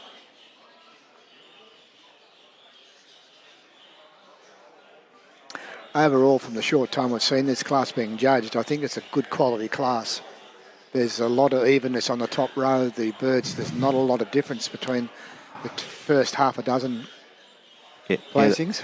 They look very consistent, Gaz, don't they? Yes, they do.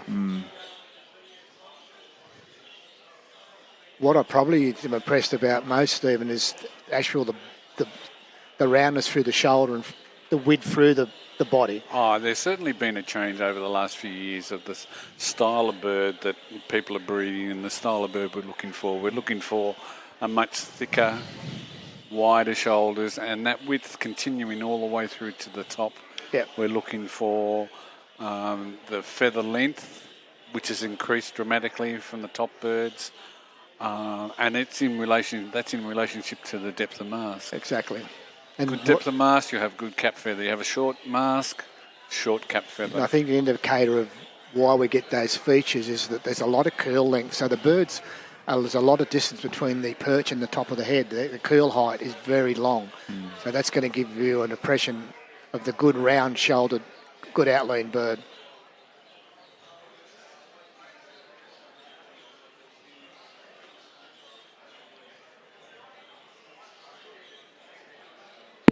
All right, so they're still sorting through the birds, the bottom row at this stage. I don't think they've finalised their top row at all. There's a couple of birds that they haven't even been able to get to perch, which they're doing now. I have noticed sitting out in the audience in the first session that when they assess the birds on the bottom row initially, there has been a lot of changes when they get them up into different height and different light level. Well, so yeah. that's been stood out to me that's why we top and bottom our birds, because the advantage of the birds on the top row. Once we get them up into the top row, there's probably a little bit different light, and you get a better view from that height. Yeah. And you're seeing them at eye level, bottom line, as opposed to looking down on top of the bird. So you can see there's movement happening, bottom row coming to the top. Right, so the one on the far right at the top there was one of the birds that they couldn't get on the perch. Now it's up. It looks a far better budgie. You can see John now, he's holding that cage up to compare it to the birds that he think might be comparable to this bird and place in front of him. So that's why he's holding the birds up in that cage, just to compare them.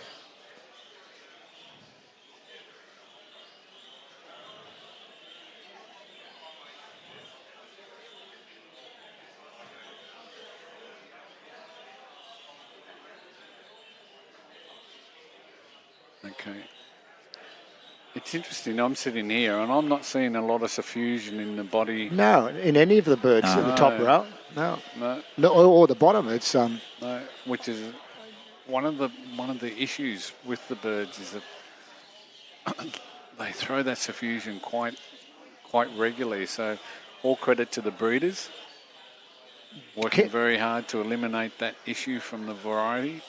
Do you think, to some degree, that the lighting might be helping that? Whether the lighting's not bringing up the sheen, because in a lot of cases you can have a bird that's not showing sheen, and you'll put it in a different light and it'll show it. So it's quite common to actually have that happen, I think, isn't it? And it's a bit difficult for us to tell from here, but it's possible. But I think to Stephen's point, you'd see some, regardless. No, I'm not seeing any. I think they're very consistently good coloured. Credit to all the breeders. I think the quality of the colour is standing.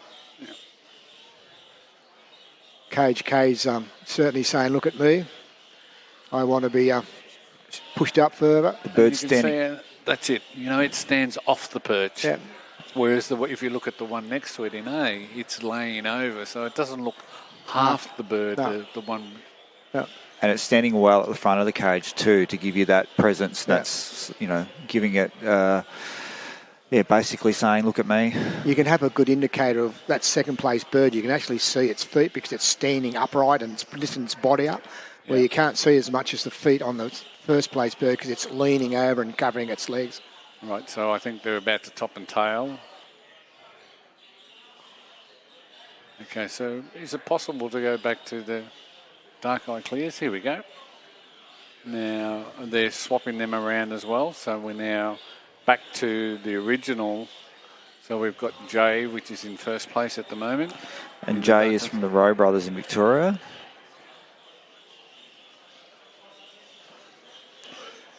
Right. Lovely. So these guys, if they win this class, if Jay wins, those breeders go into the Hall of Fame. And just while we're talking at the moment, I need to do a shout out to James Bader, the National Judges Coordinator, one of the team carers in Victoria. Happy birthday. Pity you're so old, but happy birthday. I'm very impressed with the first few dark eye clears. They're budgies, exceptional. They've improved out of sight in the last few years, Gary. Yeah.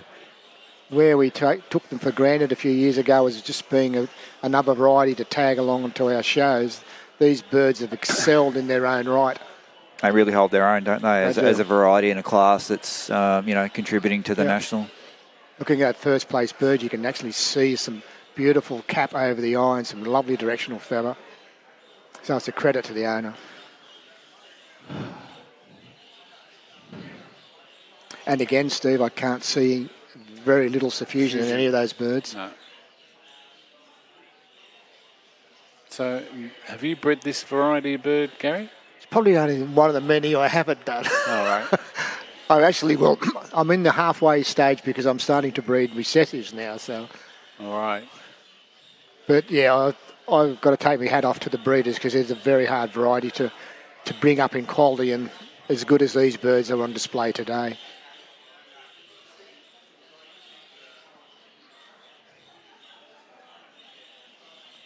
Okay, so still slowly working their way down the line, moving the top down to the bottom and the bottom up to the top.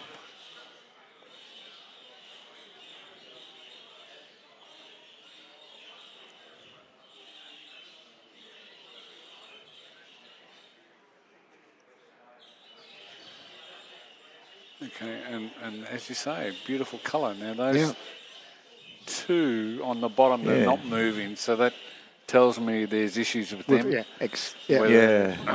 been DQ'd for an obvious reason. I don't know if you've explained to the people at home earlier on today in regards to disqualification birds still on the bench. The carers still put them up there and let the judges make a decision. Yeah, so they can still see that. Yeah. In past, we've left those birds in the show in the back room. Yeah. But I think it's to the exhibitors made the trouble of bringing these birds away, getting selected, and coming to a national, not to have them on view. So I think it's a great concept that we still bring these birds and put them on display. Certainly. I mean, you go back to the Latino class, there was a beautiful Latino that got disqualified for no tail. You know, really modern budgie, beautiful colour. Probably wouldn't have won, but it certainly would have been in the first few. Yeah. And so it's just recognition for the breeder to say, you've done a great job. Sorry, it didn't score. Yeah. Right, so Jay's pretty comfortable on the floor there. I don't believe that the judges will change that bird. No. It has a bit of directional feather. It does, doesn't it? Maybe doesn't have the blow that you want, but... it is a hen, is it? It is a hen, isn't it? It looks like a hen. Yeah, I think it is a hen. Well, we've got to give that a little bit of allowance because they don't have as much forward blow as the cockbirds do. Looks to be a very strong hen, though. Very powerful. Looks like it's got shoulder. And But it's definitely got some lovely directional feather coming down from the sear there. Yeah. And traditionally you don't see that in the lesser varieties, No, do you? no, this is a big advancement in this variety. Yeah.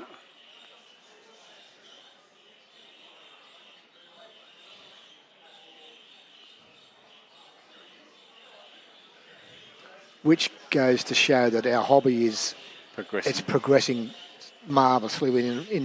We don't call them lesser varieties anymore because they're not lesser varieties. They're a variety in their own right, and their quality's getting better and better every year. Well, I mean, the progression is so great. If you saw the first bird in the second row 3 years ago, would have won the class. Yeah. And now it can only be in front on the second row.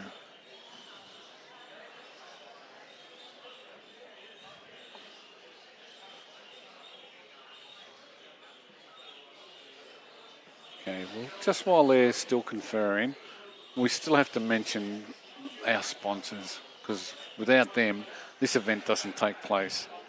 So, Mantra and Gladstone, thank you very much. We really appreciate what you're doing for us.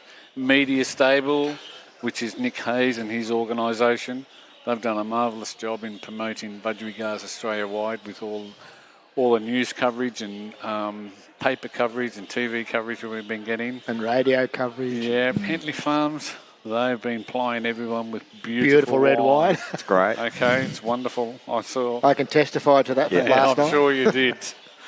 To NCA Custom Cages, in all honesty, if you're looking to buy cages for your setup to upgrade or starting out new, you can't find better cages made in Australia. No, quality's number one. Just outstanding. Right. Yeah. Worrell and Co accountants, they obviously cook the books for the ANBC, so good on to them. Thank you. Cruise advisors. It is the biggest thing in travel today is doing these wonderful cruises. So if you're thinking about it, give them a call, ask them about it. And, of course, our major sponsor, Trill, who do a fantastic job for us year in, year out. They've been our major sponsor for, I don't know how many years. Well, I've been in the hobby nearly 40, and Nationals. I've been coming since 2000. And they've been involved since then. So for them, a wonderful thank you. Their support's been magnificent to the ANBC. Yep.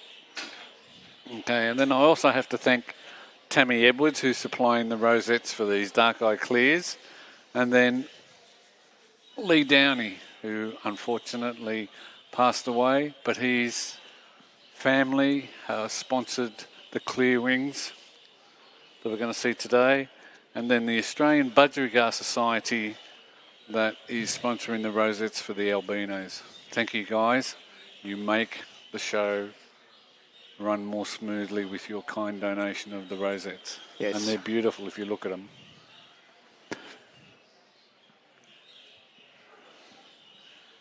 Right, I think they're getting close to making decisions. I don't see a lot of movement now, do you? No. So Jay's the Victorian bird from the Rowe brothers, and just as we mentioned before, that win, if it does get up, it will be seventh national win and get them into the Hall of Fame, which is a great achievement for anyone. Rowe brothers have been around and do a lot of great work in Victoria. They're part of the carer team and been around the hobby for a long time. So well done to them. Exactly. Just a quick observation in this first bird. have a look at the coarseness of the body feather. The coarseness is absolutely magnificent.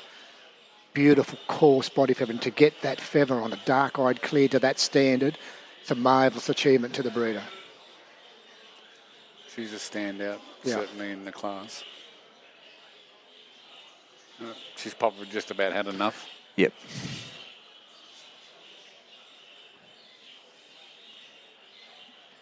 So in second, sitting in second is the bird from Western Australia, from Mick and Debbie Gearing.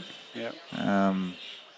Any other day you would have thought, hello, I've bred a national. I've got a good one here. I might be a chance in this class. And that's the thing about it, you know, you can win at your state level and you go, well, now, can I win at national level?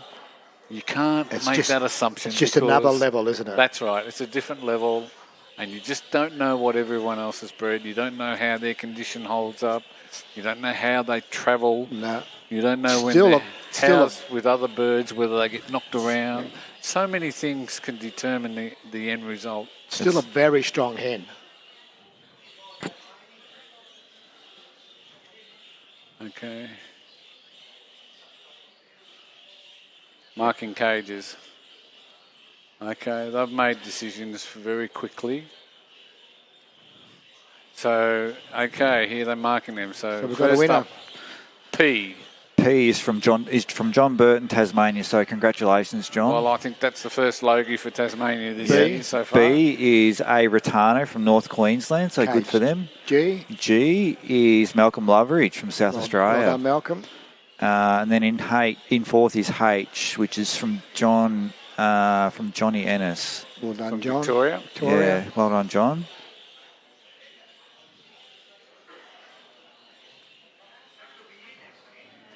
We need to move along.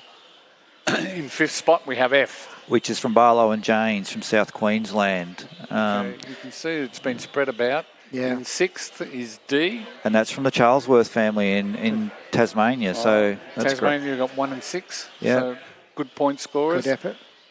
In seventh place, we have A. And that is from Terry Bevan from New South Wales. Well done. Okay, good to see Terry getting recognition on the top shelf. And in K in eighth. Yeah, he's from Barlow and Janes again, so they've done well again. Yeah, so two birds on the top shelf. Yeah, that's great. In ninth place, we have N. And that's from M&P McCusker in New South Wales. Yep. Okay, Paul, you'll be happy. Paul and Marie, yeah. Paul and Marie. They'll be happy. We've gone now, so we can't see what's happening. What's very not very pleasing is the word I'm looking for, is that the states that don't have the exhibitor numbers are competing so strongly in this weekend. It's not the big three states aren't having their own way in the scorecard. Not at all. So it's great to see the states that don't have the same capacity in exhibitors to be doing so well. Okay. So in 10th place, we have Cage M. In 11th, we had Cage C. So in Cage M was the Holmes family. Yeah. Another strong bird too. Cage in 11th is Cage C. Is L. Walmsley from North Queensland. Okay.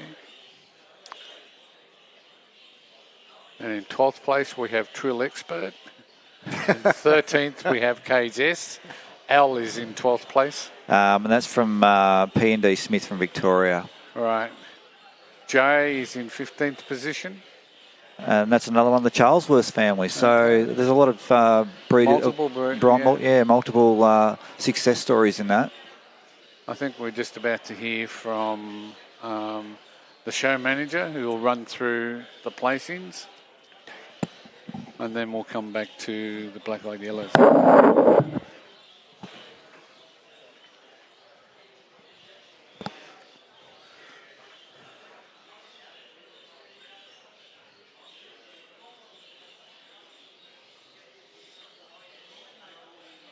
Okay, they're still judging the dark-eyed clears at this stage. But it looks to be J and E as still the first and second birds. Oh, they've marked them now. So J has won that. So well done to the Rowe brothers. They've marked the dark-eyed clears. So and won and also entry into the Hall of Fame. The results of Class 11, Albino. Cage P is first. Cage B is second. Cage G is third. Cage H is fourth. Cage F is fifth. Cage D is sixth. Cage A is seventh. Cage K is eighth. Cage N is ninth. Cage M is 10th. Cage C is 11th. Cage L is 13th. Cage L is 12th. Cage S is 13th. Cage I is 14th. Cage J is 15th. Cage Q is 16th. Cage O is 17th. Cage U is 18th.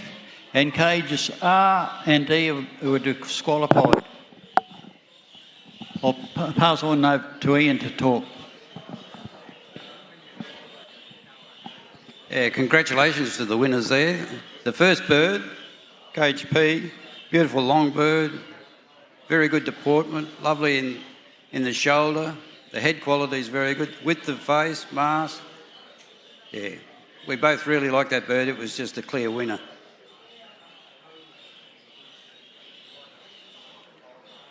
The second bird, Cage B, was a very typey type of bird.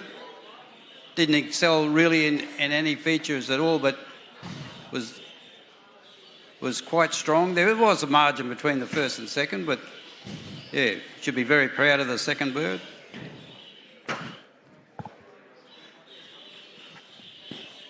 The third bird, G, condition held it back.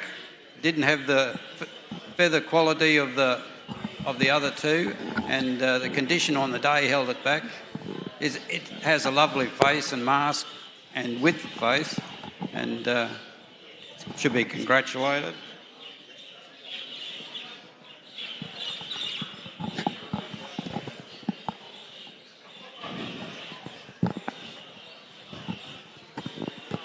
H is a very strong bird. Has width of face, mask, shoulder. Wing carriage was good. Condition was down a little bit, but really the breeders of these albinos should be congratulated, and thanks to all the exhibitors. Thank you.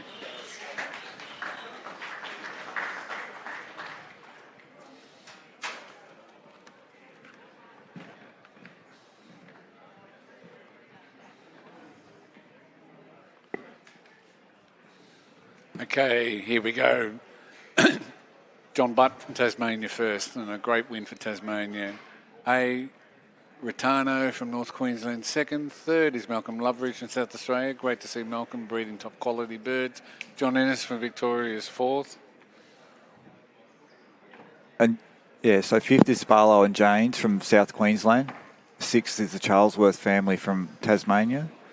Seventh is Terry Bevan from New South Wales. And in eighth is Barlow and Janes again. So they've had a great day. They've come fifth and eighth today.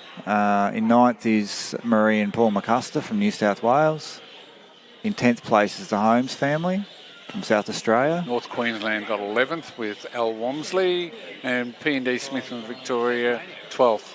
13th was Lucas Hendry, and Al Wamsley again from North Queensland in 14th place.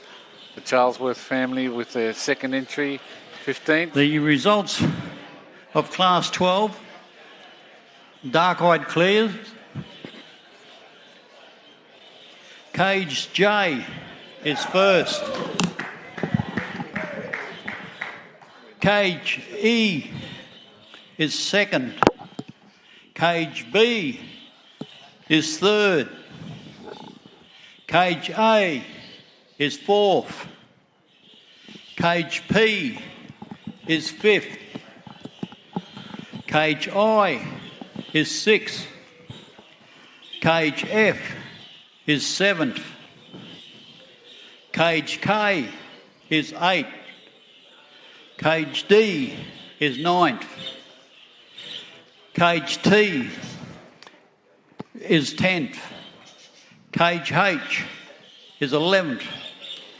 Cage L is 12th.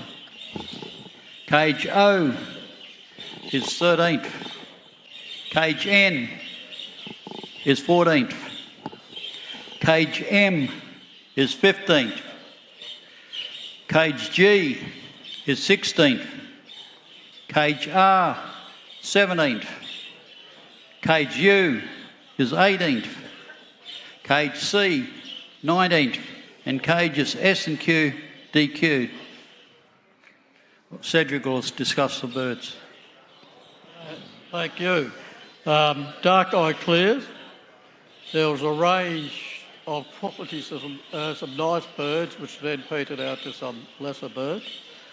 And colour is one of the critical issues when you look at this variety. So the first bird has most of those things. It has a good size, excellent colour, and has some frontal direction, which is terrific.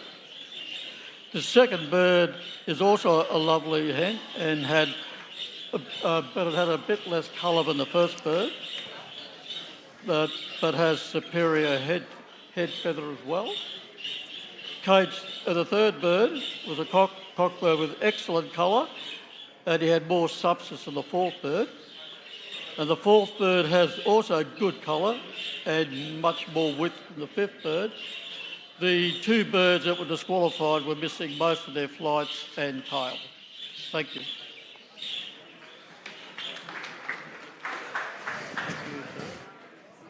Okay, after the albino class, we have the zone scores. So currently, just inching a little bit further ahead, we have Victoria 230 points, New South Wales 215. The next class being judged by Ian and John. South Queensland. Clearwing Class, Class 13. Okay, so we're going back to our zone point score. So we're going from South Queensland on 187 points, North Queensland 154, South Australia 145, Western Australia 125, and Tasmania 99. So there still isn't an opening of the points. So there's a little bit of gap between second and third, but the front two, Victoria and New South Wales, are slogging it out head to head. So yeah, I think there's 15 points between first and second, and another maybe 28 points between second and third, and yeah. Okay, so here we go. So we've got John Mulley and Ian Snyder judging the Clearwings, and this is another variety that we struggle to get length of feather in the head area. We seem to be able now to produce a longer bird than we have in the past. We still haven't managed to get that length of feather on the head and the cap. That's just another thing for the exhibitors to strive for. So just running through. The class that is being benched now, that will be judged by Lynn and Cedric, is Class 14, Greywings. Okay, so just going back to the Clearwings. In Cage A, we have DNS Brooks from North Queensland. B, the Shepard and Flanagan Partnership, and we all know that name, from Victoria. In C, we have R. Wales. D, we have P. Wheeler. E, we have M. Nazari. I've not come across that before, so welcome along. Jupp and Shearer in F from New South Wales. G is Steve Kilduff from South Queensland. And in H, we have Derek Poole from Tassie. Cage I is Peter Cross from Tassie also. Cage J is NHG Budgerigars from South Queensland. Cage K is Tony Vandenbrink from South Australia. Also from South Australia in Cage L is Michael Smith. Cage M is another bird from Steve Kilduff from South Queensland. Cage N is Robin Kirby from Victoria. Cage O is from Ian and Kathy Manton in New South Wales. So in Cage P, we have Graham and Min Wilson from South Australia. Cage Q, Jeffrey Leong from Victoria. Cage R, DNS Brooks from North Queensland. Cage S, we have M&D Gearing from Western Australia. And in Cage T, Peter Cross from Tasmania. And in Cage U, we have M. Howe from Western Australia.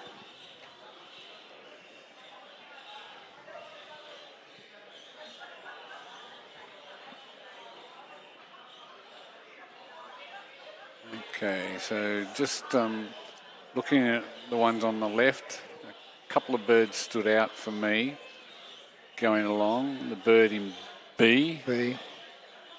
Big, strong bird, has a few modern features. N is long in the body, right? F was a bird that, unfortunately, variety might hit it, but it certainly is a budgerigar.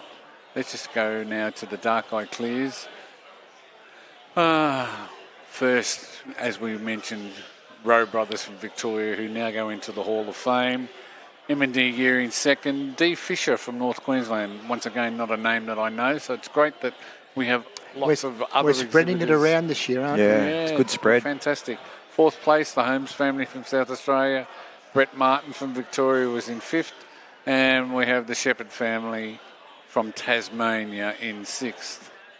Yeah, so in seventh is the Beta and Turnbull Partnerships from Victoria. In eighth is George England from South Australia. And in ninth is Peter Cross from Tasmania. In 10th, the Tierney family from South Queensland. In 11th is Mort Faddy from South Queensland. And in 12th is P. Thompson from North Queensland. And in 13th is Peter Ryan from New South Wales. And in 14th position, Cage N, we have George England from South Australia. In 15th position, Cage M, L. Woodcock from Western Australia. Place 16th, Cage G, Peter Cross from Tasmania. 17th, Cage R, M. Walker from North Queensland. 18th, Cage U, Tony Butt from New South Wales. Position 19, Cage C, Teeny family from South of Queensland. And we had two DQs, Cage S, M&D Gearing, and Cage Q, Peter Ryan from New South Wales. And once again, that was because of the lack of feathers. Tails. The missing flights or tails, yes. Yeah, now, remember I spoke about looking, I thought B, and it was a real good hot prospect, and he's gone straight to the front. What takes my eye in that bird, Stephen, is the contrast of colour in the wing and the body. Yeah. There's a very nice contrast of colour. The wing is very clean, and the body colour's that deep, rich colour, so there's a really good contrast of colour. All right, we have the zone scores at the moment, and there's been a bit of a jump there. Victoria now running ahead at 254. New South Wales second on 219. We then have South Queensland on 198. North Queensland on 170. South Australia on 164. Western Australia on 140. And Tasmania at 115. So, that's the state of the point score at this stage. Well, I'm just going to let you know that we've just had a visitor to our commentary panel, Greg Rowe from the Rowe Brother Partnership. Congratulations. Thanks, on Steve. You win, Greg. Yeah, well done. And it's very significant in that it now takes you into the Hall of Fame. It does, yes. I've just spoken to my brothers and very excited. Yeah. Great. And emotional. Yeah. Oh, of course, and so you should be. You should be very proud of success over a sustained period of time. Tell me about the winning bird. Where did he come from? David. David, my brother, at my place. We breed together, and he looks after the birds 90% of the time. And he's been concentrating on the dark-eyed clears and recessives. Yep. And she's a lovely bird. She's got terrific brow. And she has for dark-eyed clear. The directional feather is I've not seen it before. No, she's exceptional here. So very, very pleased. And the colour's magnificent. Good colour. Yeah. So how do you go about improving the likes of a hen like that? Well, it's finding the right recessive cock bird. We are concentrating on the lateral feather. We do need to get a bit more size, which we're trying to put into them at the moment. But we do have terrific lateral feather in the recessives, but we just need to get a bit more size. And luckily enough, we've been able to breed a very nice hen. Yeah. So yeah, she's lovely, Greg. Yeah, well done and congratulations. It's thank you.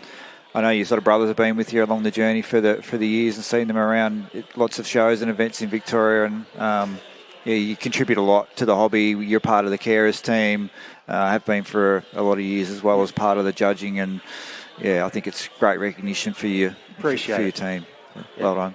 Yeah, look, we've been in it since we were kids. My dad started the Gippsland West Gippsland Club, and that's how we got into it. And then, as most of us do when we turn 18 and get the licence, we head off and do things. But we all came back to it. So, yeah, very exciting, and yeah, very proud. Yeah, congratulations well done. once again, and Thank to you. be in the Hall of Fame. A marvellous achievement to all members of the partnership. Thank you. Yeah, look, John has been amazing. He started with the dark-eyed clears, and then he just stepped back a bit for a little while, and David's taken him over. And yeah, I've just spoken to both of them, and we're going to try and catch up, meet halfway, because we don't live near each other, all of us. So. And go out for dinner and celebrate it. Yeah. So. Okay. No, and Congratulations. I can sense the emotion in your voice and seeing you here, and I can, it's a very proud moment for you. So well done. Thanks. Thank you very much. Cheers. Okay. Well, while we've been talking, they've been showing us the Greywing Class, and I'll just quickly run through the birds there and have a look at that beast at E. She's gone straight to the front, a mammoth hen. And then we have another similar style of bird in I, running second. But I'll just quickly run through all the names. So in KJ we had S&D Wakely from Tasmania. We had J Camaraderie from Western Australia in B. C was D Fisher from North Queensland. D was Malcolm Loveridge from South Australia. E was Barry and Marie Wise from Victoria. F was Bruce Schuster from North Queensland. G is Bob Cowburn from New South Wales. H is P&D Doherty from South Queensland. And in I is a bird from B and M Wise from Victoria. Cage J is the Charlesworth family from Tassie. Cage K is G&T Butel from South Queensland. And from North Queensland in Cage L, we have another bird from B Schuster. Cage M is from the Buckingham family in Tassie. Cage N is from Mick and Debbie Gearing in Western Australia. Cage O is from Al Woodcock, also from Western Australia. Cage P is from Daniel Child in New South Wales. Cage Q is from the Holmes family in South Australia. Cage R, P&D Doherty, again from South Queensland. Cage S, another one from Daniel Child in New South Wales. Cage T, another one from the Holmes family from South Australia. And in Cage U, a bird from Martin Paoli from Victoria. And if we can go back to the first and second place getter, and you can see they've been chosen very easily for what they are. Have a look at that hen. She's a beast of a bird. Yes. Yeah. Right. Good variety. Maybe just a little bit untidy, through the tail. But have a look at the shoulder, the directional feather. The width between the bodies, Stephen, too, from front to back's very nice. Yeah. Maybe just a fraction, a little bit too much bird behind the perch, but such power. And then we've got a finer feathered bird in second place. Looks to have similar features, some directional feather, some cap length, but much finer, not the power and strength of the bird in front of it. It's got very nice clarity of wing markings, too. Yeah, very beautiful fine. variety. Yeah. But you can see why it's second and not sitting in first place. Yeah.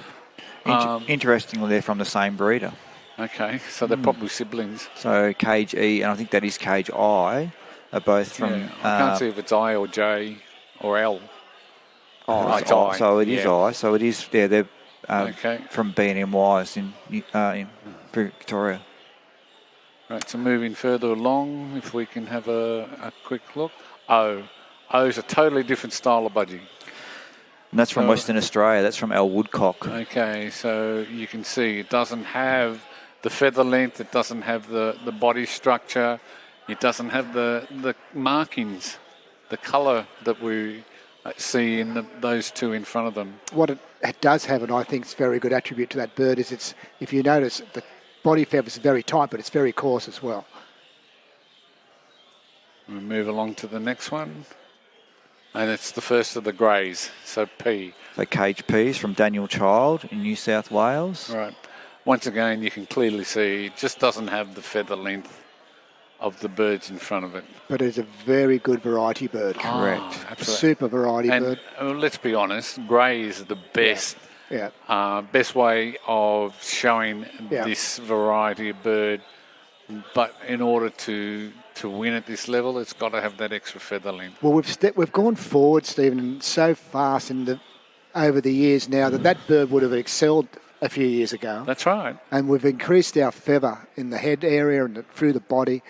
So that bird now doesn't get a look in because it's super variety, but it's getting beaten by birds that have got more feather. Right, so we've slipped back into the Clearwing class, and remember I thought that the bird in cage B would do exceptionally well. Well, it's certainly in first place. And in second place, we have another bird from Victoria, right, in cage N. So Victoria 1-2. Two totally different style of birds. Yes, the second place bird probably had the more clearer yellower wing. That's right. The first place bird's the budgerigar. Yeah. And it has good contrast too between the wing. The two of them do. Don't get me wrong, N's a nice style of budgie. Yeah. On any other year, probably would have won. Yeah. But this year, it's against... The contrast of colour to me, what sets that bird apart from the third place bird is the yellowness of the wing and the body colour is a good contrast. Yep. In third place, we had cage B, which is Jay Kamada from Western Australia.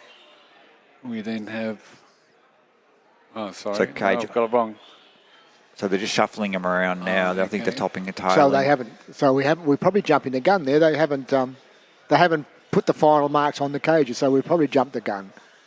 But I can't see there being any changes to the first two or three birds. So the third Clearwing is cage O, which is from Ian and Kathy Mann from New South Wales. So they're the three.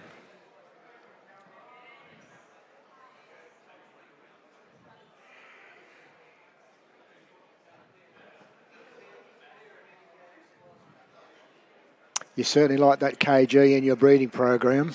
Wouldn't you? What a girl. She's a steady bird on the perch too, Gaz. Like she hasn't moved around. She's sitting there. She's not, fidgeting around or doing.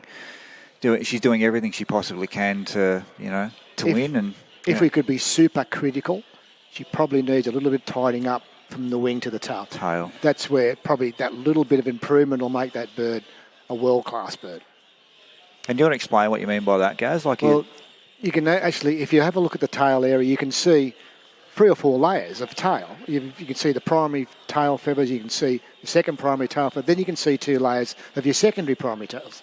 Now, if that was tidied up, you would only see 1. It'd be complete. So that's just, I think that is probably more the condition than anything else. So that just needed that little bit extra time to get the bird in condition. But we are being super critical for that bird because that's the only area I could see that we could improve on that bird is overall. Yeah. Because I like to have my normals or faces like that. Well, I look at them now as they're all just budgerigars. It doesn't matter. It's all black and white when it comes down to it, isn't it? Yeah, exactly. So she's a clear winner without Can I just refer back to cage I now? If you look at the tails I was mentioning, how they've got 3 or 4 different layers, you can only see 1 layer on cage L, cage I. Yeah, it's a good illustration. And that's conditioning. Yeah. Beautiful contrast of colour in the wings.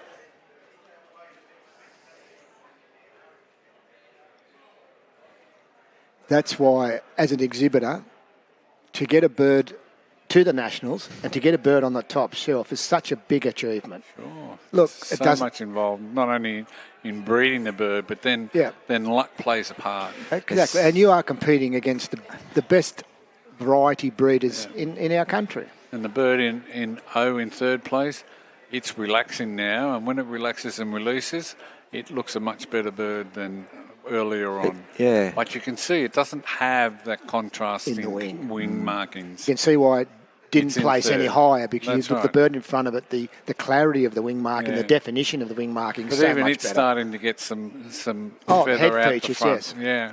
And the depth of colour in the wing markings is a real contrast between the second and third bird too, guys. Yeah, definitely. I think exhibitors know that when we get to this level of quality, we are looking for fine details. So the birds with the nicest clarity of wing markings, the colour definition. So all those little things help to push it ahead of the bird behind it. So they're now moving the top row down to the bottom and the bottom row up to the top. And this is where you can see some movement of cages as birds can be seen at eye level that have been perhaps missed before because you're looking down on top of the bird.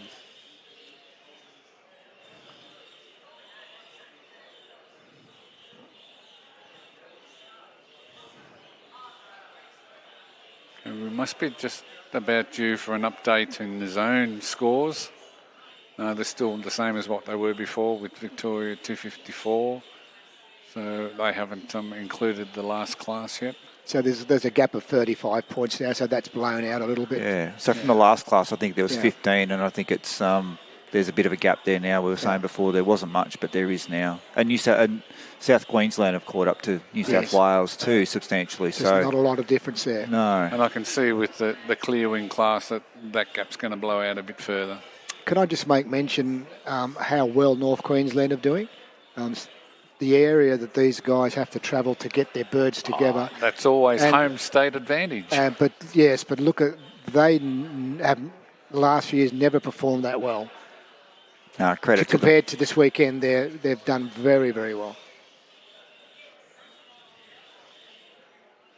Okay, now you can see when they move the cages, the bird in cage L.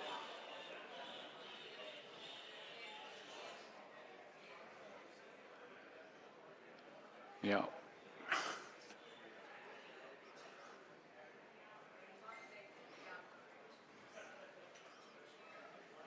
So we're not seeing a lot of movement on the second row of the Clearwings, are we? No. And you can see why there's not a lot of movement, because there's similar in appearance. So now they're going back. Now they're going back, yeah. The top row going back up to the top. I'd just like to give credit to all the exhibitors in this class.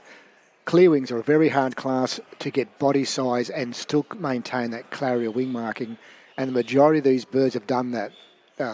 They've still got beautiful clarity, and they're starting to grow their bird a lot bigger. So that's a credit to all the exhibitors that have put birds in this class.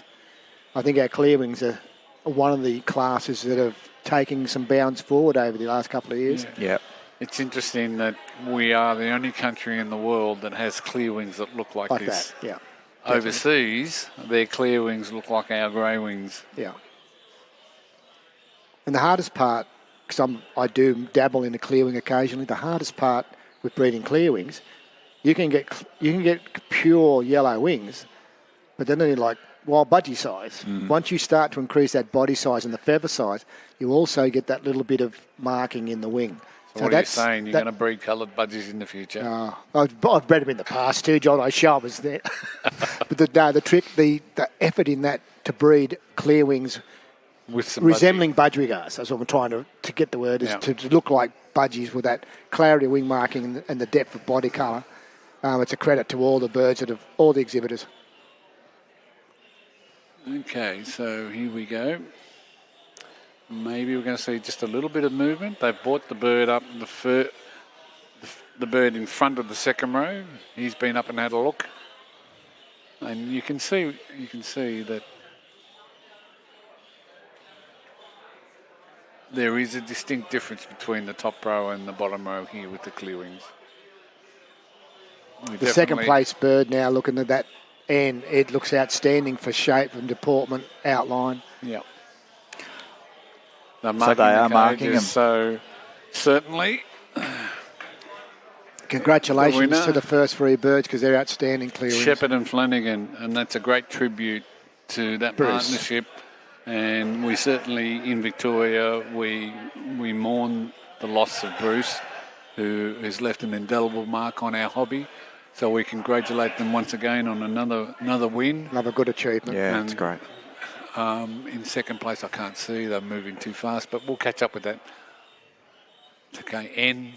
That's another Victorian bird, Robin Kirby. Right, B. As I said, the Shepherd and Flanagan partnership. Yeah. That's a great tribute. And I'm sure Colin's out there at the moment, quite emotional. Well, it'd be nice if we could get him in here.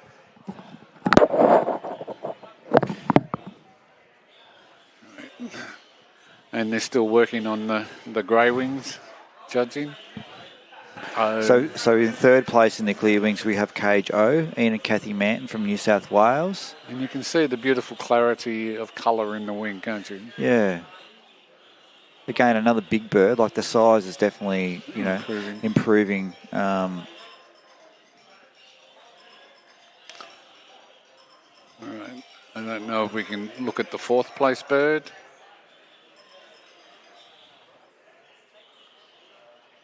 Right. Well, we've just got someone joining us here on the front bar. Right. We have Colin Flanagan from the Shepherd and Flanagan Partnership. Congratulations, Colin.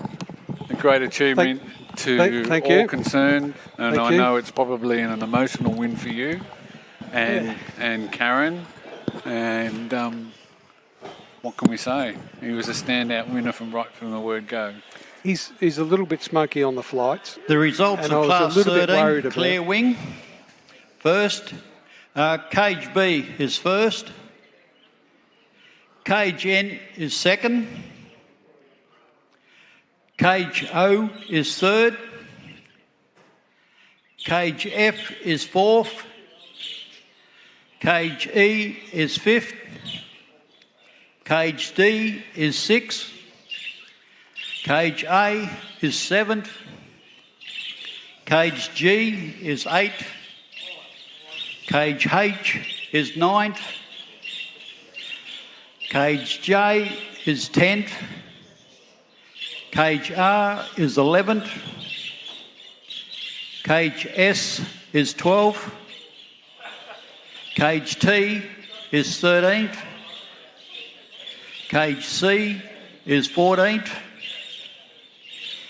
Cage I is 15th. Cage P is 16th. Cage Q is 17th. Cage L is 18th. Cage M is 19th. Cage K is 20th. Cage U is 21st. John will speak on the birds.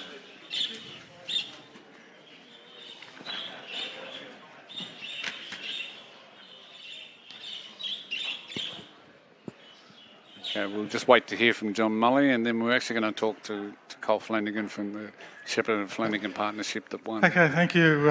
It's another variety that's very tough to breed, to increase size and put feather on the face, and also at the same time maintain wing clarity.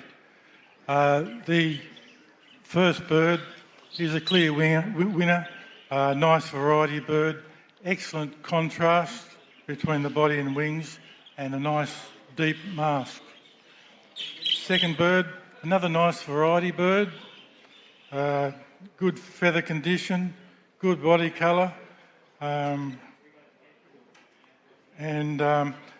the bird in front was just better type-wise with a deeper mask.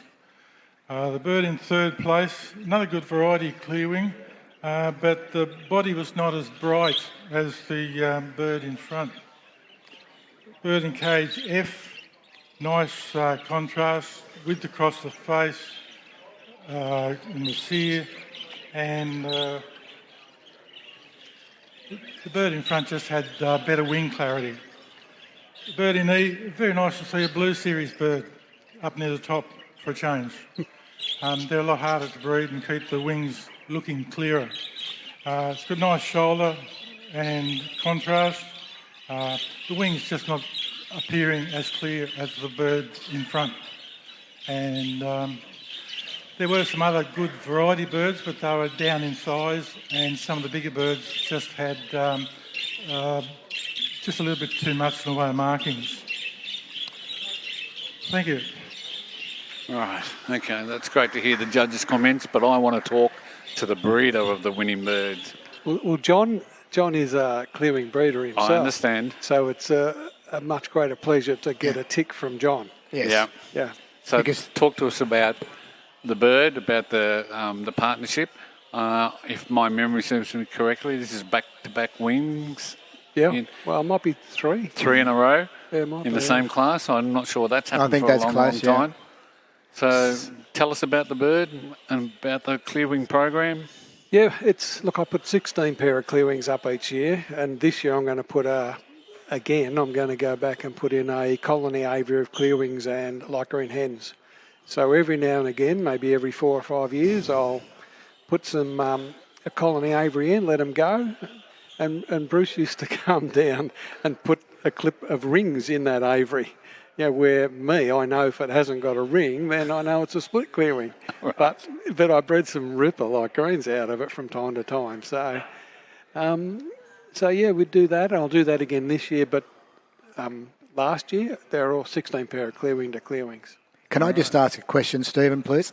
I dabble in the Clearwings, as Colin knows, but I'd like to know how Colin achieves the actual to increase the body size of the Clearwing and still maintain that clarity of wing marking.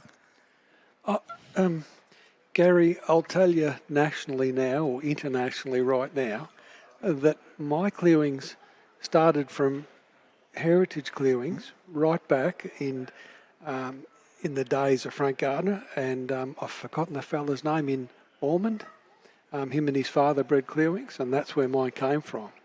And I've only mucked them up over the time. I got a bit of darkness in those flights, in the shoulder and the flight. So you must concentrate, because I've not long visited your aviary, and you concentrate on certain traits of a Clearwing to get to where you are now. And I don't know if you'd like to share that with the general public, but it'd be nice to know. I really don't think there's any secrets, Gary. So no. If you ask me a question, I'll give you the answer. But I don't know where I got it from, but I know you've got to get rid of the dark quill in the tail. Well, that's what I was trying to allude to, because that's what you said to me down there. And this is an area where you're concentrating on, and you're getting results from that. Yes, definitely. And the dark quill in the table and the dark tail is almost totally eradicated from my place. Yes. But by the same token, as John Mulley just said then, you've got to have the contrast in the body. So I've got to get the dark factor in. And Gail Balnasser criticised the heck out of me because when he was over here, because I had Clearwing light greens. And ever since I've tried to get the dark factor in. But as you know, as soon as you put dark factor to dark factor, the birds diminish in body size. That's it's right. a terrible, terrible thing. But you also try to get that dark factor in, and you potentially increase the melanin. So the light greens that go in, like I said about colony aviary, they're all got no spots. They're just terribly... The light greens you wouldn't normally use because they've got no melanin. Well, Colin, I've got to say congratulations once again. 3 years in a row. I hope you can maintain that and back up again next year. Well, so all the best to you and the partnership. I'm sure he will be. Yeah. If we just look now at the Clearwing class, first place, Shepherd and Flanagan. Second place, Robin Kirby from Victoria. So Victoria have gone 1-2. So obviously in the zone scores, we're going to jump ahead a little bit further. In third place, we have Ian and Kathy Manton. We have Jupp and Shearer in fourth. In fifth place... The results of Class 14, the Greywing. Cage E is first. Cage I is second. Cage O is third. Cage P is fourth. Cage K is 5th. Cage T is 6th. Cage G is 7th. Cage S is 8th. Cage U is 9th. Cage C is 10th. Cage D is 11th. Cage M is 12th. Cage L is 13th. Cage B is 14th. Cage A is 15th. Cage Q is 16th. Cage R is 17th. Cage F is 18th. Cage J is 19th. Cage H is 20. Cage N is DQ'd because of the tail.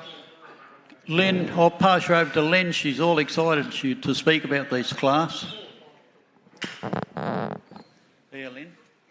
Told me you're all excited to speak. Yes, thank you. Greywings, my favourite. Well, the hen in first position, well, haven't seen a hen like her today, haven't seen a bird like her today. She's just magnificent. And if she was a child, her parents would have been very proud of her. She's just gorgeous. Lovely, she's in beautiful condition. She sits well off the perch. She shows herself to perfection. She's got the most lovely lateral feather. There's nothing to falter with. Anybody that would be breeding with her will be just as happy as Larry. She's just the most gorgeous bird out. And the birds behind her, the second bird and the third, well, they were unlucky to meet her today because they are lovely birds as well. They are true greywings. They're full body colour. They've got. The third bird is a little bit lighter in the wing, but lovely condition. Lovely off the perch, long birds, and right through. This is a really nice class of birds, actually. We were very happy with this class. Cedric and I, we were going, oh, yes, this is a lovely class. And all nice, all really lovely birds. And all the breeders of these birds should be very proud, and congratulations. Okay, so just getting back to reading through the Clearwings, we got down to 6th place. I thought I had a greywing at home that might have done well, but wouldn't have beaten her. Right, in 6th place we had P. Wheeler from New South Wales. 7th was D&S Brooks from North Queensland. Steve Kilduff from South Queensland in 8th. And Derek Poole from Tasmania in 9th. NHG Budgerigars from South Queensland in 10th. And in 11th is D&S Brooks again from North Queensland. In 12th is M&D Gearing from Western Australia. In 13th is Peter Cross from Tasmania. In 14th is R. Wales from North Queensland. 15th, again, Peter Cross from Tasmania. 16th, Graham and Min Wilson from South Australia. 17th is Jeffrey Leong from Victoria. 18th is Michael Smith from South Australia. 19th is Steve Kilduff, again from South Queensland. 20th is Tony Vandenbrink from South Australia. And 21st is M. Howe from Western Australia. Yes, I'd like to go back now to the zone point score. So in first place at the present time we have Victoria on 281 points. New South Wales, 242 points. South Queensland, 212 points. North Queensland, 184. South Australia, we have 167. Western Australia, 154. And Tasmania, 125. All right, so currently we have the Cinnamons being judged by John Mully and Ian Snyder. So I'll just quickly run through all of the caged names. A was Trevor Broadbent. B was Craig Barnett. C is C. Thomas. D is Norm Wheatley. E is Ali Hamadi. F is Aaron Forbes. G is...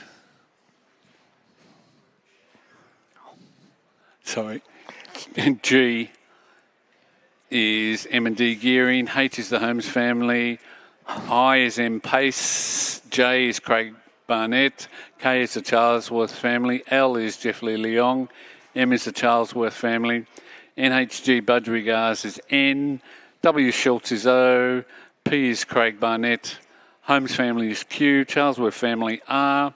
Ian Hunter in S. Sue Adams, hi Sue, is in T. And R&M Vidler is in U. Now, while I was reading that, someone was trying to indicate to me that there's a bird out there that has an enormous impact. So look at H. I think it's H we're looking at there. I think it's... first impressions of this beautiful directional feather and cap.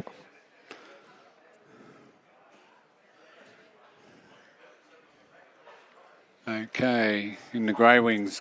Gaz, do you want to lead us off? Yes, I will. I'd like to do that. In first place is former New South Welshman who's B&M Wise from Victoria. Second place, B&M Wise again, so a great effort, Barry and Marie. 13 points. Sorry, New South Wales, Victoria. So we have in third place Elle Woodcock from Western Australia. On fourth place, we have the Daniel Child from New South Wales. Fifth place, G&T Butel from South Queensland. Sixth place, Holmes family from South Australia. Seventh place, we have Bob Cowburn from New South Wales. Eighth place, we have Daniel Charles from New South Wales. And in ninth place, we have Marty Pioli from Victoria.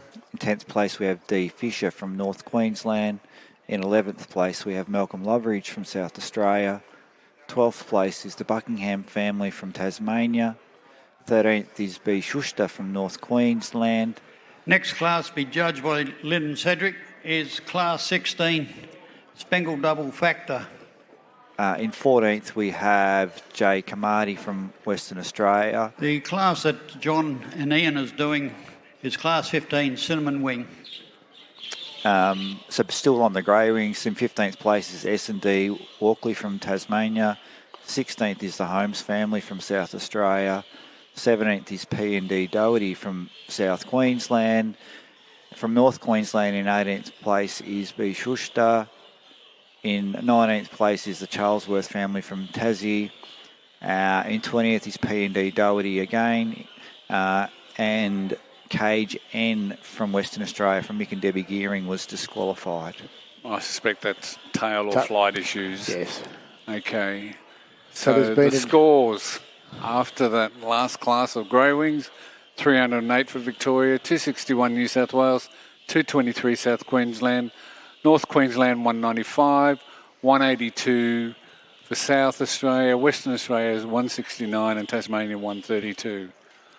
Now, if we go back to the Cinnamon class and we see this bird sitting on the floor of the cage, and what can we tell you about her? Without seeing the whole body, she has this most amazing directional feather and she has enormous size. And if you look at the depth of mass is relative to the length of cap feather. So without seeing her on the perch, she's gone direct to first place. I can't see anything now, just the judges. I'd be very surprised if this bird hasn't got a lot of curl length. Of having that much feather and depth of mass, it tells me that she'll have a lot of distance from the perch to the top of the head. Right. In second place, we have S, which is a Victorian bird from Ian Hunter. Right. In third place currently, we have a bird from New South Wales from Craig Barnett. Three very strong birds. Very good variety birds. It's a bird from Victoria, Jeffrey Leongs. Jeffrey's been very strong in the cinnamon class over the last few years. And he's not resting on his laurels. He's put another beautiful bird in there today. We have another bird from Craig Barnett in P. F is Aaron Forbes from South Queensland. Not a name I'm familiar with. So it's good to see we have more exhibitors coming onto the scene.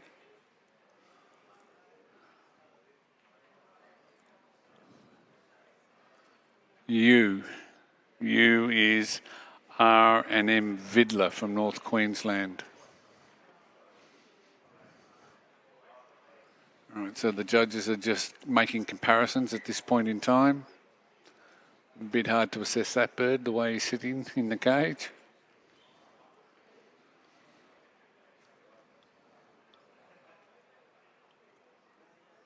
I think back to the points before, Gary, I think we're starting to see now the gaps sort of consistently get a few more between each of the sort of first three and four places. There's that margin that's starting to grow consistently between them.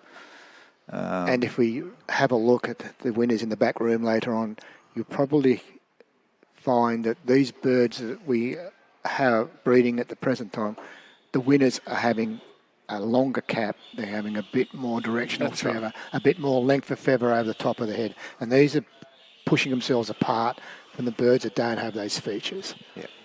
Exactly, Gary. That's exactly the difference between the winners and the birds behind them. Okay. So that bird in eyes is having a little bit of a conniption at the moment. Hopefully she'll settle down.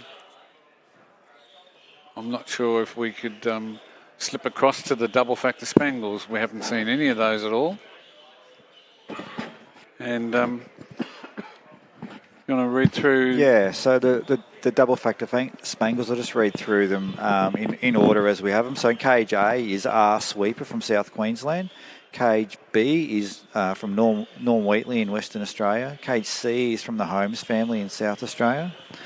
Cage D and E are from Anthony Starcevic from New South Wales. Cage F is from Jim and Judy Fletcher from Tassie. Cage G is from Eric Whitten in New South Wales. Cage H, another one from Jim and Judy Fletcher in Tasmania. Cage I, M and S Evans from North Queensland.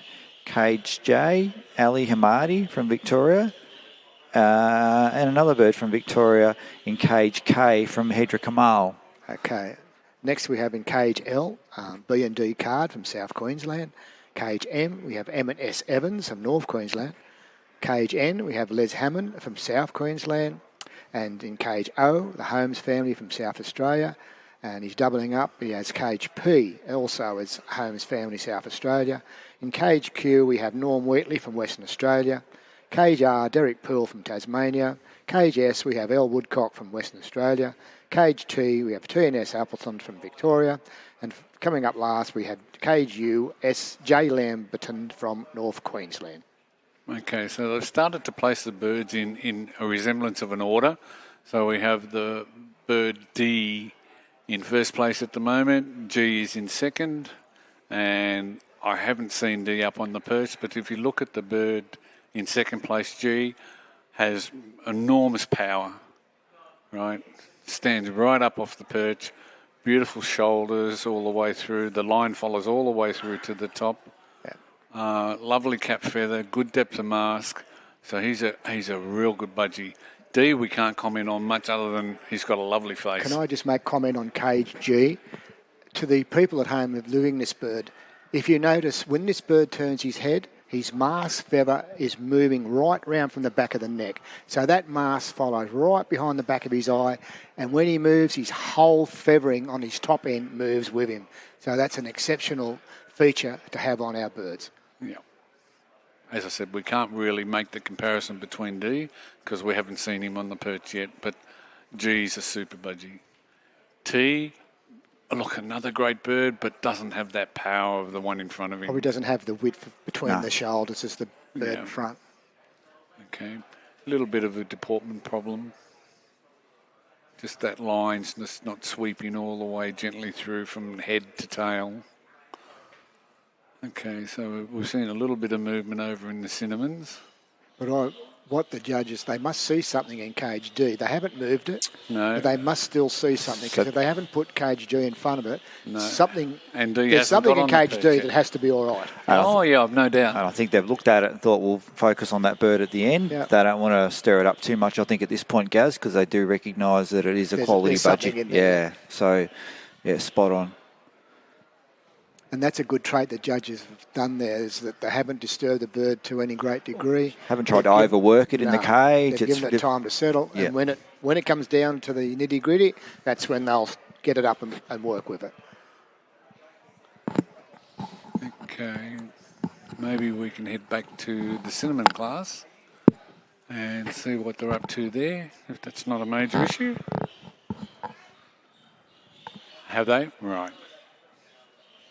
Okay, well, that's worth looking at now.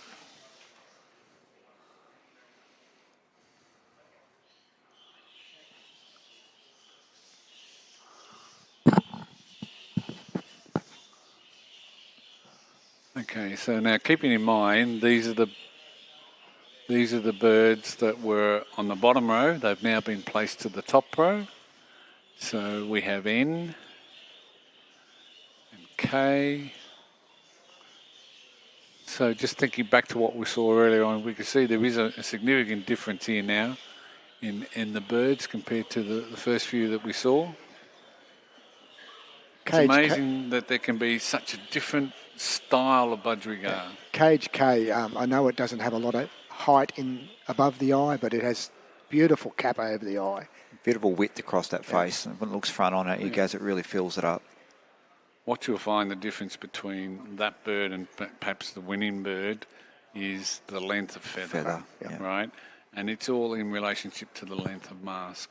Still a very nice bird. Oh, beautiful bird, and a bird we'd all be happy to breed with. It's a bird that we all should try to achieve in our breeding program. We should be trying to have that feature installed in our breeding program. Okay, looks like a cobalt or a violet cinnamon. Yeah. So now they're going back. So Cage H is still in. Well, it's effectively in first place at this point. That's that hen that we that's saw the hen. initially. And again, we haven't seen it get up on the perch, but possibly like the double factor, the judges have put it there and thought, well, when we need to get it to get up on the perch, we will. So it'd be great to see her get up. So S is in second place. That's Anne out of Victoria, an exhibitor who's been having enormous success on the bench, both at state and national level. B is in third place. That's Craig Barnett from New South Wales. L, Jeff Lee Leong from Victoria. It seems to not be carrying its wing as nicely as I've known it to in the past. P, another really nice solid budgie. And that belongs to Craig Barnett. So he's got two in the top half dozen birds. And from then on, you can see the birds change. They don't have the physical strength of what we're seeing before them. The first 3 or 4 look like really super strong feathered birds. Good length of feather, good size, good structure. Haven't seen much of KA at this present time, but I'm really liking what I'm seeing in the cleanness of the head and the depth of mask. We haven't had a shot to zoom in on him yet, but he looks a very nice bird as well.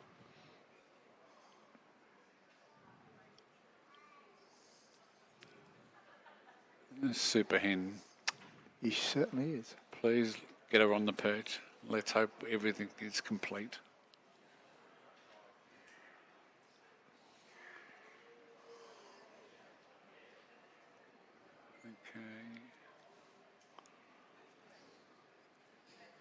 Now they've just finished comparing the first bird at the bottom row with the last bird from the top row. And it's at this point in time, we just do the finer points on the birds now. You know, there might be a little bit of movement, 1 cage or 2 cages at the most, but you wouldn't expect to see a bird jumping 4 or 5 cages at this point in time. No, it's just the minor things, isn't it, from here? Something that's attracting their attention in Cage A. The judges are certainly giving us an extra assessment. What I can see looking at it, it has a beautiful silhouette outline compared to, say, N. N has a nice outline till it gets to the wings and tail, and they become... You can see the break in the outline with right. the flights, the gap between the flights and the tail feather. Ideally, we don't want to see that gap.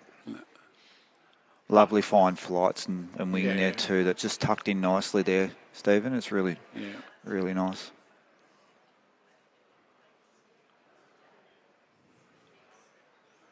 It doesn't probably look to be as big as some of the birds up the front, but it looks to be very complete and in proportion as a bird. I think he's Cage A. At first viewing that bird, it didn't seem to have any head markings, but when they zoomed in on it, there's a slight trace of head markings.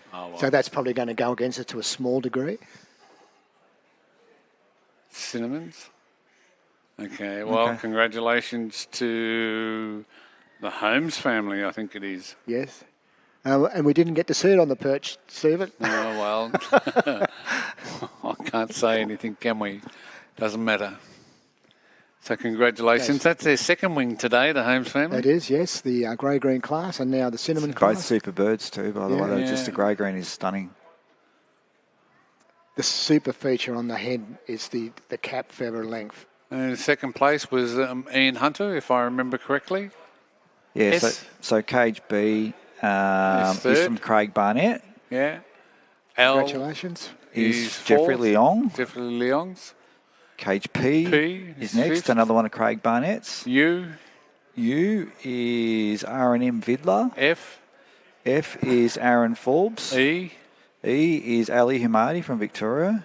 A is Trevor Broadbent. Well done, Trev. Yes, good effort. And the rest we'll catch up with shortly.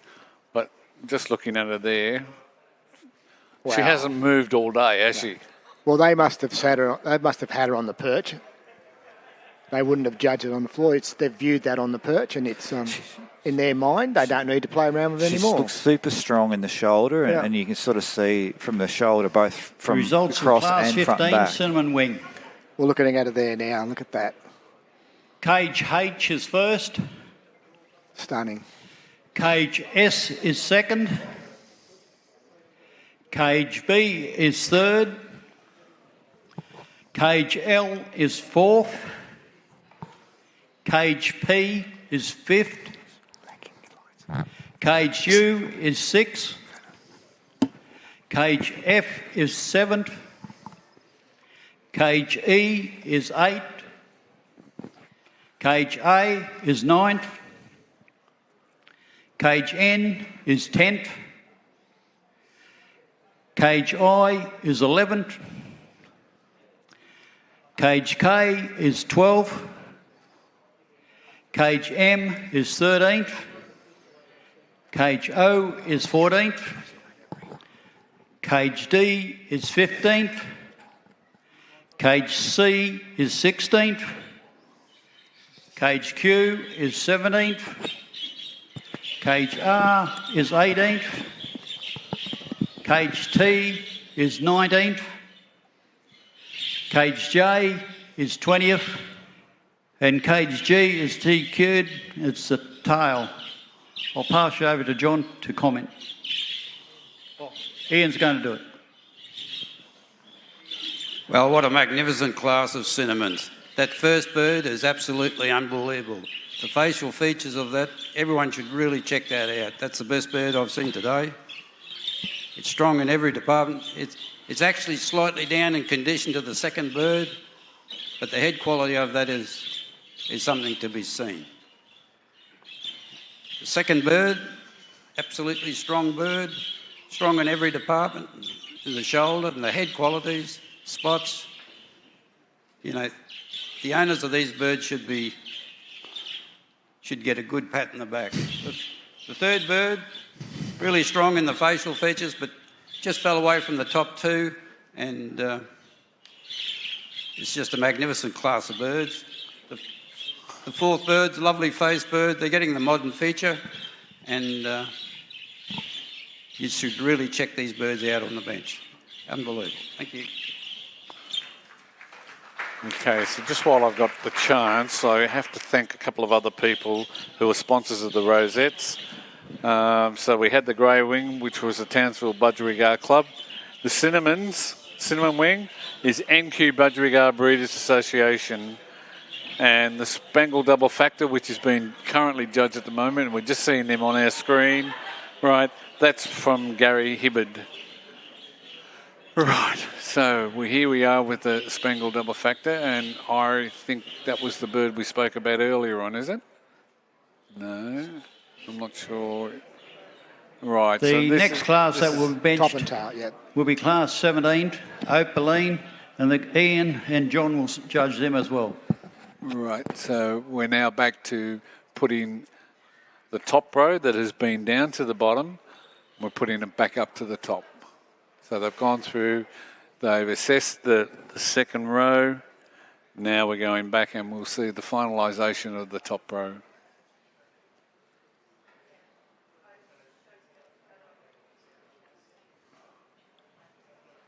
Okay, so just quickly reading through the names of the people who performed in the Cinnamons. The Holmes family first, Ian Hunter second from Victoria. New South Wales was Craig Barnett. Jeffrey Leong was in fourth from Victoria, and Craig once again in fifth spot. So that's third and fifth. So you can't argue a great breeder of Cinnamons. In sixth place, we have R and M Vidler from North Queensland. Aaron Forbes, he came seventh today from South Queensland. And Ali Hamadi from Victoria came eighth. In ninth place was Trevor Broadbent. And in 10th place was NHG Budgerigars from South Queensland. 11th place was Michael Pace from North Queensland. In 12th and in 13th was the Charlesworth family from Tasmania, so well done to them. In 14th, we had W. Schultz from North Queensland. In 15th, we had Normie Wheatley from Western Australia. And then in 16th, another bird from Western Australia from C. Thomas. The Holmes family came 17th again from South Australia. In 18th was the Charlesworth family again. 19th was Susan Adams. And in 20th was Craig Barnett. And G was DQ'd from Mick and Debbie Gearing from Western Australia. All the hobbies big hitters are in the top six, Stephen. Yep, that's it. That's what it's all about. And I'd just like to read through now the zone standings. So looks like Victoria's just pushing ahead now from New South Wales. So we have Victoria on 332 points, New South Wales on 283 points. We have South Queensland doing well as coming up the ladder is 238 points, North Queensland 210, South Australia 197, Western Australia 174, and Tasmania on 141. big improvement from Tasmania in the last Excellent, two classes. Yeah.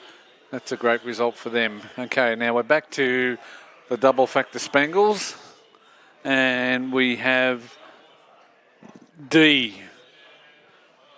Right. So this bird D is the first bird in the second row. So they've been moved up and down. If that's the case, the standard of this class must be outstanding, because if you have a look at the birds on the bottom row, there's not a poor one there. No.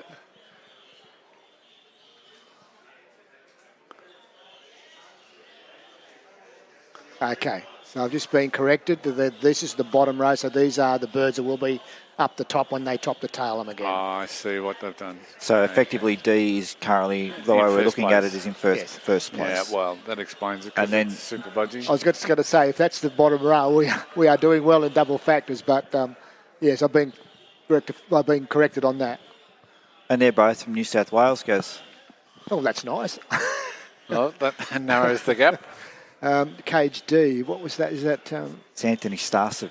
Oh, lovely, Anthony Starcev, yes. Yeah, and Eric Whitten is in G from Yeah. New South Wales also. So Nice, that's two strong birds.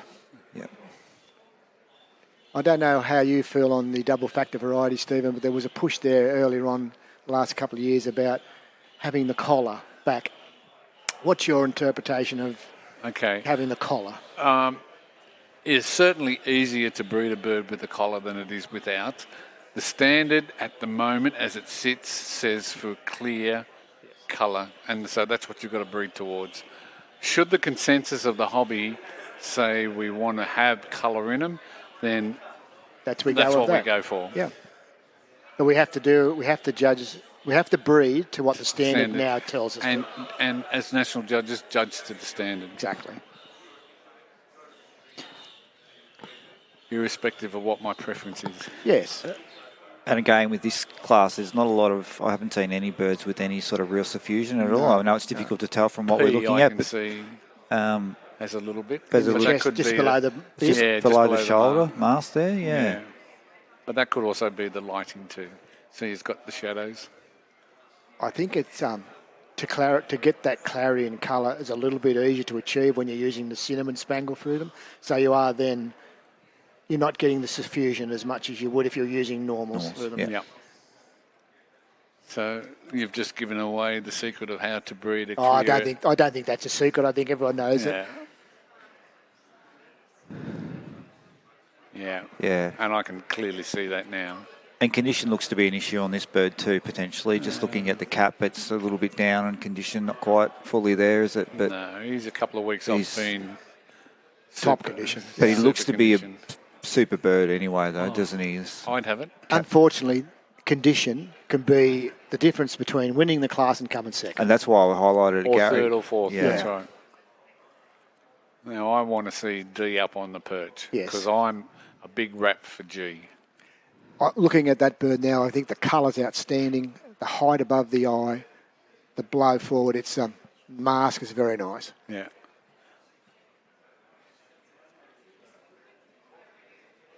Very clean on the top. And you notice when he does release and blows forward, that width of face just accentuates the outline of the bird. So in third place at the moment in this double factor Spangles is Cage T from TNS Appleton in Victoria as well. So that's the three. Contenders. Right, that's the second place bird. Yeah. I love this budgie.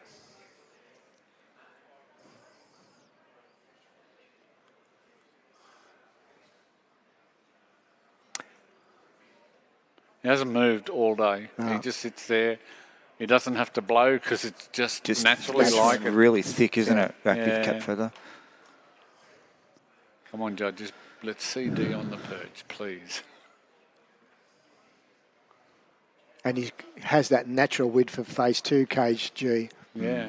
Oh, it's super.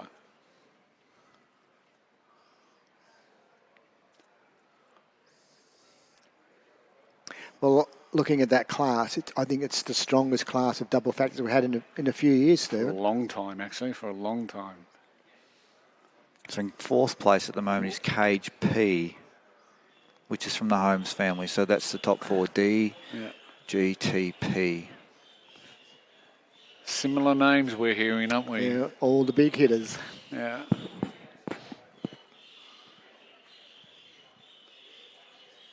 T looks to be just a little bit pale in colour. In body colour. Yeah. It's probably... might very well be grey-green. So that grey mutes the colour a little bit as opposed to a light green or dark green yellow one. I don't know. At home, we have a split screen here. So there's two cameras we're looking at. And one camera has a darker coloured bird than the other camera. So one side of our split screen, the colour isn't as vibrant as the camera on the other side, the same bird. So I don't know what you are viewing at home.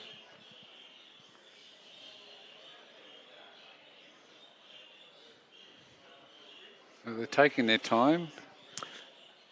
Which is always a good thing. So the Opalines on the other side as well, haven't they? So they're into the Opalines as well, which will be another strong class. Okay. As we move, that's okay. As we move over to the Opalines, I'll quickly read out the exhibitors. KJ is Brett O'Brien from South Queensland. B, Charlesworth family from Tasmania. C is the Holmes family from South Australia. D is M&D Gearing, Western Australia. Roy Blair E. G&D Piemont from New South Wales.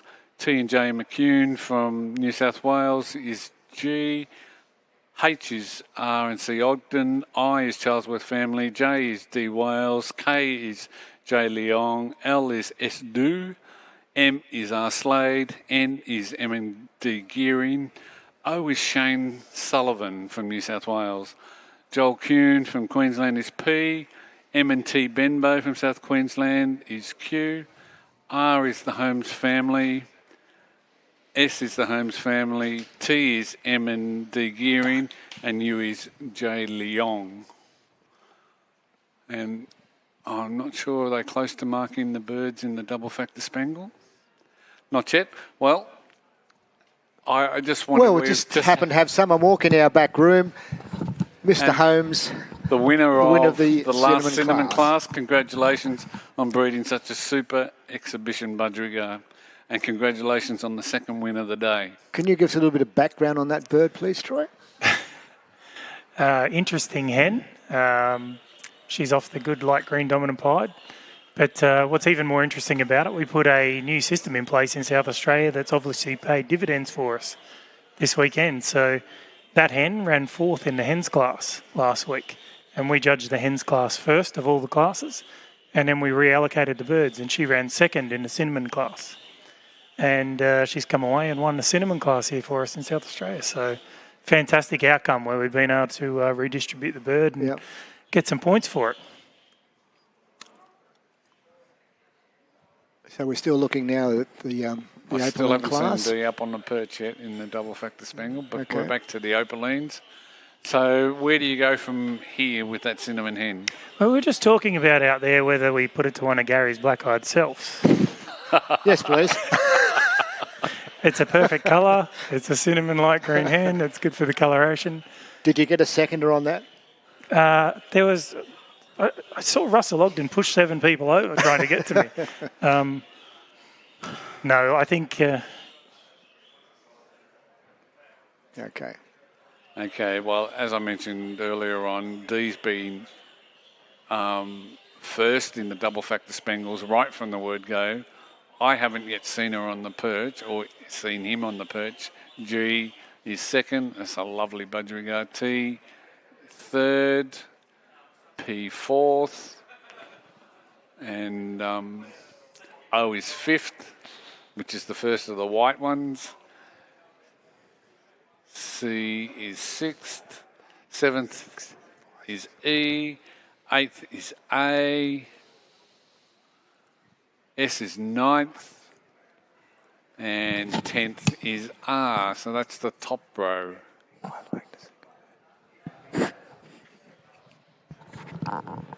So we now come back to marking the 2nd row.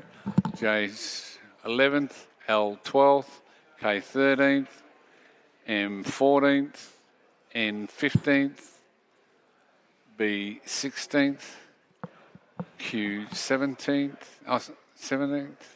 Yep. I can't see now. Yeah, that's correct. Q's 17. F is 18th. I 19th. H is 20th. And I'm not sure if the N bird was DQ'd or not. No. 21. U is 21. So that's a full complement.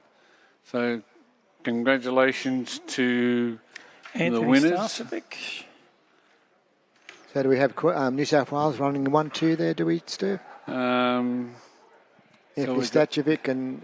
D and G and Eric Whitten. Yes. So Anthony, I believe that's his first win at national level. I think he won the yellow faces. The results for Class 16, Sorry, the white Spangle golden double face. factor. Cage D is first. Cage G is 2nd. Cage T is 3rd. Cage P is 4th. Cage O is 5th. Cage C is 6th.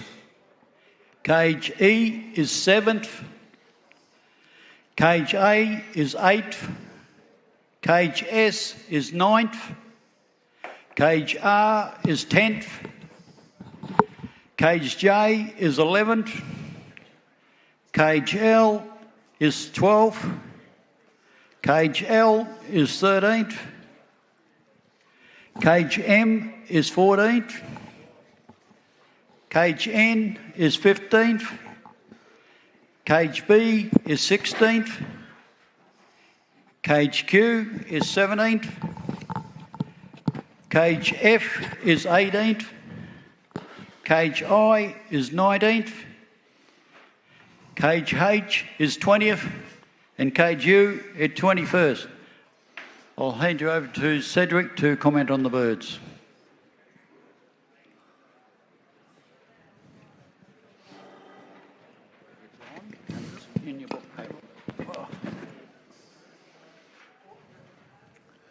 Well, as I look at them, there's 2 different style of budgies, the first and second bird. Beautiful birds. Congratulations to the winner. And then there's lots of variation with the rest of them. But what stands out, Stephen, as we said before, there's no body suffusion. All those birds are very, very clean. Yep. Righto, so I think we're just about ready to hear from Cedric. it's hard to make a lot of comment on Cage D because we haven't seen it on the perch very often. I do like Spangle double factors. And to get this class as a bonus and made the weekend complete. The first two birds are simply outstanding young cockbirds. Better than anything that I've seen for a long while. The first bird is marginally better than the second bird. The third bird is also a good quality bird, but it's just a little bit smaller. The fourth bird has lovely head feather when he relaxes, which is more lateral than outwards and upwards, but it is different from the other birds, and he's a bit rough in condition. And Cage 5, which is the powerful white cock, he was penalised slightly for the body suffusion. But all in all, a very, very strong class of birds. Thank you. Well, I'm happy to announce joining us here on the microphone is the breeder of the winning double factor Spangle, Anthony Starcevich. Anthony, congratulations. Yeah, thank you very much. So this is, congratulations. Yep. This, I'm told, is your second win at national level? Yeah, I can't believe it. Second win. That's really great. Good. Great news. Really So tell us about the double factor Spangle. What's the origins of that bird? Well, believe it or not, there's a guy called Tommy Hancock. He's passed away. He bred Latinos, and come from that line. So it's bred down through Latinos? Through Latino that was masking Spangle, yeah. Right, yeah. Okay. Where do you go from here? Well, breed my single factor Spangles to double factor Spangles, yeah. Right. Try and improve them all. So that's the pairing that you use at home mostly? Mostly, double yeah. factor to Spangle? Yeah, exactly, yeah. Right. Do you find that the Spangle markings improve, or do you find they weaken as a result of using the double factor?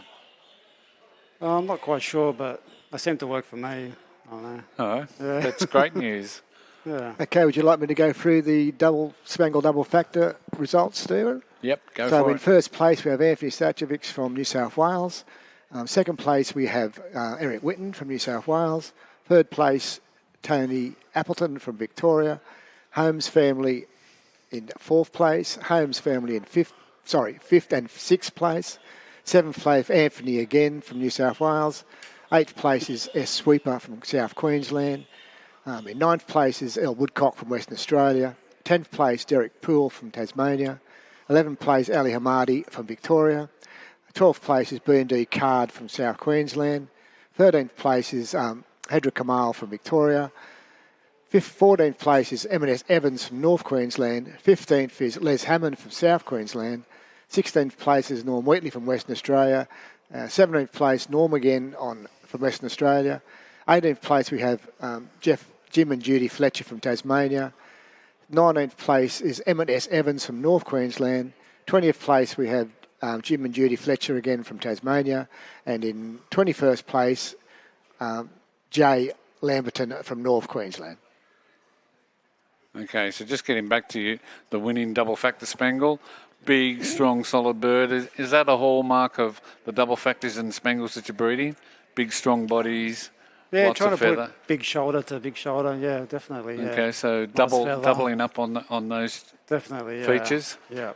Just going to the zone score, Victoria, 40 points ahead on 350. We have New South Wales on 310, South Queensland 252, South Australia on 218, so big jump there for them. North Queensland 215, Western Australia 185, and Tasmania 150. So while they're bringing the next class up, the final class to be judged by Lynn and Cedric is the Opaline AOSV class. And what we see in front of us now are some of the Opalines from the Opaline class. So I'll just quickly run through those. That's class 18. Cage A was Brett O'Brien. B is the Charlesworth family. C is the Holmes family. D, M&D Gearing. E is Roy Blair. F is G&D Piemont. G is T and J McCune. R and C Odkin is H. Charlesworth family I. D Wales J. J Leon K. S Do is L. M is Ray Slade. N is M&D Gearing. O is Shane Sullivan. P is Joel Kuhn. Q is M&T Benbone. R is the Holmes family. S is the Holmes family. We have M&D Gearing, T, and J. Leong in U. So they're starting to move the birds around a little bit just at the moment. So going straight up into first place is M, which is Ray Slade from Victoria. In second place we have T, which is M&D Gearing from Western Australia. And have a look at the follow-through of that bird. Wings to tail. Exceptional outline. Lovely shape. Oh, beautiful. There's no gap between wings and tail. No. They meet on the butt of the secondary tail. And if you look at the silhouette of our standard, it's just a perfect replica. Haven't had a good view. Is that a hen? Looks to be a hen, Gary. Yeah. Can't quite see It's from got that here. hen's features on the top end. Al's another lovely strong budgie off the perch. And that's S-Do. Not a name we've heard before. No. It's good we hear these different names. Yes, it's great.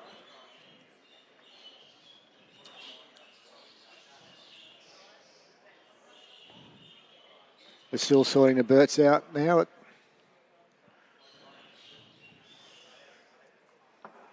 couple of changes there.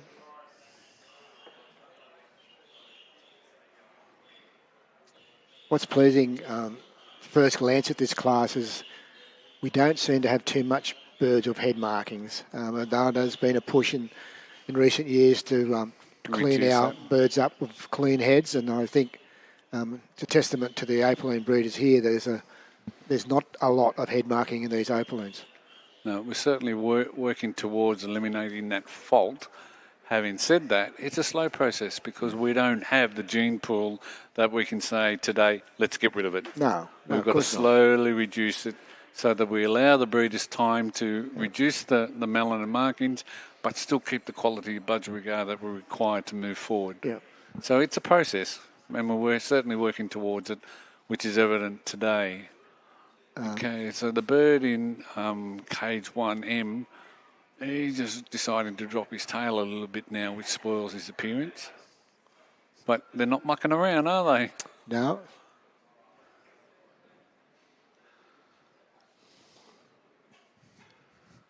Okay, so they're moving them around. So top and tailing.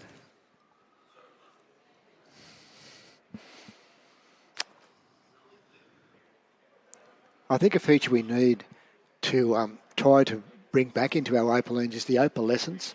Over the years, we've increased the size and the feather of the bird, and we've lost that beautiful opalescence in the wing marking. So, do you reckon that's because of the feather size itself, Gaz? Do you reckon that's part I of think so, the because feather length, feather size is back actually... in the day, the birds didn't carry that much feather, so the feather was more pronounced and tighter in the wing, and that then enhanced the opalescence. But it'd still be nice so we could get that feature back. Yeah. Okay, I don't know if we can move over to the other class that's been judged, which is the Opaline AOSV. So we have Lynn and Cedric judging that class. I'll just run through the class, cage numbers and the owners on this. So we have Cage A, Jay Kamara from Western Australia. Cage B, Craig Buckingham from New South Wales. Cage C, Pete Thompson from North Queensland. Cage D, Barlow and Janes from South Queensland. Cage E, T&S Appleton from Victoria. Cage G, Roy Blair from Tasmania. Cage H, Bowl family from South Queensland. Cage I, Trevor Johnson from Tasmania. Cage K, J&J Fletcher from Tasmania. Cage M is from Graham McCallum from South Australia. Cage N, Stephen Moe from Victoria. Cage O is Jay Leong from Victoria. Cage P is the Holmes family from South Australia. Cage Q is DNR Lang from South Australia. Cage R is Noel Kerr from Western Australia. Cage S, Barbara Kelly from South Queensland. Cage T, the Fitzpatrick family budgerigars from New South Wales. And Cage U is Craig Barnett from New South Wales. Now, one thing to note here is there's 3 birds that are actually missing. So North Queensland have 2 birds missing, and Western Australia have 1 bird missing.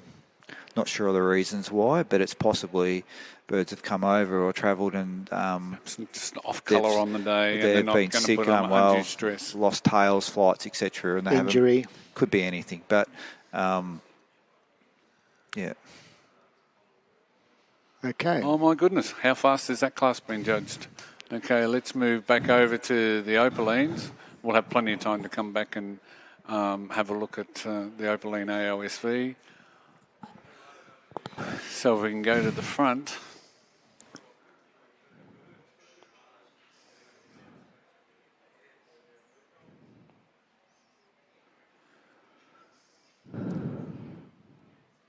No, we can't see anything at this stage.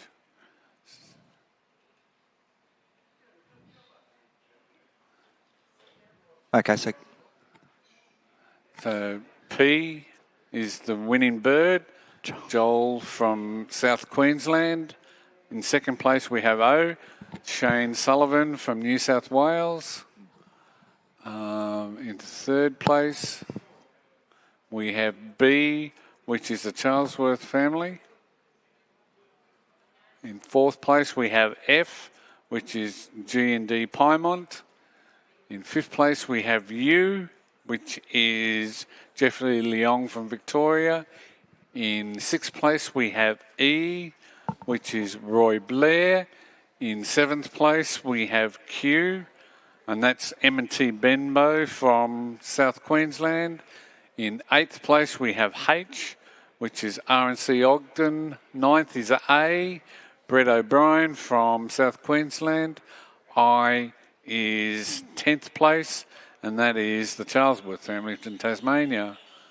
Why is that up there? The results of Class 17. Q. Opaline. Cage P is first. I'd like to take this opportunity to congratulate Joel Kewen. This is his first national win. Yeah, great. Good work, Joel. Cage B is third. Cage F is fourth. Cage U is fifth. Cage E is sixth. Cage Q is seventh. Cage H is eighth. Cage T is ninth. Cage I is 10th. It's Cage A. Cage M is 11th. It's 9th. Cage T is 12th. Cage L is 13th. It's a different bird. Cage S is 14th. Cage R is 15th. Cage G is 16th. Cage J is 17th. Cage K is 18th. Cage C is DQ'd for the tail. Cage D is DQ'd for flecking. And cage N is DQ'd for tail. I'll pass you over to John for a comment.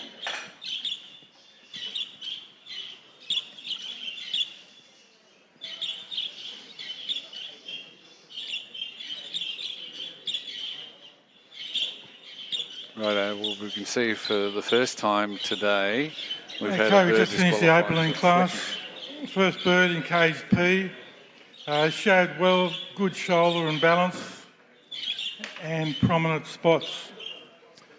Bird in cage O, nice length, clear cap. Bird in front was just better balanced. The bird in cage B, excellent cap, mask and spots, but the bird in front just had a clearer cap. Bird in cage F, good outline and width across the shear, but the birds in front was just larger. The bird in cage U had a nice outline. The bird in front was just more compact. Now it's nice to see the caps getting clearer slowly each year. There's probably some way to go with some of the birds. And there were 3 disqualifications, a couple of tails and 1 with the flecking. Thank you.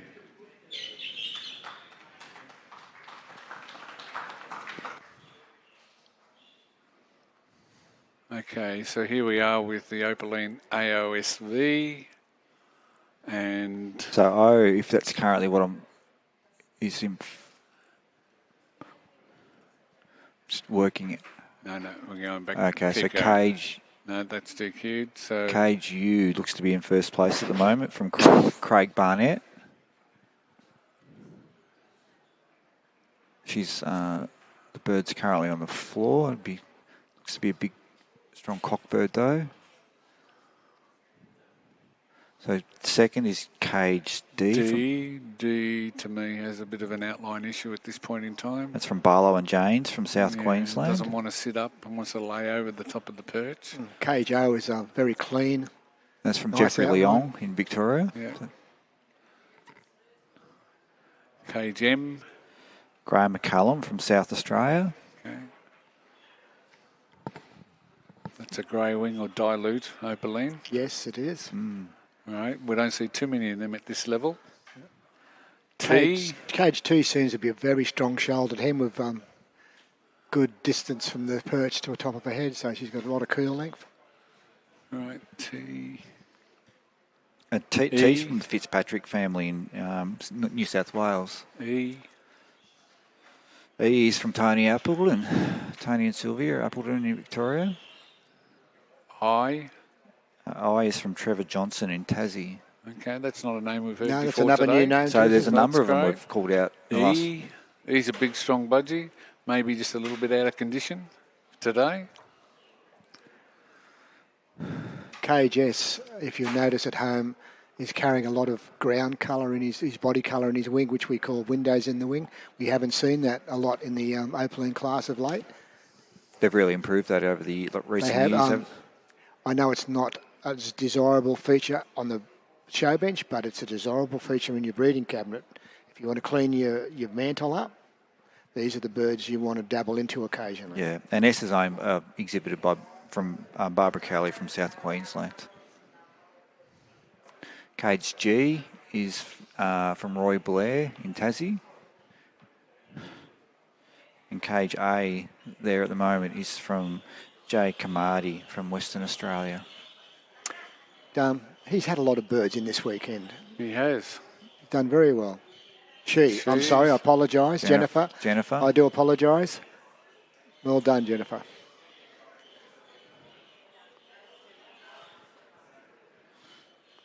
To my defence, we only have an initial.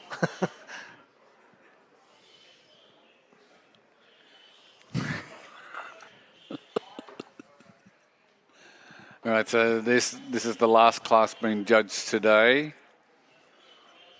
And I'm wondering, do we have a zone update at this point in time? I don't think we've recently updated it on our screen, but... New South Wales have pulled Victoria back by a mere margin of 9 points, so we are now 350 for Victoria, 310 for New South Wales, South Queensland 252, South Australia 218, North Queensland 215, Western Australia 185, and Tasmania 150. So Tasmania are progressing. They're not going backwards or getting left by the field. They are keeping their distance with all the other zones. So that's a great thing for Tasmania. And I think what the double factors sort of showed us, Gary, was New South Wales went 1-2, got the maximum amount of points in that class, which, tightens the gap a little bit. It does.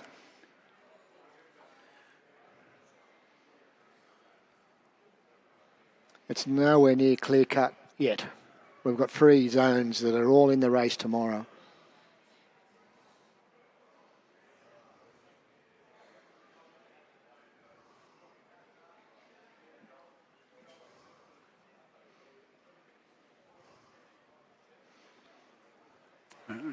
So quickly reading through the Opalines, we have Joel Kuhn first, second Shane Sullivan, third Charlesworth family, fourth G&D Piemont, Jeffrey Leong, fifth Roy Blair from Tasmania, sixth M&T Benbow from South Queensland, seventh, and RNC Ogden, eighth. And in ninth we have Brett O'Brien from South Queensland. In 10th we have the Charlesworth family from Tasmania.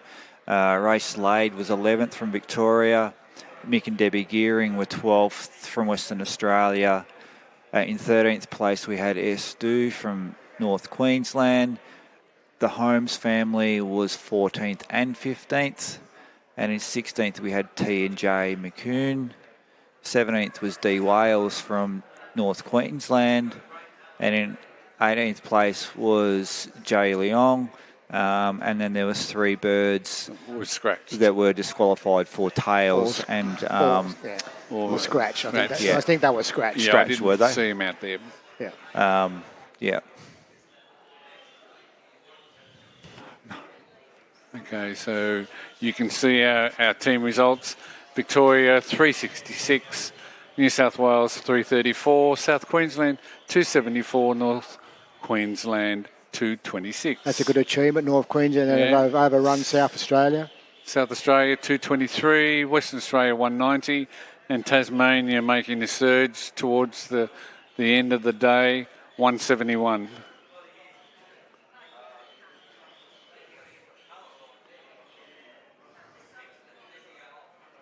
So they're just now bringing the top and bottom, changing them over in the Opaline AOSV class.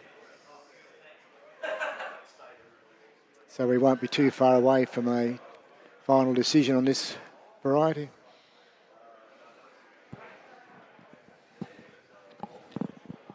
I think what we are sort of just looking at a lot of these birds here, they aren't sitting as steadily as some of the classes earlier on in the day at this point. They are moving around and not as steady.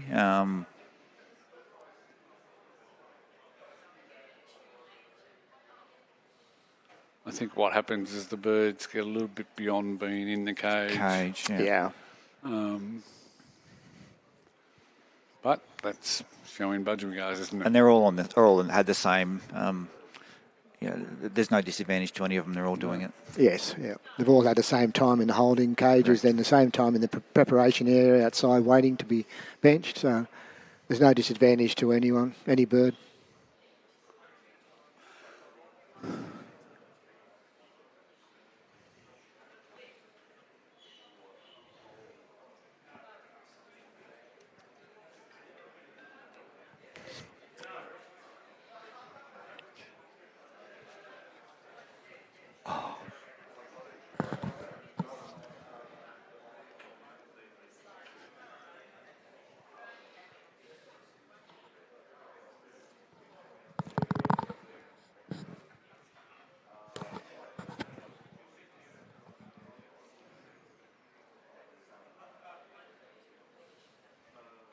Just while they're sorting that out, we'll just look at the zones. The gap between New South Wales and Victoria is shortened up again. So we're back down to 36 points now. So it'll be a battle tomorrow, Stephen. 32 points. 32 it is, correct, yeah.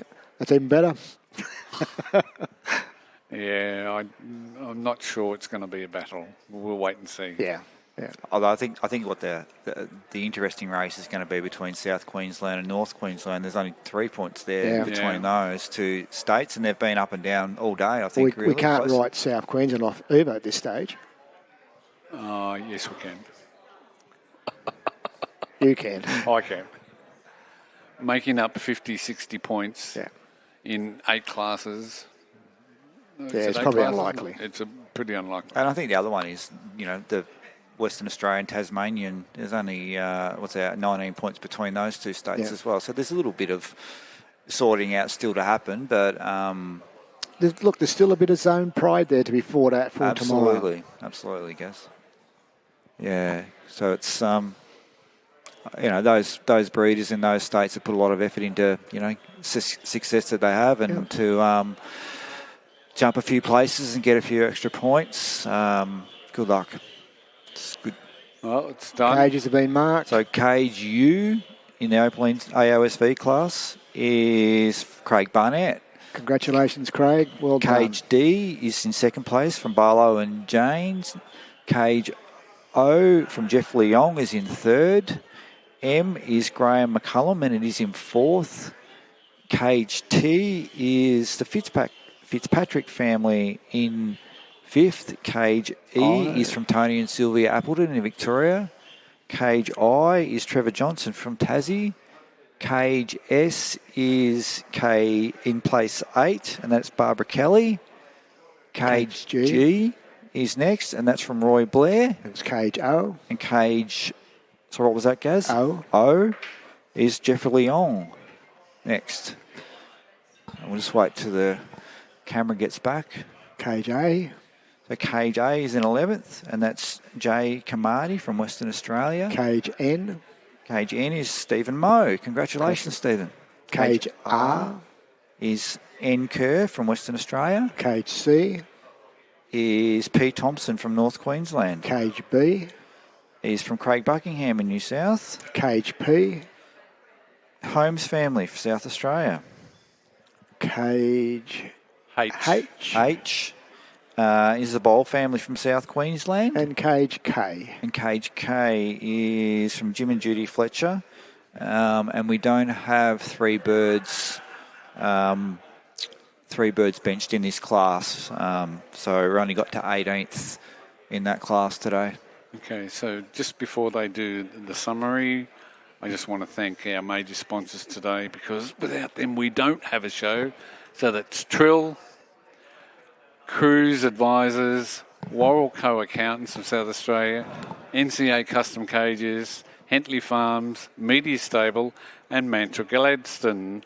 And the other one we've got to thank N&Q Budgerigar Breeders Association for the rosettes for the cinnamons, Gary Hibbard for the Spangle Double Factor, Mackay City Budgerigar Society for the Opalines, and Henry George from the Opaline AOSV. Thank you very much to all those sponsors.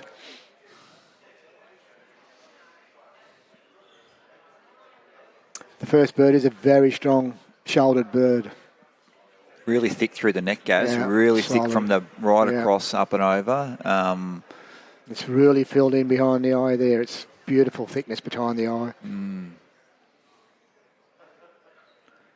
And for a big bird, Stephen, he's got a very tight wing. It's a really good wing for a big budgie. The results of Class 18, Opaline AOSV. Cage U is first. Cage D is second. Cage O is third. Cage M is fourth. Cage T is fifth. Cage E is sixth. Cage I is seventh. Cage S is eighth. Cage G is ninth. Cage Q is 10th. Cage A is 11th. Cage N is 12th. Cage R is 13th. Cage C is 14th. Cage B is 15th. Cage P is 16th. Cage H is 17th. And Cage K is 18th. I'll hand you over to Lynn to speak on these birds. Thanks, Dave. So this was a nice class, the Opaline AOSV. So the first bird, a very nice cockbird, a lovely big-shouldered bird supporting a nice shaped head, lovely directional feather and mask, nice spots. Just a very lovely bird. When he stands on the perch, he stands nicely. And then the bird that came second is a very nice grey-green hen, and she's in lovely condition. She shows well. She's just a really nice style of hen. And then the third in the grey, he's a nice bird, but he just happened to meet the two in front of him today, but he's no slouch either.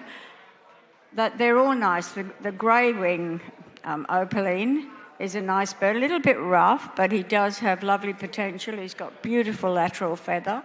Just needs to come into a little bit better condition. So on the whole, a nice class, and they just go down the line, and nice birds, and all along, nice birds. Just towards the end, a few little problems in size, and apart from that, all very nice. Congratulations, breeder. Okay, so we Right, should that expect... concludes the second session and the day's show. So before the live feed finishes today, we're going to get the results. So Just a reminder, if you're going to the presentation dinner tomorrow night, your table settings out there in the front door, and put your name on the table. Reserve your seating. Right. So here we have the. Okay. All those who are going on the boat cruise tonight, have a good trip, and we'll see you tomorrow morning. The Opaline AOSV. In first place, we have Craig Barnett from New South Wales, Barlow and Jones from South Queensland second, Jeff Leong from Victoria third, Graham McCallum from South Australia. Yeah, you've got to meet fourth. outside the Cairns colony at 5:15. So, okay, best see how good you are at sprinting. Fifth place was Fitzpatrick's family from New South Wales. Sixth was TNS Appleton from Victoria. Seventh is Trevor Johnson from Tasmania. Barbara Kelly, eighth from South Queensland. And in ninth, we have Roy Blair from Tasmania. In 10th place, we have DNR Lang from South Australia. In 11th is Jay Camaraderie from Western Australia. In 12th, Stephen Moe from Victoria. 13th, Ann Kerr from Western Australia. In 14th, we have P. Thompson from North Queensland. In 15th, we have Craig Buckingham from New South Wales. In 16th place, we have the Holmes family from South Australia. And in 17th, the Bowl family from South Queensland. And finishing it off in 18th place is Jim and Judy Fletcher from Tasmania.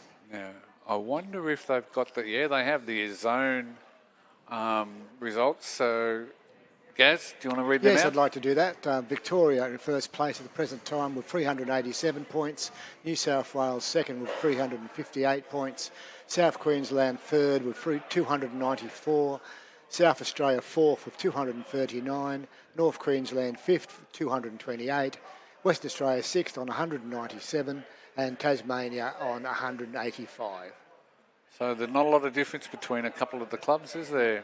There's all pride to work for tomorrow. A little bit of interest. So on behalf of the ANBC at the 49th Annual Trill Expert ANBC National Titles, I want to thank Gary Gazzard and Heath Chasemore for sitting in on the commentary.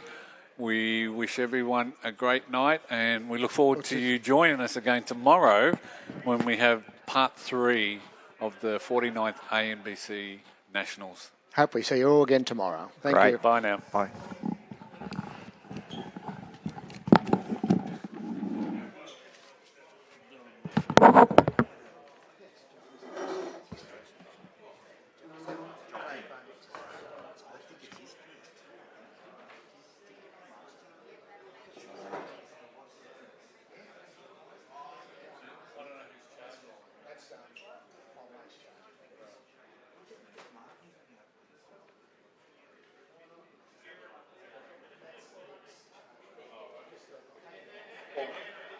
I'll take it.